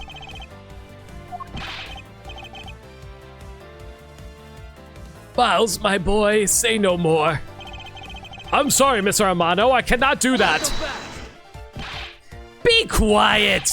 Yes, please do something! Stop that boy from speaking any more nonsense! Ernest Amano, correct? I meant you. Now be quiet, Gramps. How dare you? I don't need words. The only thing I require is evidence. Decisive evidence. And to call these mere bits decisive is a bit too presumptuous, Mr. Prosecutor. What? Sheena, was there a mirror in the kidnapper's hideout? Yes, there was a mirror there. A mirror that's for the haunted house. You see, is it impossible the fragments got into the costume there? Agent Lang, there were no fragments on the floor, so the probability is very low. Probability? Lang Z says, on the true path, the word probability does not exist. Oh, that's a bit of a typo, chat. Okay, grammar time. Everyone, when you're putting quotes inside of a quote, you actually use apostrophes. So, like, over here, it should actually be apostrophes inside of the quote. Grammar lesson over. The only thing that matters is definitive proof. The question, Mr. Prosecutor, is do you have the definitive proof you need? Well, Mr. Edgeworth, do you? Do I have solid evidence that proves the murder took place at the haunted house? The answer is no. See, so even you don't have any, so shut up! I don't have the evidence yet, but I am certain the murder occurred around the time I turned the ransom over. At that time, only people at the haunted house besides myself were Lance and Mr. Deacon. If I can prove that the murder took place at the haunted house, then I can prove Lance's guilt in the connection to the murder. What now, Mr. Edgeworth? Agent Lang, I have a special request. Yeah? I'd like to prove to you that the scene of the crime was indeed the haunted house. Why in the world are you asking the werewolf for permission? Because I don't really have a choice if I want to find the truth. Alright, permission granted. We're not gonna touch a single thing, got it? That won't be a problem. All that's important to me is that the truth is brought to the light. It doesn't matter who or how it's done as long as it is. Shinna, I'm here. put in the paperwork for the authorization immediately. Understood. I'll go get the Gatewater Group's approval. Who was that? No. Let's hold on for a second. There is no need to obtain approval. Mr. Amano? Agent Lang, if you would please take a look at this. What is this? Shinna! It's the deed to the haunted house. Why does a haunted house have a deed? Drink? Oh, thanks for a reminder, Leo. Water, please.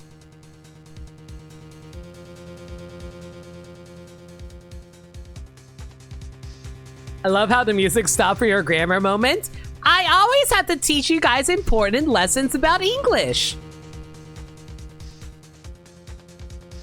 Lawyer moment? Yeah, Burmside, why does a haunted house need a deed? Okay, so deeds are for land, not the structure. Wait, so this is complete bullshit then? The deed? Read it out loud. Gatewater Land Inc. hereby bequeaths the property known as the Haunted House to Mr. Amano for the lump sum of $1 million paid in full in cash. This means he bought the land the haunted... Yeah, but according to this, it says bequeaths the property known as the haunted house.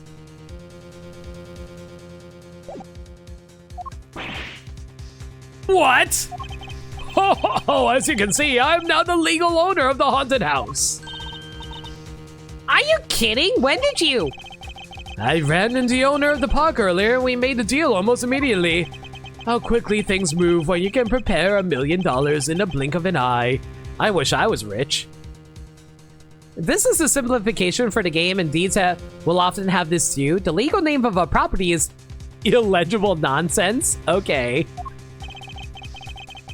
That $1 million you paid, don't tell me it was. Oh, that's right. This disgusting suitcase belongs to you, doesn't it? I don't have any more use for it, so you may have it back now. You used the ransom money?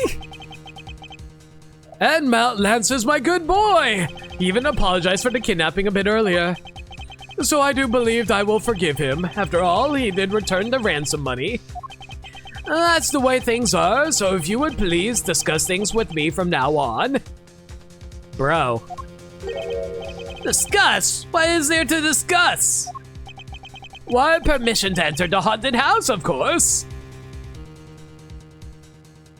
So the legal name of a property looks more like a math question? That's hilarious.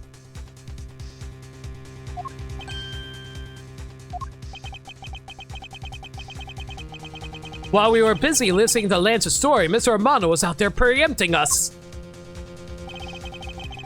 Permission to search the haunted house is denied. End of discussion.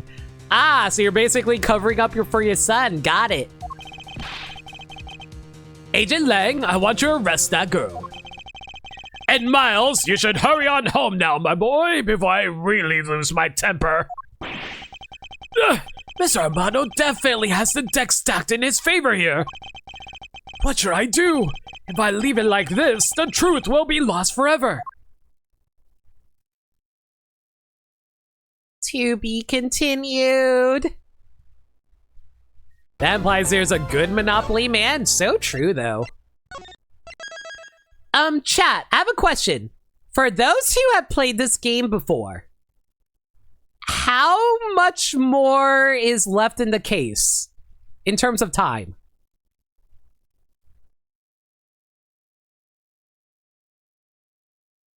You're basically done? Okay, we'll keep going then. March 13, 4:27 p.m. Gate Waterland main gate. There's only one part left? Okay.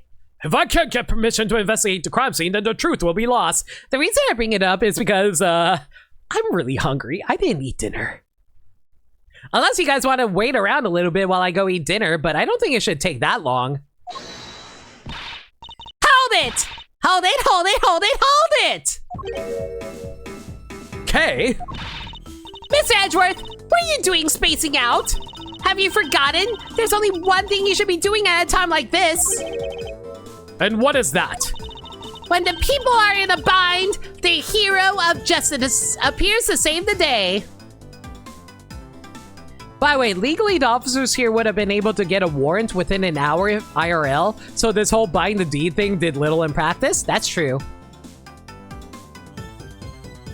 I know there's a short investigation that has lots of logic filling, but don't recall how many cross-examinations there are at least. I'll try to breeze through it then. I'm just really hungry. You know what? I'm going to take a short break. I'm going to grab some food for myself. We can also do a Q&A while I'm eating because my dinner's like literally right next to me.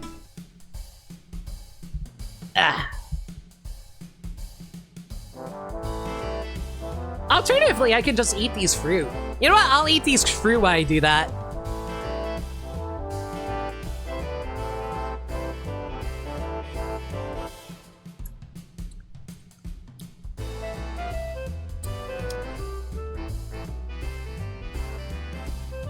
If you're hungry, then you should eat. Streaming can wait. I know, but it's getting late. I don't want to keep people up. It is a weekday after all.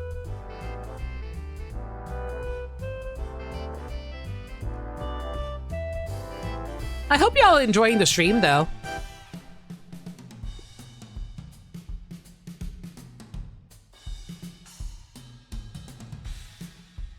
You almost... See, this is why you always make sure you end your stream before you raid someone. That's what I personally do.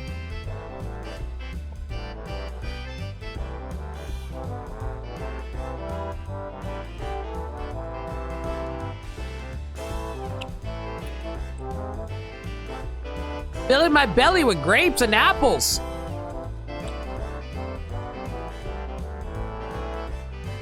But yeah, if you guys have any questions you want to ask, feel free. I'm just munching on my snack.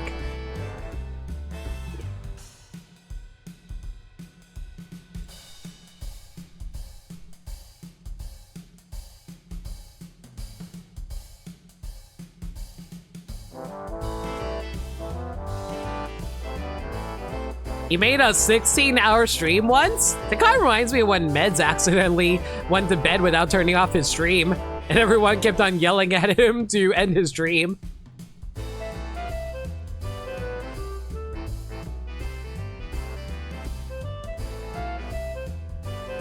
Mind you, that's before I met Meds, but everyone always tells me about that story.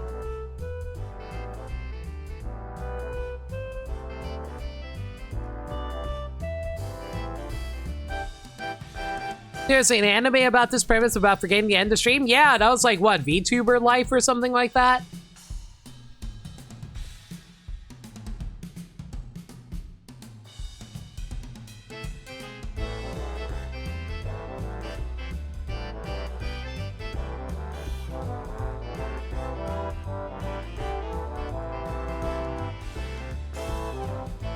I normally don't get so hungry during a stream, but I think it's because all the voice acting and the energy I have to put into the voice acting. It makes me really burn out my calories a lot faster.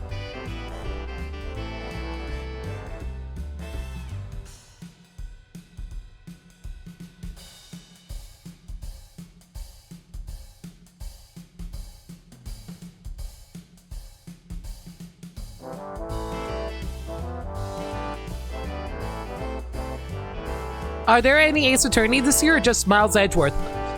Because like this was supposed to be last year, yeah, there'll be another Ace Attorney game this year. It'll probably be sometime in the summer.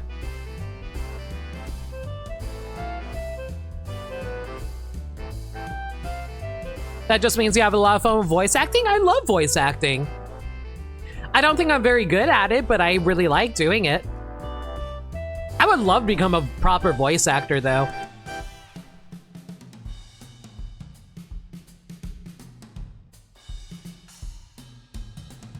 That was an aspiration I had back in, like, I want to say, like, 2009.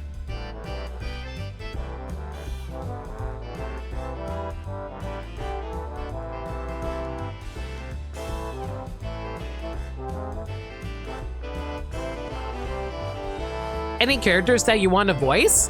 Whatever would fit my personality, frankly.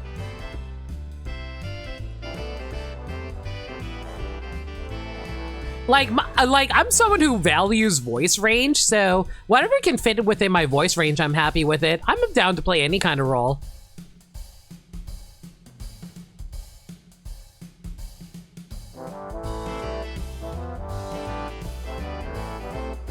Although, considering my range, I imagine I probably mostly just voice young children.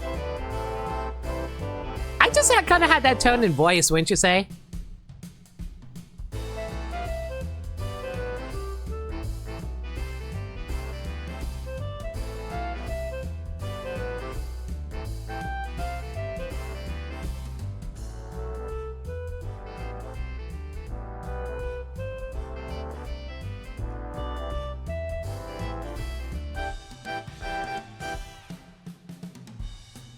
You know, while I'm eating, I might as well throw up an ad. I'll throw up a 3-minute ad so we can get rid of pre-rolls for a bit.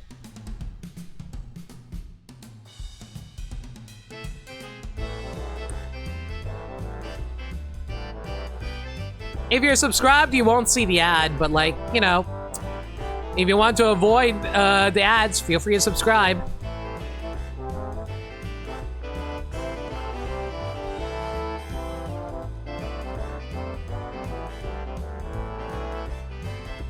Oh, Leo, I'm they, them.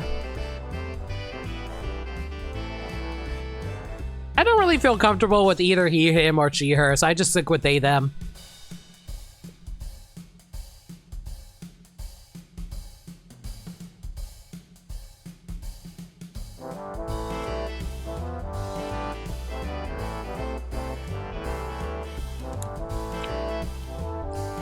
It's too late for apologies. Hey, Gabby, how's it going? Hi, everyone from Gabby Stream. The name's No Limit. I'm a variety streamer that plays the games that they never played through before. I'm currently on break. We are playing Ace Attorney Investigations. We're actually at the end of Case 3 right now. But I'm kind of taking a short break right now to get some food. How was Dragon Quest 2, I think?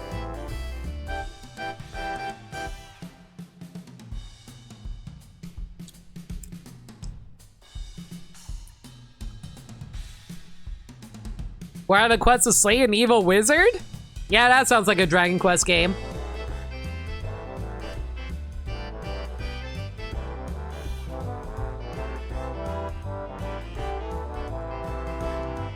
Still, I hope you were having fun with it. You gotta take care of your post-stream stuff like get food, water, sleep, do what you gotta do. Thank you again for the raid. Like I said, I'm just eating my snack before we before we get back to it. And this is what happens when you talk when you're eating.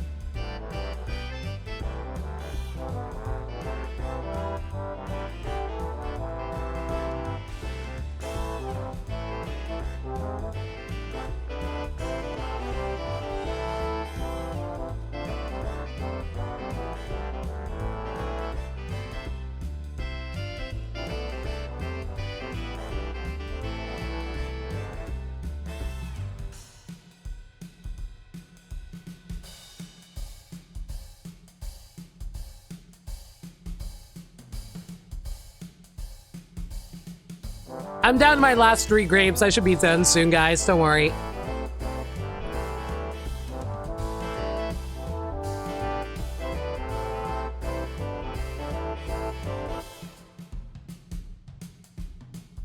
Man, I'm eating so much fiber. It's just going to run right through me by the time we're done here.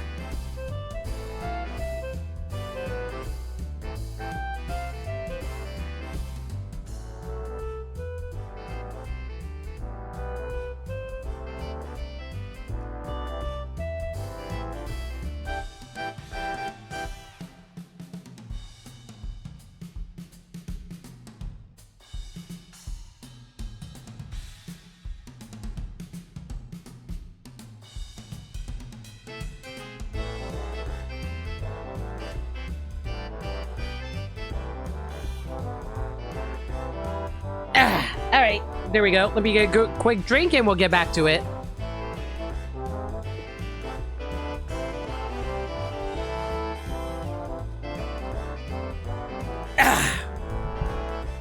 Yeah, that should settle my stomach for a little bit.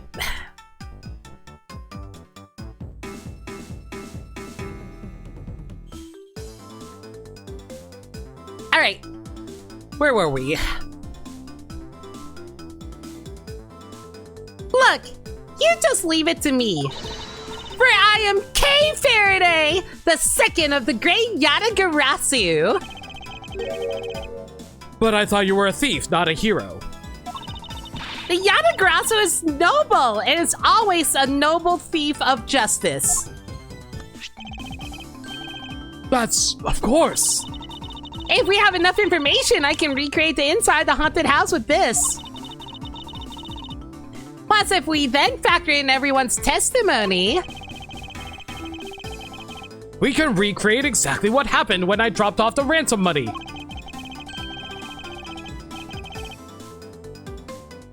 We may be able to offer some new information through this. It's worth a try. Yeah, I don't know why, but for some reason the chat likes to reset itself whenever I move back to this main screen. Go figure. Agent Lang. So you want to use your little toy? Be my guest. Okay, hang on. You're all about to witness the true power of a real modern-day Robin Hood. Detective Gumshoe, is there a copy of the haunted house's blueprint among the police's reference documents? Yes, sir. We got it just in case we need it for the kidnapping case. All right, I'll input the haunted house data then. Aw, look at poor Lauren over there, crying her eyes out. I hope she'll be okay.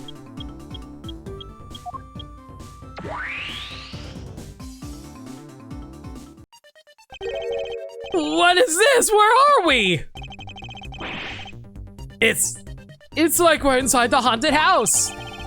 Even if we can't inspect the real location itself, the path to the truth slumbers here. If I can successfully navigate my way using logic, I'll ultimately arrive at the truth. Now then, I believe I'm ready to investigate the crime scene. And then as he's walking around, he trips and falls into the fountain. Okay, what should I recreate first? You haven't figured it out yet? Maybe I have and maybe I haven't. But I'm going to make you do all the hard work. Very well. I'd like to inspect a moment in which I was ambushed by my abductor. The two of them were definitely in this place at that time. If I can verify that, it may provide me with a new lead. I had just come out into the hallway after leaving the money inside the dining room. At that time, I saw a badger slumped over on the floor at the end of the hall. There's a badger doing... What was a badger doing all the way down there?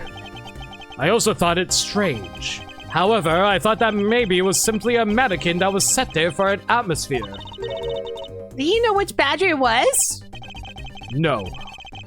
It was too dark to tell. All I saw was its silhouette. You know, can I just say how actually creepy this is? I feel like at any moment it's going to lift its head up and come running at me like it's a freaking FNAF character. In that case, I'll just program a badger silhouette in for now. Okay, programming complete.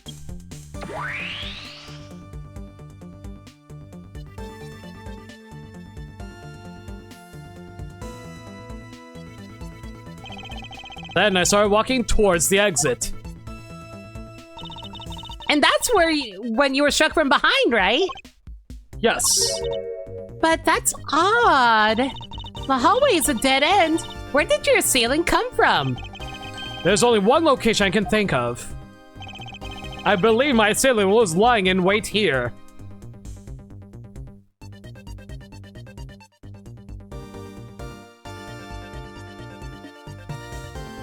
Here? Take that! What were you thinking, Miss Edgeworth? That's a terrible hiding spot. You'd have to be a real ninja to get away with hiding there. That's not exactly the nuance I was trying to convey.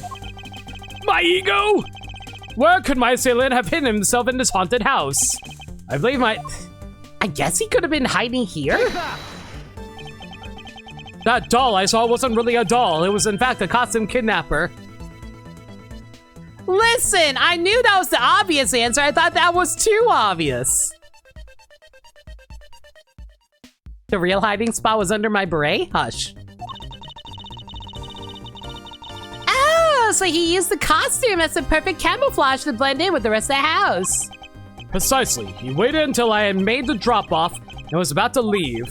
Then just as he saw me take a step towards the exit, he stood and launched his attack. I can think of no better hiding place than this. Hey, not bad. I'm beginning to think I should steal this tactic for myself. Just don't use it to do anything criminal, Kay. Yo, it's a chow! I like how the attack weapon is like a freaking power pole. Well, Lance, What are you asking me for? as one of the kidnappers, I figured I should give you a chance to confess first. I was one of the kidnappers, but I don't know anything. I did come to the haunted house, but I never set foot inside. I left Oliver in charge of picking up the ransom money. You didn't set foot inside. Is he telling the truth or is this another lie? Alright, then you're claiming that it was Mr. Deacon who assaulted me. Yes, I'm sure it was him. Okay, inputting the new info now. Mr. Deacon was the Bad Badger, right? Since the Bad Badger has a gun attached to its right hand, I'll have to change it so the weapon's in its left hand.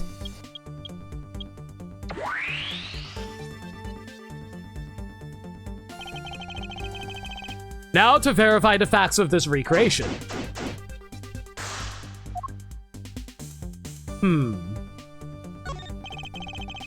So you've noticed anything worthwhile? I have no obligation to talk with you. Well, I'm fine with just little thief in solving this case. That toy. It's very well made. Haha! That's because it's the heart of the noble thief, Yatagarasu. Okay, that may not be something you want to advertise to everyone. So, Shina, what exactly is the source of this extra-dimensional-like space? I believe this is nothing more than a projection from that girl's toy. So it's all an illusion, right? Yes. Hey, don't treat this like some sort of silly light show. I can't believe what I'm seeing, sir! This space I'm standing in is like out of some crazy dream! Except this isn't a dream, this is something K's... This is something K's get.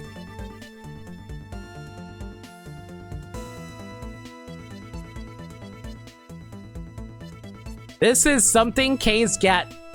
I feel like there's a word missing there. No, wait, this is exactly like a dream, sir! I've never been so impressed, it's a miracle! This guy are sick. Someone sure is easily impressed. I'm so glad you like it. Oh, so this is a product of your gadget. No, I wish I had one too. Well, once this is over, I'll let you play with it for a bit if you want. You do that for me, pal? Thanks. All right, let's wrap this case up already. It's times like these, I wonder if they understand the seriousness of the situation.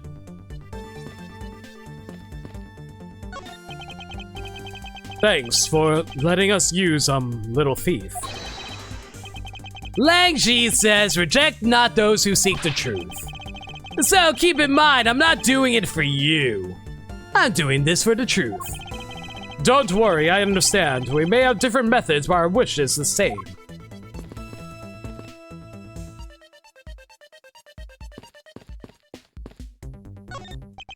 Miles, my boy, what is the meaning of all this? Do you plan to pay me back for all I've done for you with the conviction of my son? I have not forgotten my debt to you. However, your son's crimes are a separate matter. Further, I can't ignore the truth when it's right before me.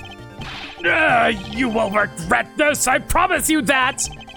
Man, why do rich people all have to be assholes? Can't they just, like, be cool, like, once, like Batman? No matter the outcome, I will not regret the choices I make. You can lie all you want, but it will all be for naught, Lance. As soon as I expose the truth, you will be placed under arrest. How can you do this after all my dad has done for you? What your father has done for me is unrelated to the charges you face now. Unbelievable. You know, you sound kind of like a bully right now, Mr. Edgeworth. If I'm not serious about this, he will never understand the true gravity of his crimes. I will not allow him to remain a child forever. Haha, now you sound like a dad.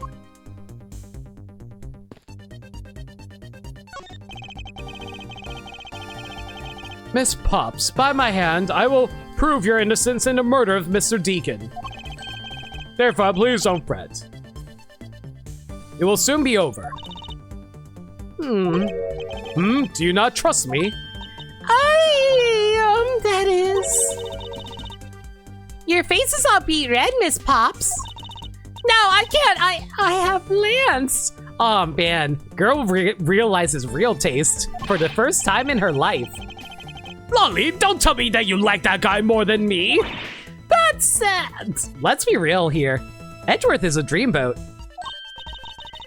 Oh, why am I So pathetic. I'm so easily swayed by even a single glance.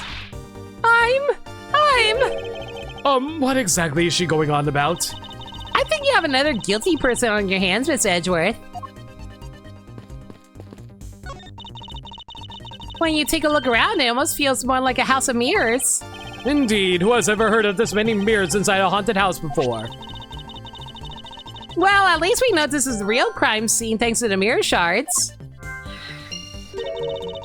Hey, wait, these shards, there's something different about them. Oh? The ones we found earlier are thicker than the shards for these mirrors on this wall. And look, there's some sort of design on the back too. The pieces from the costume are certainly different from the other mirrors. What does this mean? Could it be that our pieces are not pieces of these mirrors? Different mirrors on the walls, very thick and has a design on the back.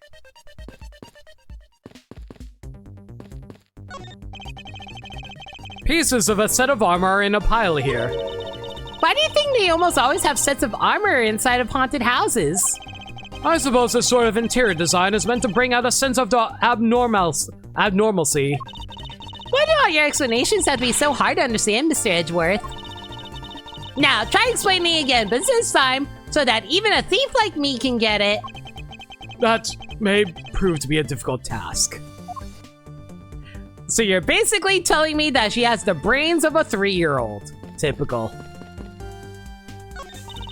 I imagine this is how he snuck up on you. That gadget of yours can even replicate people's movements?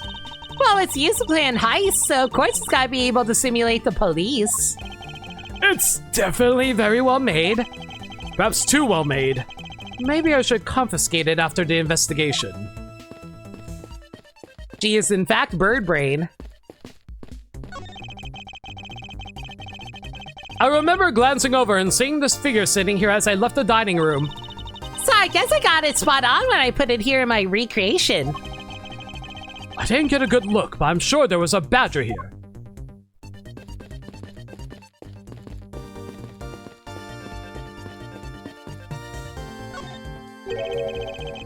You didn't recreate the weapon.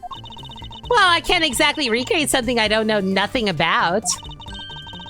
So tell me, what were you hit with? The attack came from behind, so I have no idea. But I doubt it was someone's bare hands. Okay, then where were you hit? I was hit on the right side of my head, just above my temple. There was a bit of blood, but it wasn't anything serious. You kidding me? Getting bludgeoned over the head would probably kill a person. Ouch, sounds painful.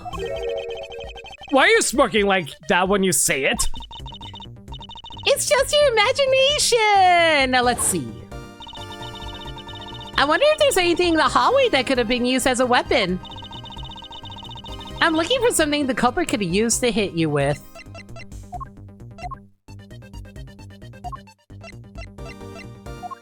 Wait, did you get hit by a freaking mirror? Take that! Ow! Hitting people on the head is never fun or funny. Never. Nope, no sir! Ignore the massive lumps on my head! Thank you for your 34 bits, Wolf. Hope you're doing well. The object the culprit used, could it not have been this? I don't really think that's it. My ego! I wonder if there's anything in the hallway that could have been used as a weapon. If the weapon was indeed from this hallway, it would have to be something that blended in. Wait, what if it's the sword? I have it! There was indeed one such object lying here in this hallway. A prop sword. Are you talking about this thing here? Yes, although we did find it at the kidnapper's hideout. Wait, yes! It's possible that the culprit took it with him after using it on me. To leave no evidence behind, right? Correct. Maybe worth a more thorough examination yet. Okay, so what kind of test you want to run on this sword? Test with luminol? The culprit was wearing a costume at the time, so a fingerprint analysis is useless. So let's run a luminol test. It's possible that some of my blood has found its way onto this. Agent Lang, may I ask for your cooperation in this matter? Like I have a choice. Sheena, call the lab boys. Understood. Emma, where are you, girlie? Except for a dab on the left side, it would appear that the blade is spotless. So it must have been the left side of the prop sword that hit you then, right? Okay, I'll update this recreation with this new piece of info. Imagine if we actually got hit by our power pole.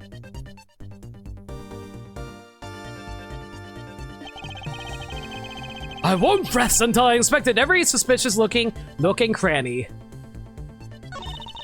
You know, the Bad Badger is pretty bad looking when you see him up close. Well, what do you expect from a character named the Bad Badger? And those sunglasses! Wearing them in the dark makes him seem extra bad. Now I'm lost. Which meaning of bad does she really mean? Is he bad? Bad?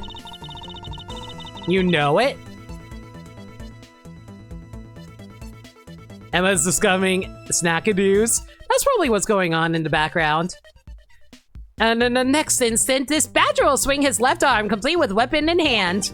Yes, to club me with the left side of the prop sword. Shall I recreate the moment of impact? I want to see the pained expression on your face. It's just fine the way it is.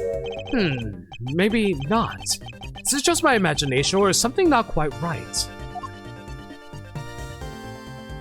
Wait a second, why is he using the left hand? That doesn't seem right. Is it? It's me. I have to say, it's rather embarrassing to see myself like this. Oh, so what were you thinking about at the time? I don't recall, but I would guess I was thinking about the kidnapping. Really? Because I don't think so at all. Your face practically screams, I'm about to be conked over the head. If I had known at that time, do you think I would have let myself be hit?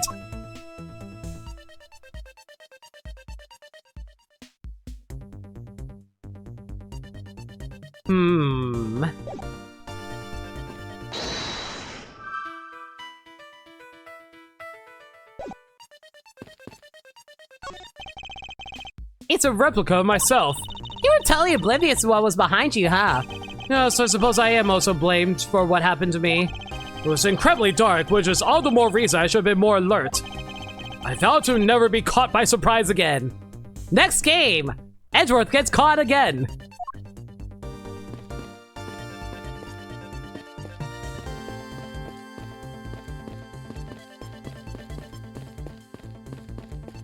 I feel like I'm missing something obvious here.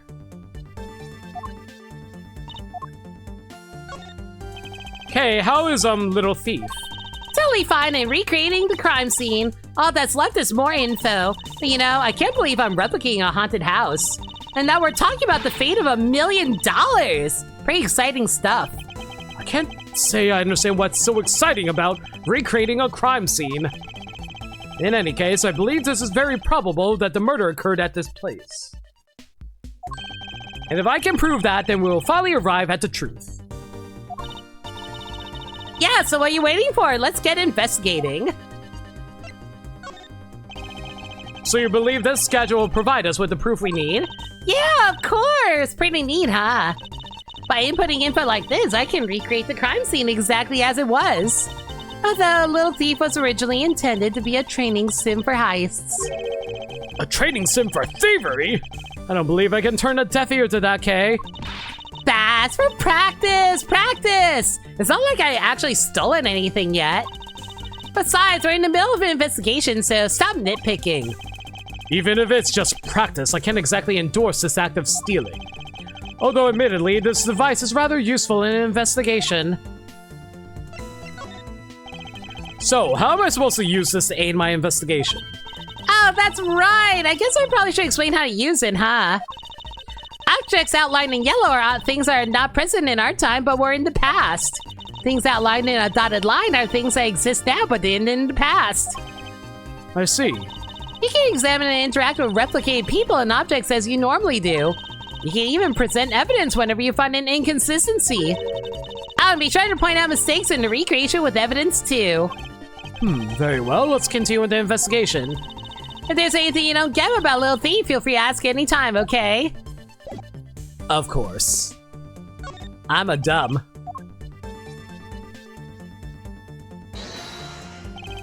This spot is somehow connected to any of the evidence I hold. Yeah, why is it left-handed when he's supposed to be right-handed? Yo, Crash! Man, we really are getting a lot of raids tonight. Thanks for a raid. How was Mario Party 3? Hi everyone from Crash the Stream. Today's No Limit Friday streamer. I played through games I never played through before. Currently doing Ace Attorney Investigations 1. We're at the end of case 3, so if you guys want to avoid spoilers, there you go. According to this document, the victim was right-handed. Aha! I guess I should change which hand is holding the weapon then. Hold on, you two. You didn't think I was going to ignore something like that, did you? What are you talking about? Look, no interrupting when I'm about to have a little fun. Ha! Even if you change your recreation, you'd only be wasting your time. It's not possible for that thing to hold something in its right hand, you know? But Mr. Edgeworth's logic is... What's that thing called? The Bad Badger? Just take another good look at his right hand. Oh, I forgot the weapon isn't in its right hand because there's already a gun in it. Precisely. You knew that already? Yes, and I also know that the Badger was holding the weapon in his right hand. Huh? Are you sure what's coming out of your mouth? You just contradicted yourself. I have evidence, of course, proves that the culprit held the sword in his right hand. Sounds interesting. All right then, show me this evidence. This piece of evidence proves that culprit held the weapon in his right hand when he struck.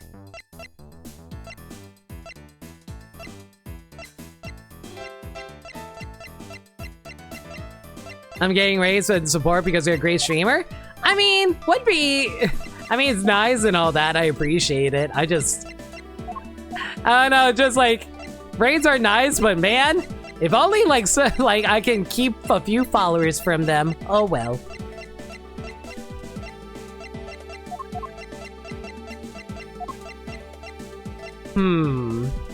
culprit held the weapon in his right hand when he struck. How do I prove that?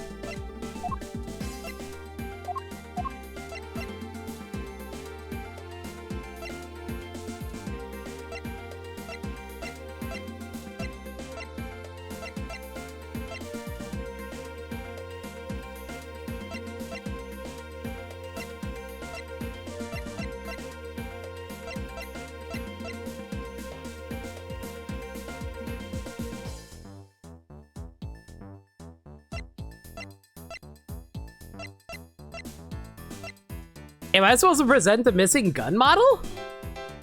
That doesn't prove that he held the weapon in his right hand.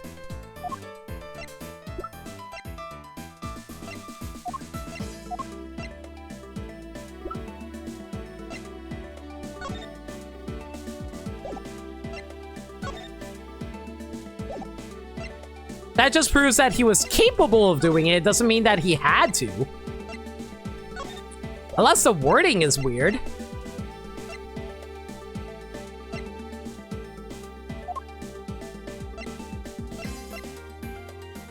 I'm gonna have to type out a message then. Hang on.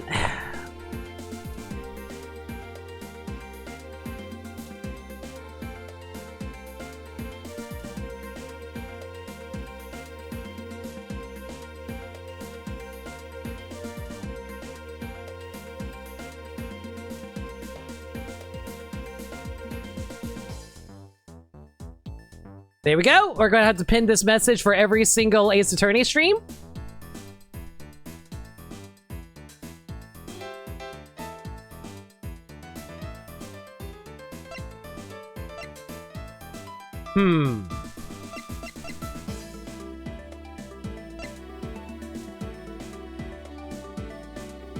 Hit me in the right temple. Oh, it had to be this because it hit in the right temple. Take that! The answer is the weapon itself. Except for a bit on the left side, the prop sword is absolutely spotless. However, the culprit had used his left hand, the blow would be on the opposite side. But the replica Bad Badger wasn't holding the sword in his right hand. I don't know what's going on anymore. Giving up already, it's simple. If he can't hold the sword in his left or right hand, then the one who struck me could not have been the Bad Badger. Are you paying attention, Lance? Ugh. Mr. Deacon could not have been the one who struck me, which leaves only you as our primary suspect. Fine, it was me. I hit you. It appears that you lied to me yet again. Let's see how quickly they catch up to you, Lance. Wait, isn't Lance left-handed? Yes, but that's what makes this deception all the more interesting. He used his right hand to make it look like Mr. Deacon had been the one to strike me. For you see, firing a gun with one's non-dominant hand is difficult. But that level of dexterity isn't required to swing a prop sword. Okay, please input this new data. The one who hit me from behind was Lance. Or should I say, the Proto-Badger. Got it, here I go! I don't know why, but Kay's like little thief device kind of reminds me of the whole emotion spectrum thing that Athena has in Ace Attorney 6. Oh, I'm sorry, 5. Now we have a faithful recreation of the situation. Around the attack on me. All right, all we had to do was examine this new recreation and... And what exactly so funny, Agent Lang? That amusing little gadget. It sure packs a punch, right, Sheena? Yes. It was all I could do to hold my laughter in. Hey, don't make fun of little thief, you mean old werewolf. Me and Mr. Edgeworth bring out the best in each other. You've had your little Time fun. for some brutality.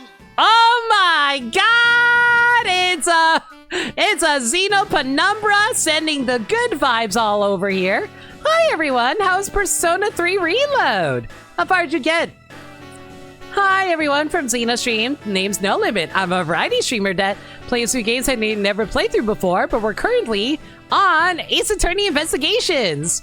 We're quite near the end of Case 3, but if you guys want to avoid spoilers, there's your warning. But I should probably give you guys a proper greeting, shouldn't I? Good evening and welcome! I'm No Limit, and I'll be streaming for you today. What can I get for you? A drink? Some emotes? Or a little memes? 3, 2, 1, fire! Limit, limit, limit, limit, limit, limit, go, go! Love it, limit, or a little memes.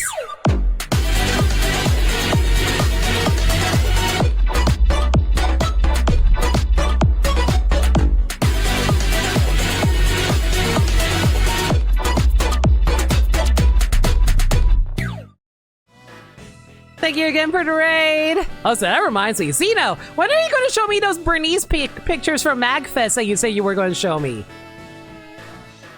But yeah, that being said though, I know it's pretty late. If you want to get to bed or get food or water, all that good stuff, do what you gotta do. Thank you again for the raid. Appreciate it. But yeah, good to see you, Phoenix, Kojin, Rabbit, Ninja Twilight. Hope y'all had fun with Persona 3. That being said though, if you guys want to run from spoilers, I totally get it. Do what you gotta do. Thank you again. Okay, where were we? You had your little fun, but now it's my turn. I just sat by quietly listening.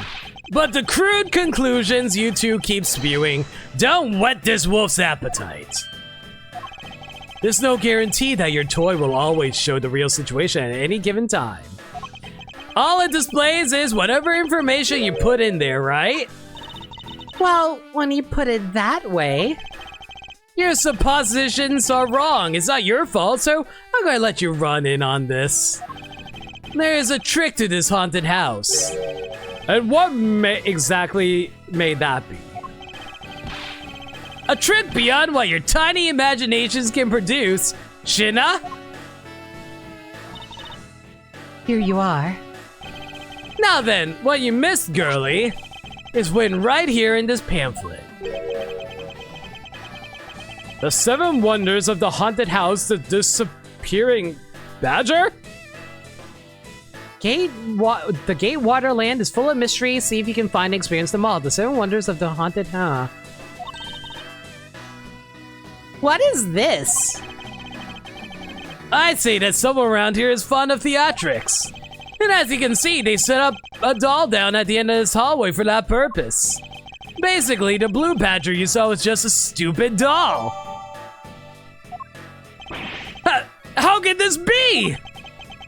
Guess that throws your whole theory about it being your attacker right out the— He just admitted! What do you mean what do you mean my theory is thrown out the window? The guy we're accusing admitted he attacked us in the haunted house!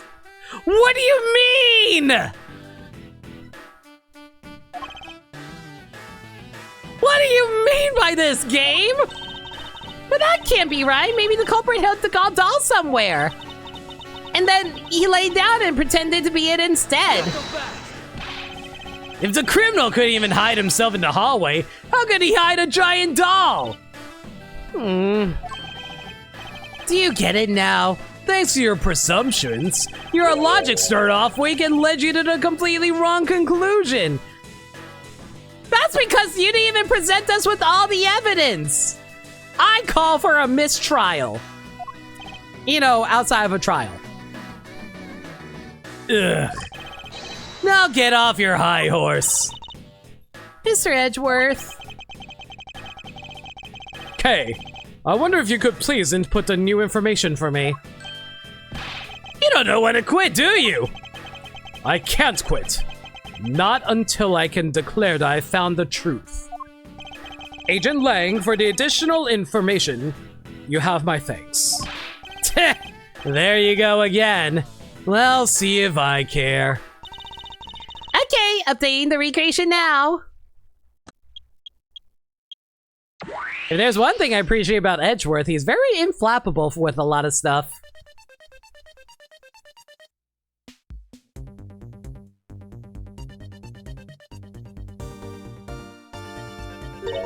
That looks really weird. Look at how it changes from the blue badger into the proto badger all of a sudden. If the slumped over badger was just a doll, where was my attacker hiding? Well, that's what we're going to find out, right? So come on, Mr. Edgeworth, let's go. Yes, let's. This recreation can't be right, which means there must be a contradiction somewhere.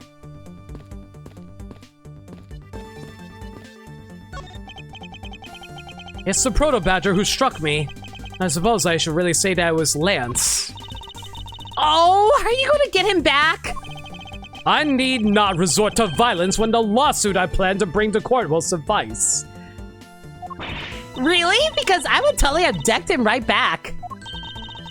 I don't know, I feel like throwing out a lawsuit is way more powerful. For one thing, might as well get some free money out of it while you're at it. If someone steals from me, I steal something from them. If I get hit, I hit them back. If I get paid, I return the money. If I get paid, I return the money. That's the secret to how a great thief works. Our third statement doesn't seem to be of much benefit to our survival. So do you not have a job? I guess you are 17. This is where the proto badger showed up in our recreation. If someone tries to kill you, you go ahead and kill them right back.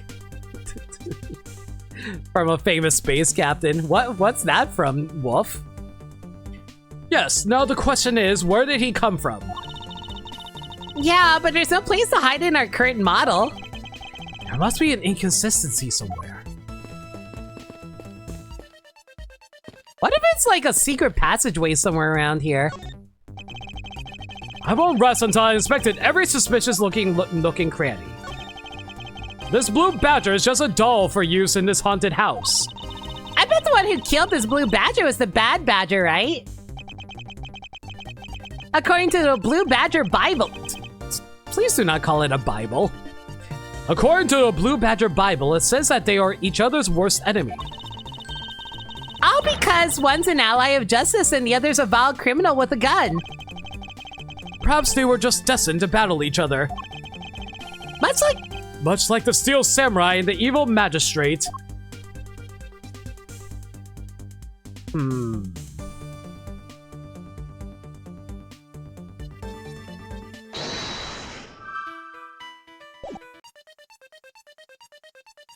How do I feel like I'm missing something obvious here?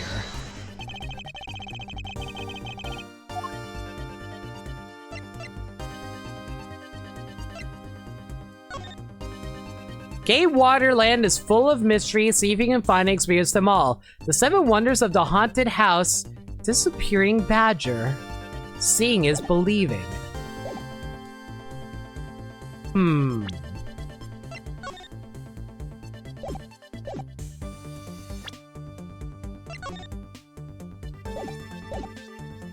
Wait. That's not right. The belts are reversed. Is that actually the thing? There's no way the belts being reversed is actually the problem, right?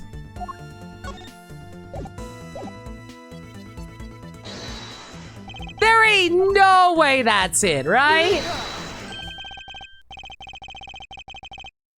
Oh my god, it actually was that. I'm an idiot. Oh, it's from Fire... Oh, Wolf. Firefly is one of my favorite shows. It's been such a long time since I actually watched it. I completely forgot about that. Also, quick drink and stretch. Thanks for a reminder, Lindea. John, water please.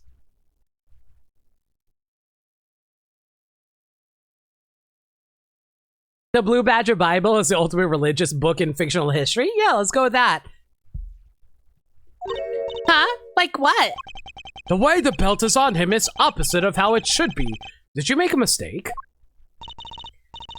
That can't be. I inputted the image data exactly as it is in the pamphlet. So then why is the Blue Badger dressed up in reverse? Weird. The Blue Badger in the pamphlet photo is in reverse to the regular Blue Badger. But why? There must be some sort of explanation.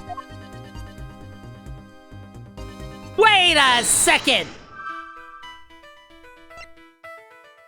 Freaking mirrors! Kay, do you remember what you said earlier?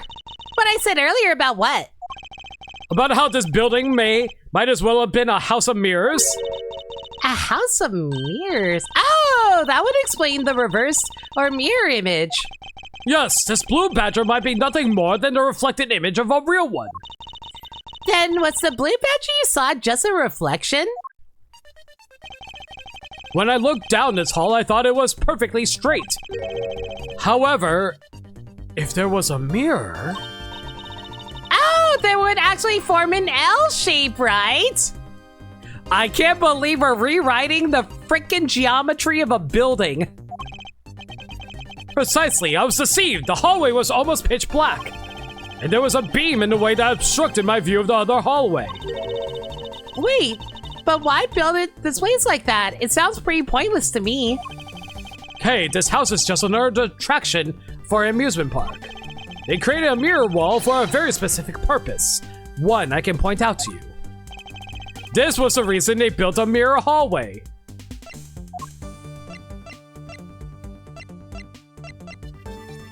I guess it would be to, like, make it an attraction. As it's written in the pamphlet, the main draw of this attraction is the mystery of the disappearing badger. You mean they built a mirror for that trick alone? But you said you saw the badger, so it was definitely still there. That was true at the time. However, doing this allows someone to make the Blue Badger disappear in a flash. Move the Blue Badger. All they would have to do is move the Blue Badger. But do you think someone could really do that? Well, it's a rather expensive prop, so perhaps it is impossible. Doesn't that kinda ruin the whole point to having the mirror in the first place? I suppose it does. Mr. Edgeworth, come on, you can do better than this. My ego! Oh, they didn't destroy my ego. My ego remains intact! Alright, once more. Doing this allows someone to make the blue badger disappear in a flash by moving the mirror wall. To remove a reflected image, simply move the mirror. First, the mirror was constructed so that it could be moved. Then, beyond where the mirror was, an empty hallway had to be created. Oh, so when they wanted people to see the blue badger, they would open the mirror. And when they wanted to hide it, they simply had to close it again. This explains why the other side of these fragments had a design on them. Ah, and if the pattern is the same as the other walls in this hallway... Then when the mirrors were closed, it would blend in with the rest of the walls. This is the mirror trick that this haunted house employs. I can't believe we had to learn a freaking amusement park trick. And this also proves the existence of a hiding place for the culprit. I gotta say, I kind of really like this case. It's very involved. Huh? How so? Think about it, Kay. There was a place that was outside of my field of vision. The culprit kept out of sight by hiding here! Take that! I'm not sure how he kept out of sight by standing there. Oh, wait, he was standing... Oh, I pressed the wrong button. I'm a dummy. Do you hit zero health? Do you experience a Yu-Gi-Oh's Mind Crush? Yes. This should have all been in the blueprint, let's be real. True. Even the Yanagarasa has walls she can't overcome, you know. As I thought, I suppose it was impossible for the culprit in that case. And there goes my ego. He was hiding here. There was a very large blind spot one could not see beyond, and it was here. If my assailant hid on the other side of the movable mirror, then you wouldn't be able to see him. He didn't even need to do anything to the blue badger doll. Exactly, all he had to do was wait for me on the other side of the mirror. Wait, hold on. I just thought of something. Yes? Well, shouldn't the mirror wall be broken right now in reality? Since we have a few shards of it, we can probably assume it is. Yes, this most definitely is broken. The question is, when was it broken? Since we found these inside the victim's costume, that would mean that the victim was there when the mirror was broken. Wait, that sound. Leave the money and go now.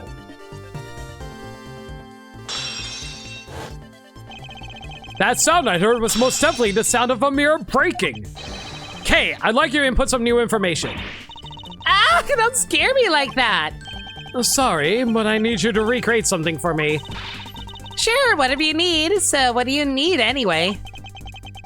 If you could first recreate this hallway just before I entered the dining room. You got it.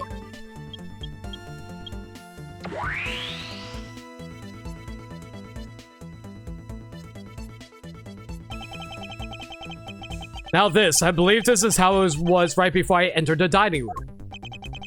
Although at the time I thought it was but a single straight hallway. And then I went inside. It was around then I heard the sound of a mirror shattering. Also, Lindea, to answer your question, if I had 0 health, I just imagine that Edgeworth is dragged off to the mental hospital. That's all. You heard that? What then? Yes, I believe it was then the mirror was broken. Okay, so when you stepped outside in the hallway then, the mirror wall should be no longer exist. Hey, please recreate that. Thank you! Hey. Good morning. Good morning, Storm. Thanks for Risa for 49 months. Appreciate you. Hope you're doing well. Got it!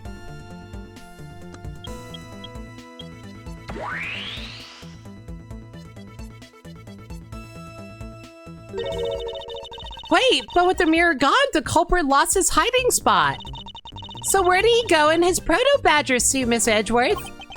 Ha, that's easy enough. With the mirror gone, he simply hid himself in the branch hallway. I think this about wraps it up. Looks like we finally solved everything. No, not yet. An even larger contradiction has now reared its head. Huh? Perhaps you did not notice, but this recreation contains a very troubling inconsistency. The inconsistency between what I saw in the recreation lies...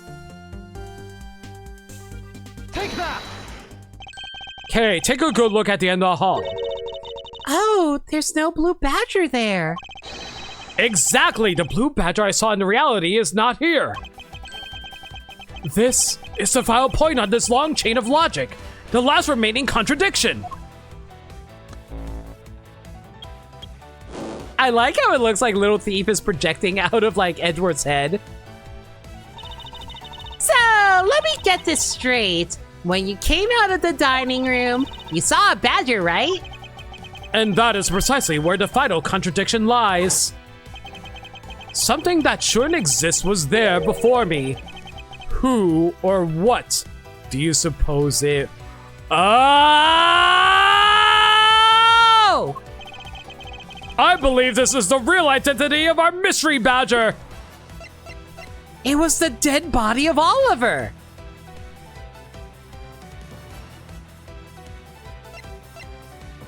Why is it not letting me select?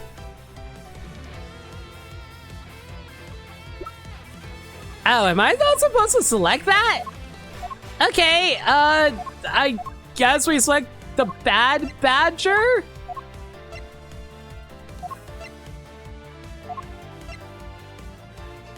Take that! I guess we select the bad badger. The badger I saw was in actuality the dead victim's body. Oh my god. What? Agent Lang, the entirety of my complete logic is final, decisive piece of evidence. The murder happened in the hallway of the haunted house at the time of the drop-off. And you can consider the moment I heard the mirror breaking to be the real time of death of Mr. Decon. No! Maybe it was due to their fighting, or perhaps it was the life-shattering bullet.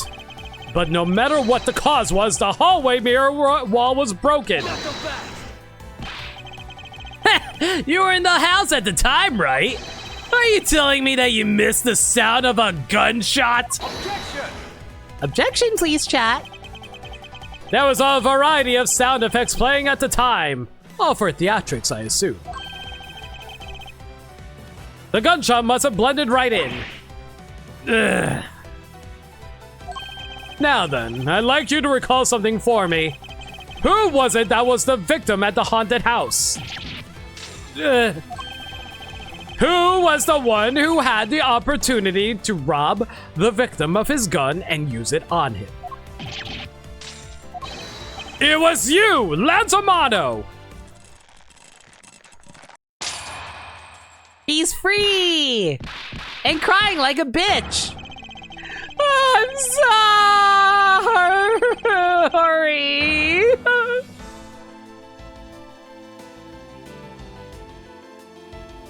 That's a breakdown.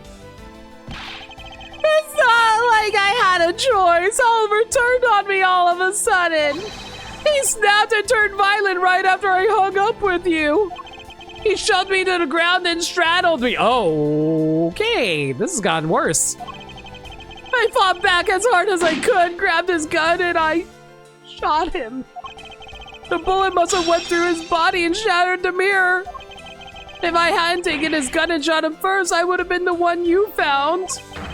He's a hardened criminal. He escaped from jail.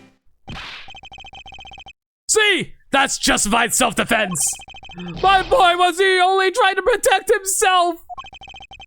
That remains to be seen and will have to be resolved in court. Agent Lang, I leave the rest to you.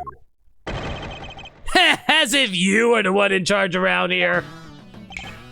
Guys, arrest these two and get them out of my sight.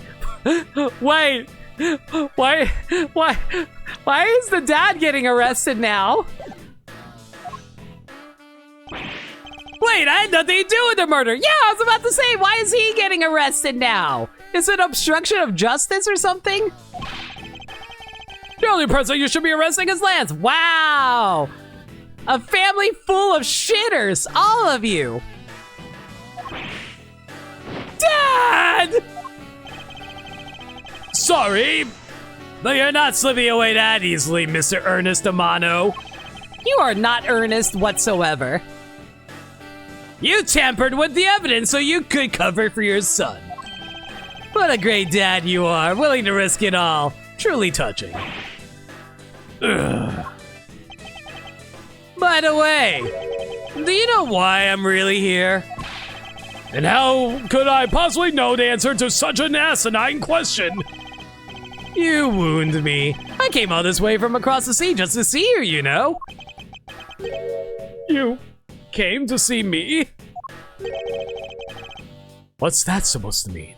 I have a few things to ask you, Mr. Amano, about a case from 10 years ago. A case from 10 years ago?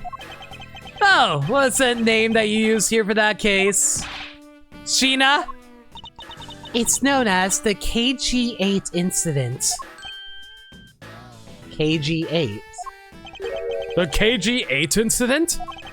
Ah, so you remember it? Good, then you'll recall the trigger in that case was the Amano Group scandal. Specifically, the charge of an internal smuggling ring. Smuggling? There's that word again. At the time, the person that was arrested as the ringleader was Mr. Amano's own very own secretary, Mr. Colin Devore. Father? Even though you pushed the crime on your then secretary, Mr. Devore, I always suspected that you were involved with the smuggling ring, Mr. Amano. Mr. Devore was arrested in place of you, which is why, when he broke out, you hid him from the police, right? You hid him in exchange for his silence on your dirty little secret. Now. Please calm down. I honestly have no idea what you're talking about. And pretend to be ignorant all you want. We're taking you down to the precinct anyway for a nice long chat.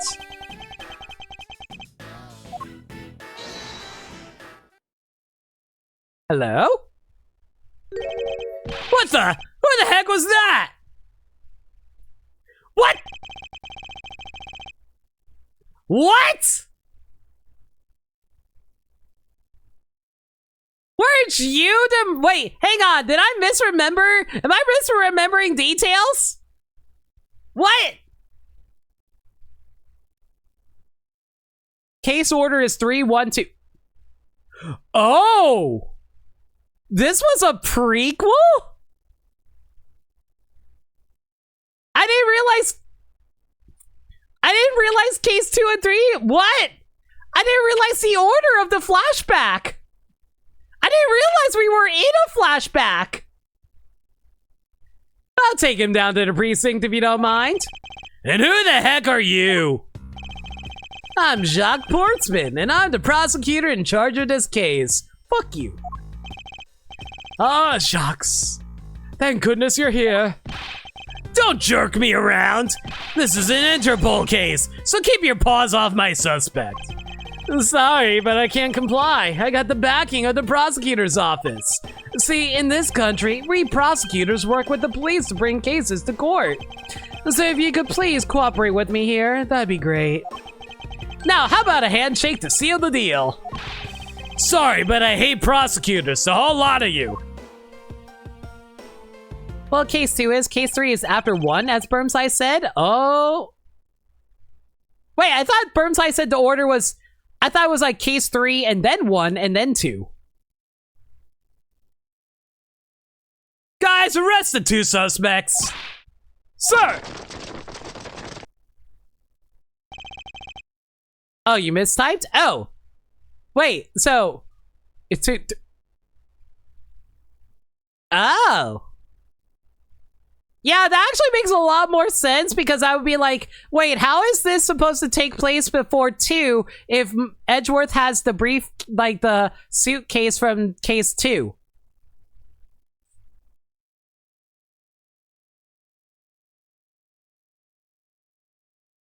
Yeah, and also because Lang blames Edgeworth for Ackby's death from case 2. Yeah, that too. Oh, I almost forgot. Prosecutor Miles Edgeworth, is it? I'd like to thank you. Thank me? Yeah, for working so hard to fulfill my goal. Hey, is that any way to thank someone? What the heck is that supposed to mean? You were so relentless with Lance that you forced Ernest to tamper with the evidence. Thanks to that, I finally had a legitimate reason to arrest him. So, how does it feel to bite the hand that feeds you? The hand that feeds me? I'm not sure I follow. It's no use pretending with me. You're the one, right? You're the corrupt prosecutor that's working for Mr. Amano and the smuggling ring, right? No, I would never do such a thing. What the heck? Our intel's never wrong. In your prosecutor's office, there's definitely someone working with the ring. Ah, so Agent Lang suspected my relation to Mr. Amano. That must be the real reason behind his antagonistic attitude. On top of that, your mentor was Manfred von Karma, right? There were non-stop rumors flying around about forged evidence with that guy. You're not twisting the truth behind those closed courtroom doors, too, are you? The courtroom is a place where the truth is revealed. Well, don't worry. It's not only you. The whole lot of you can't be trusted. A prosecutor who never lost in 40 years? Every defendant must be found guilty? Fueled by that kind of thinking, is it any wonder that courts produce nothing but fallacies and lies? It would seem that his disdain extends beyond just me. Prosecutors to courts. Why is this man so angry with all of us? Rest assured, the next time we meet, I won't be so forgiving. So don't you forget it! Please, wait! Agent Sheena. Why does Agent Lang hate all prosecutors so? Lang is the head of the long-honored House of Lang in Shangfa. The heads of all police-related divisions in that country were of Lang blood. I would be extremely concerned if the entire police department of an entire country was made of Nepo babies. Were? What do you mean by that? Aren't they still? They were reversed. They were revered, but that was so long ago. They don't hold that sort of sway anymore. And it was all because of the courts. How can that be? A prosecutor once withheld and tampered with the evidence one of the Lang detectives found. That evidence purity was tarnished and cost the Lang family its honor and trust. Isn't that closer to a mafia at that point? That's what I'm saying! This guy really loves nepotism, I swear to God. But not all prosecutors are like that. Am I supposed to feel bad for his family no longer being the main power of a police force? I really don't. Even so, Lang will never respect a court again, or any prosecutor. So, Agent Lang is a man who hates all courts and is unwilling to forgive prosecutors. Man, what a piece of work that guy is. Come on, Jim, we better catch up. Oh, Jim. May you rest in peace, buddy. Yeah. We still got to deliver that thing to the old man after all. What about you, Laura? You gonna be okay? Detective Gumshoe, I believe it's time we wrapped up and head out ourselves. Yeah, are you going home, Mr. Edgeworth? No. I've done nothing but be entangled in one mess after another since my return. If it's alright with you, can you drop me off at my office? No problem, sir. Excuse me. Yes, what is it? That is... Thank you very much. Ah, it's okay. No need to thank me, pal. I think she's thanking me, Gumshoe. Just doing my job as a detective. I guess I was fooled pretty badly by Lance. Oh, cruel fate! What's a woman to do when she's been hurt by the one she loves? You clearly need a new boyfriend. Here's my number. And to think I never realized my father was right there. I never said anything to him. I knew it. I'm a failure. Ah, there she goes again, talking to herself.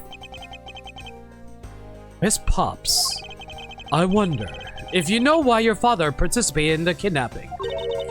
No, I have no idea. Your father died while he was trying to stop Lance. Which means that from the beginning he had no interest in the staged self-abduction. Wait, then why did he? I believe it was because of your presence, Miss Pops. Me? Lance realized that the two of you were related, which is why he used you as a hostage to coerce Mr. Devore into cooperating. Father? As a felon, he could not tell you of his real relation to you. However, as the Amano family butler, at the very least, he was able to watch over you. It was all he could do, but that was the shape of his overflowing love for you. Edgeworth can be a sweetheart. If you recall, case 1 starts with Edgeworth going back to his office, so Gumshoe dropping off after this case leads directly into case 1. You're not kidding!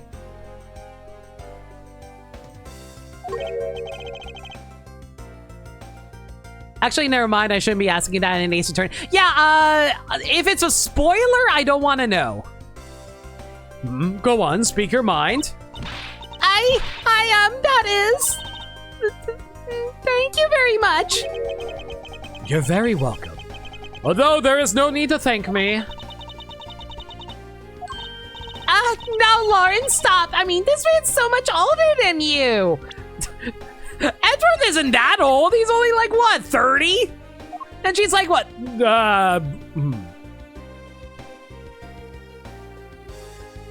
She's over 18, so it's A-okay.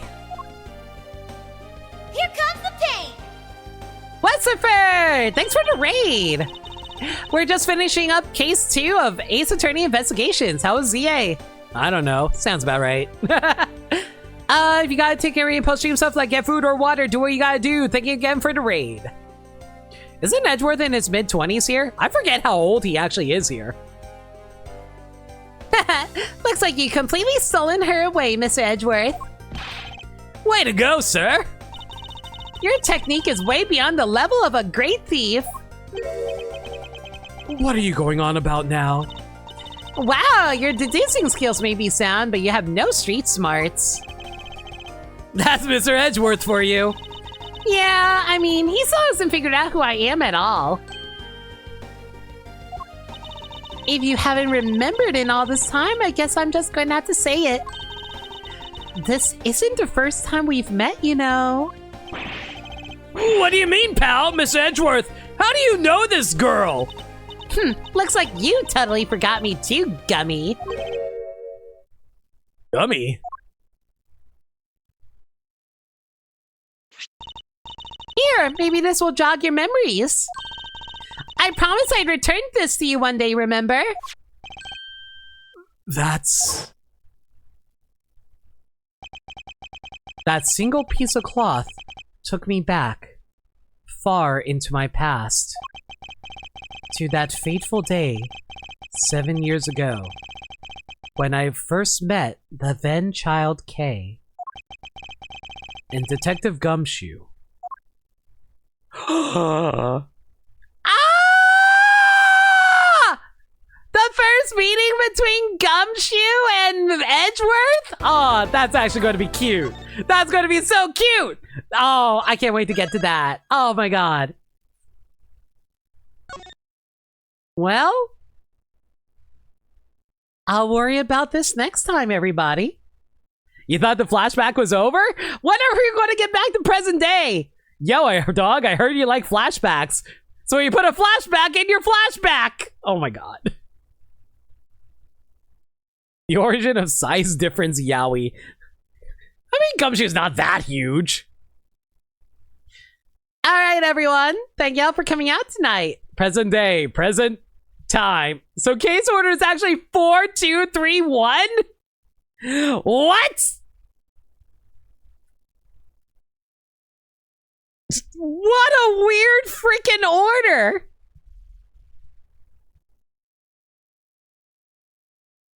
Are we even going to go back to present day and explain what happened to Kay? I hope we do. That's all rhetorical, by the way. Everyone, thank y'all for coming out tonight. Thank you for joining me for the end of Case 3 of Ace Attorney Investigations. Next case, Case 4, and that will be handled on Friday. If there's any changes to the schedule, though, actually, hang on. Let me pull up the schedule. I forgot to pull it up. Yeah, Zenless Zone Zero will be tomorrow night. Ace Attorney will be back on Friday, and Saturday will be Proton Smash Pit. If there's any changes to the schedule, though, y'all can follow me on Twitter, Blue Sky, and YouTube, where I post stream updates and general shenanigans. Alternatively, y'all can hit up the Discord server, where we talk about anything and everything. We're a very friendly bunch in there, and we're always welcome to any new faces. We also do movie nights in there every Monday night at 7 p.m. Eastern Standard Time. We're currently doing a superhero movie marathon right now, and on Monday, we're going to be watching Avengers Age of Ultron. If you guys want to check that out, consider hitting up the Discord server where we host it. Yeah, and thanks for the Smash Pit alert, Gaddy. All right, that's going to be it for now. If you guys have any raid messages in mind, let me know. Going to find ourselves a raid target. I think we got like 2 from earlier. Man, I got so many raids tonight. We got to go raid someone else now. Okay, I got like 2 people. 3 people.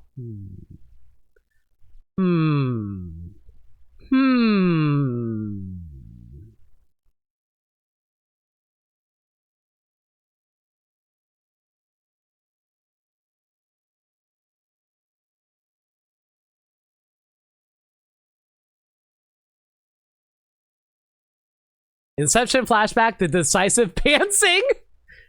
We also had one from like Five Nights at Proto Badgers. I kind of like the decisive pantsing. Sure. We can. Oh, who do we go for?